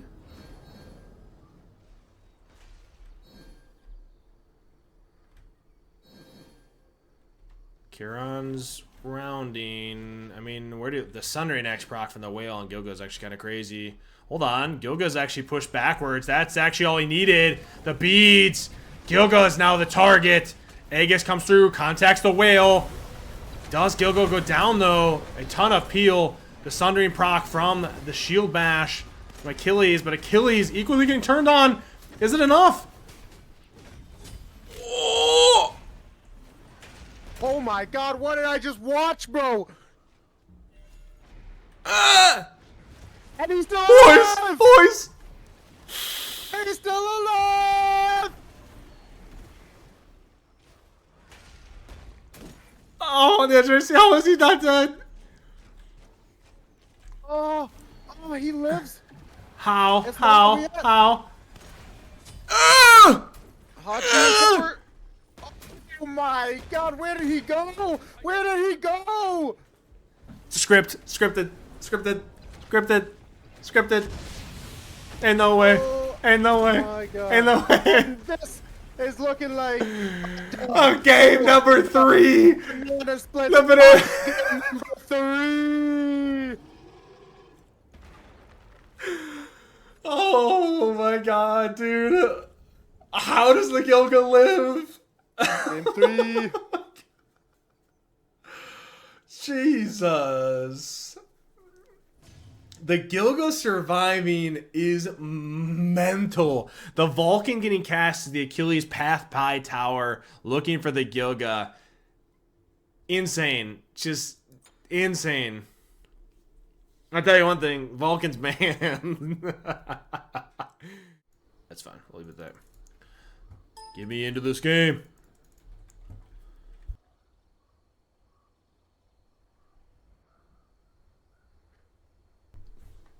Guys, all jokes aside, thank you so much for putting up with me. All the love and support for this tournament. This has been an absolute pleasure and the biggest tournament the BBC has put on yet.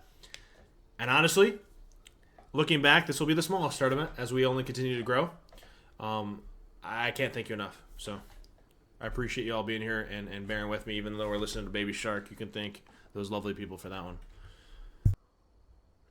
Band drop on the screen as requested. Yes, sir. Your camera. Oh, you got me messed up. Gotcha. Thanks. BBC is growing, girthy, massive. Giant-esque. Throbbing. Alright. Blue buff. Anything out of the ordinary I'm looking at. ADC, same start. Horrific, heavenly. Borderline scripted, identical builds. Nothing out of the ordinary. How this actually is piloted. The only thing that's cheeky and what I'm really wondering how it's played is this Naja can go phenomenally or really badly. That's a good setup. Horrific is used. Heavenly response. So Relic for Relic. Medusa now in front though. Now being the target. No, that's not how that really works. Abdul ain't gonna lie. Oh, he just gets some free autos in.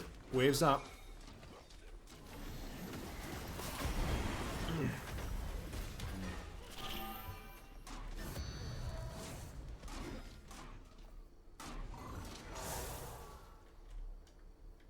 This whole game hangs in the balance of this Naja, I feel like, or until this Osai gets to late game. Absolutely. It's just how this is actually going to shift. Either this goes like Dream, or Cosmos puts on a clinic.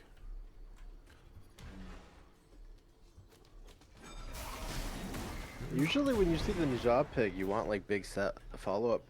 I mean, technically, you think about it, you don't still have a that decent first, amount but- with Hou out behind it if you combo that post drop. So I'm not against it, assuming you Yeah, have all that. one. For sure. Okay, so it's secured, but Yi's by himself. Do you catch that? No, they're all coming to him. Medusa's in mid, so you got to be careful. Now you're out of position because they're 3 strong. All right, Medusa's pushing wave, so it's fine. It's being pinged out. This should be an easy red, though, so I think this should be a net win. Medusa's level 5 because she's able to solo that wave. He's jumping in. Medusa's here alone.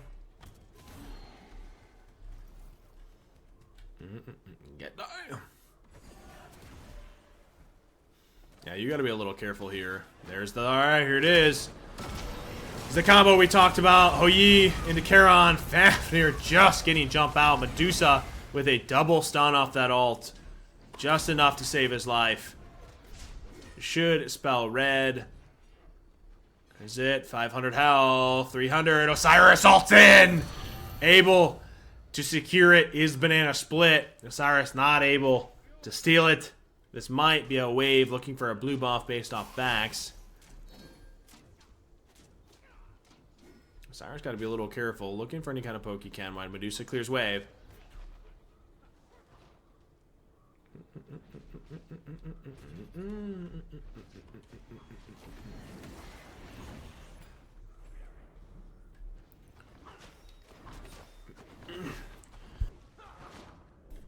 Misty 100% always prevails. Best warrior NA. Misty OP. Yeah. Big cat's crazy. Bull spawning 40 seconds.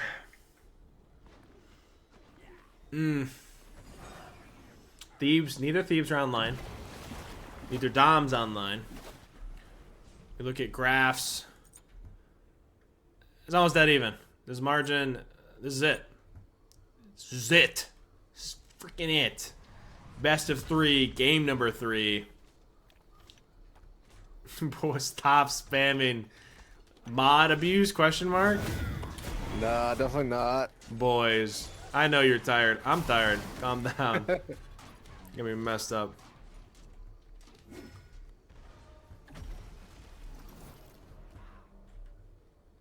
It's not really netting to much. I mean, Medusa's got the Dom, so Hou back. They had a little bit of a spike there, but they're not really gonna find a ton. Charon, Naja going Thieves first. They can't really push into it. Tough on sub. GG. Go for it.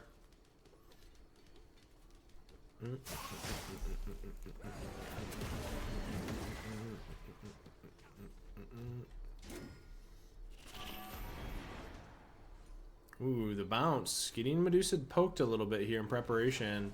She's can't step in. Horrific used. Heavenly using response again for that slow. Naja trying to kite out. Osiris ulted in a little too far. So, an alt. 2 alts effectively, because Fafnir is in alt. Here's the jump. Here comes the alts. Wait. He's gone. I'm not even trolling. What? Medusa damage coming through immediately just eviscerates this Hou Yi. That is crazy. Crazy damage. He had disappeared based off that stun, which is just a beautiful combo. First Blood on the Medusa as an ADC is crazy. Red, the Johnson, an immediate value picked up from the Cat Girls.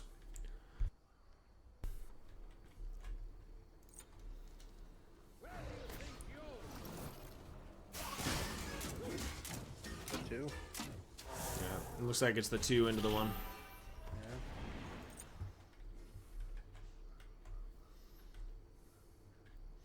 So, red secured, Johnson secured, blue, they're going to back, go speed minis into wave. Look at the spike, a little bit of the jump obviously being right here. For First Blood, red. Netting them a little. This next fight is going to be kind of a big one, right? Mainly because this next pick is going to start spelling a bull or a T1. Both comps really similar, and this Naja from behind not going to feel great if you're sashing in versus being ahead. So they can't really afford to get behind with this comp. Versus the margin of error for this Osiris Fafnir with these jumps and all. Oof. Good disarm. Hammer unfortunately not connecting. Osiris going to be the target. Decent combo. Osiris 2 connecting to the Hou Yi, poking him down a little bit. Osiris 1... 2 is doing damage to this Hou Yi. All farms down. Osiris doing his best to poke out this Yi as much as possible. Stun connects on this. That should be an easy Johnson as they're recollapsing backwards. The rough part is this Osiris goes Berserkers or Phalanx even, either one. And he's going to continue to poke down this Naja. There's not much they're going to do because we've talked about this before. Where the Charon's going to be going tank effectively until he starts throwing some damage on late. Until he gets this Sundering Axe, he runs rampant. Because he has this double fizz, can throw on an XE and just starts doing stupid damage. Creating a ton of separation, facilitating his ADC so much more. Then a Charon's going to do that. Like, there's not much damage that's actually coming behind that sash anymore. At least toward the O side. This turns into that red-purple pressure we had chatted about. This turns into a wonderful lead for the Cat Girls. And a slow burn, if you will, at Banana Split. They don't have that pressure that Vulcan afforded them with this turret. A little bit of change of pace versus game number 2. Psycheron's just pulled the blue. Dropped it thinking Cat Girl's going to hover for it. Instead, they get purple.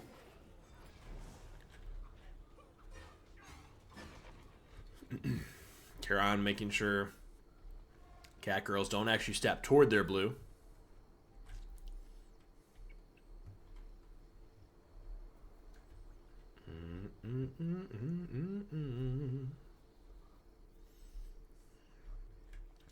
Johnson, purple spawn. Purple, I should say secured, but Johnson spawn. Wave Mini Johnson. Lead already a level and a half here for the Medusa on this Yi. Already turning a little rough. Domkins right away for this Medusa. It starts to turn into a little bull pressure. They actually start to get here.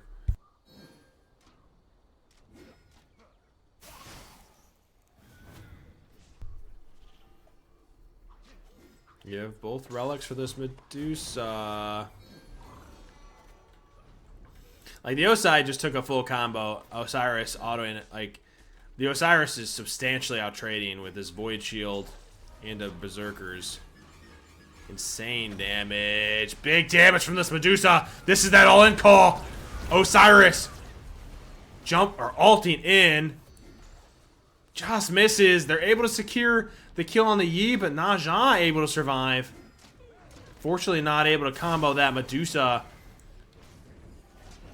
Doing a ton of work facilitated by these two tanks. Charon was trying to step in to eat some of those autos from the Medusa. Gotta be a little careful because the tank's effectively tanking tower. He did drop the kill. Kind of regardless, getting the Hou Yi kill and getting T1 is what mattered more, as the Ne Zha is still a tank, right? Killing the DPS substantially more important than you push the tank out. I agree it's a little troll, but, you know. A juke is a juke. Getting that kill would have been nice, but kind of irrelevant. Just golden XP at that point.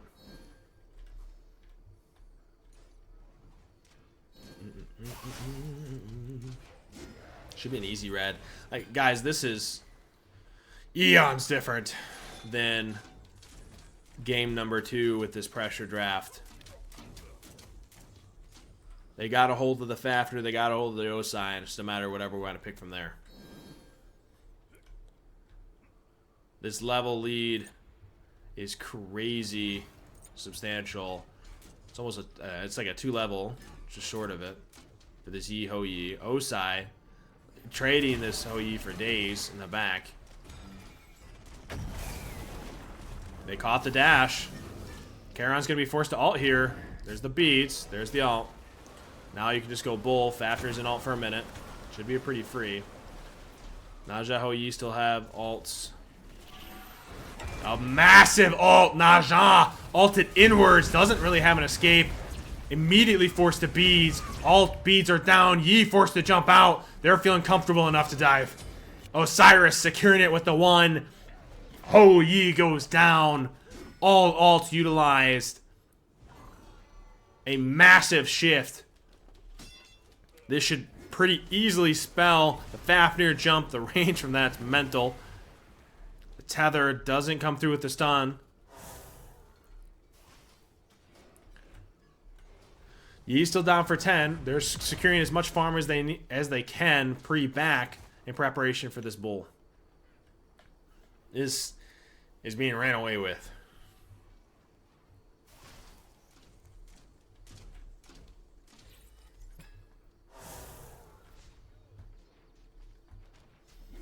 Doesn't quite have Xe. It's never over until it's over. This is going to be a mid guard here for the Fafnir, waiting on this Xe to come through for this Medusa. Again, building auto attack based.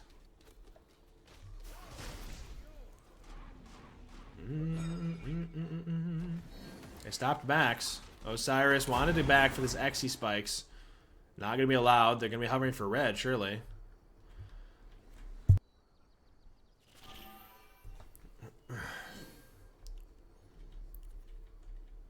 Game 1 was evidence of that, for sure. Teams can turn it around. They control. They can make mistakes. Osiris stepping forward, trying to get some poke onto this Hou Yi. Red now on the Medusa. Here's the Xe spikes. These backs, they're going to pull bull based off these spikes. It should be an Xe for both. And immediately go into... That's an Aussie, actually, for the Medusa. Instead of an Xe. Okay. Looking for that sustained fight. Should be a wave Johnson into bull.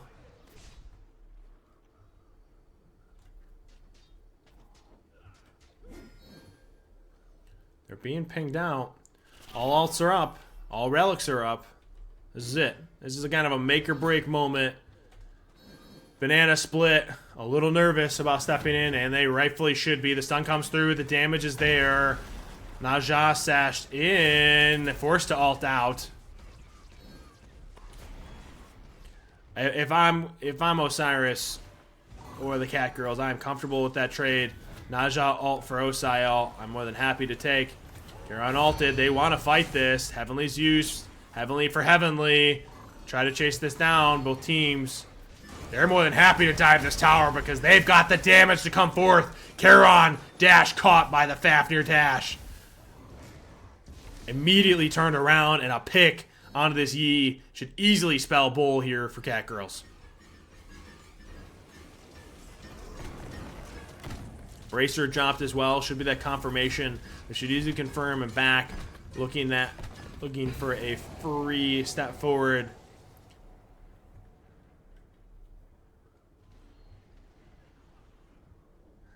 I mean, at this point, they're looking for this end. That's a 500 pot. They're looking for any spike they can get.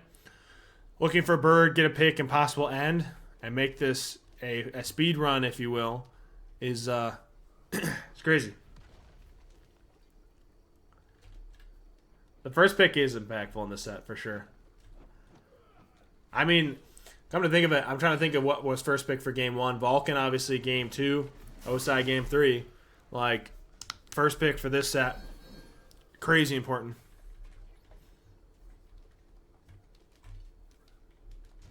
Game 1 was Ama.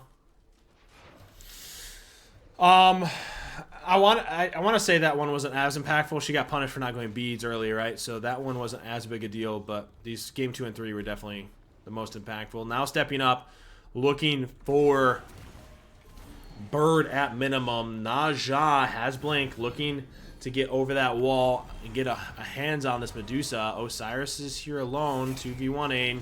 They're looking for this trade. Gonna be forced to alt an amazing 180 onto this Naja. Yi trying to get as much damage as he can onto this Osiris.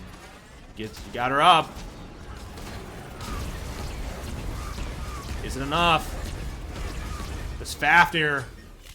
This Fafnir's not enough. The Osai picks it, but that's a 2-for-1. Bird's up. It's secured. Fafnir secures bird. I mean, I'm not thrilled. I'm not thrilled. That is bird still.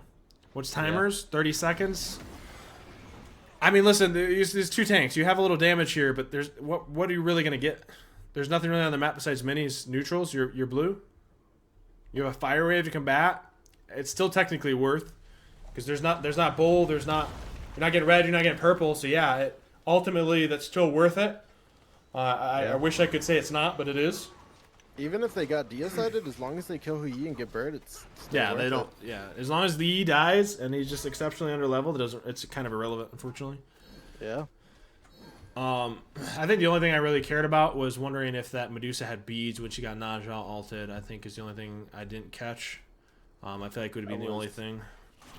That was an insane 1v2 by Nisha. Nah, she did well. I mean, the ring toss went burr for sure. I don't think anyone argues that. He went crazy. Yeah, I mean, at this point, they're just going to farm up, look for another power spike, right, which is going to be finishing these items in preparation for bull. Sorry, my ears are ringing. In preparation for bull, you don't want to drop bull until this is at least half health, more so 3/4 is what you kind of want, confirming that you always get bull in preparation for tower poke. FYI, I know most of you already know that, but for those of you that don't, it's what they're waiting for, which is why they're backing, getting those item spikes. Silver branch already for this Medusa. Red is spawning. Bro, could you imagine if one of these people won gems while they were in this game? Yeah, that'd be insane. Congratulations, you won a tournament and gems. Imagine, bro. Oh, that would be mental. You feel like you'd be high as a kite. Oh yeah. I'm winning in life. Unfortunately, that would never be me. I'm only giving it up. Gems. All right. It's in the script. Yeah, true. We spoke it into the world. I mean, just go bull. Bro, tell him to moan in my ear again. Who's moaning? What? They're just gonna clear wave. Medusa's gonna path over for bulls. So, I mean, what? Like, okay, let's start talking about banana split. Like, if I'm banana split, what's my way back in? Medusa has both relics. You're not gonna try to get on top. She dropped a Heartseeker, so she wants that bruiser. You get a mental ring toss like you did that 1v2 with Fafnir coming back to Spiel. But I mean, to be honest, you kind of got Pringles on a mistake for not beadsing that. I'm assuming he had beads up. If he didn't, then it didn't matter. But if he had beads up, you kind of got him on a mistake first. So maybe he doesn't even do that again.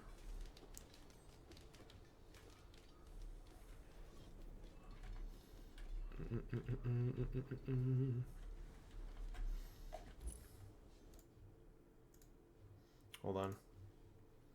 Bruh. Please.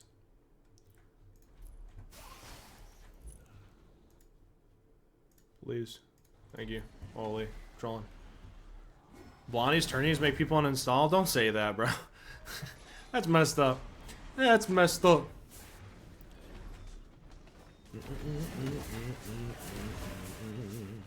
Alright, looking for some poke on Titan.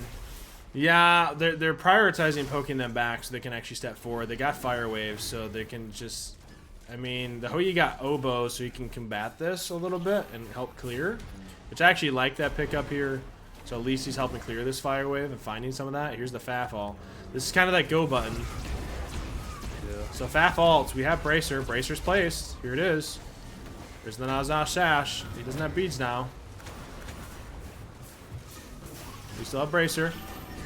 The damage is insane. There's the go button we talked about. You got to be careful, though. Holy. The Medusa doesn't have beads, and the Nazah knows it. It doesn't matter if you don't have any health. If you're in the gray screen, it's irrelevant. The moment you've been waiting for, the Kings of Joust are being crowned tonight. Cat Girls taking it home with a best-of-3 decisive victory. A GG to the Cat Girls taking it out. Holy cow. Hours of gameplay. The discipline. A congratulations is in order for Cosmos, Shinigami, and Infamous Jesse being the Kings of Joust. Insane ending. Phenomenally done by everyone involved. Holy cow. What a script. I mean, what a tournament. Guys, congratulations, Cosmos, Infamous Jesse, and Shinigami on their decisive victory. I will be reaching out to the captains and paying everybody out tomorrow via PayPal or Venmo. I'll be reaching out to grab all that. If you want to preemptively DM me that is fine.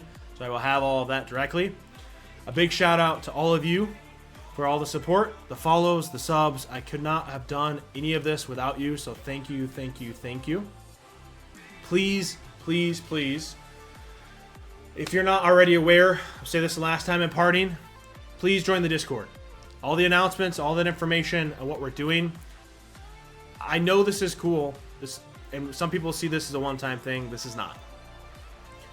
This is just the beginning, and in my opinion, this is still pretty small of what we're able to do.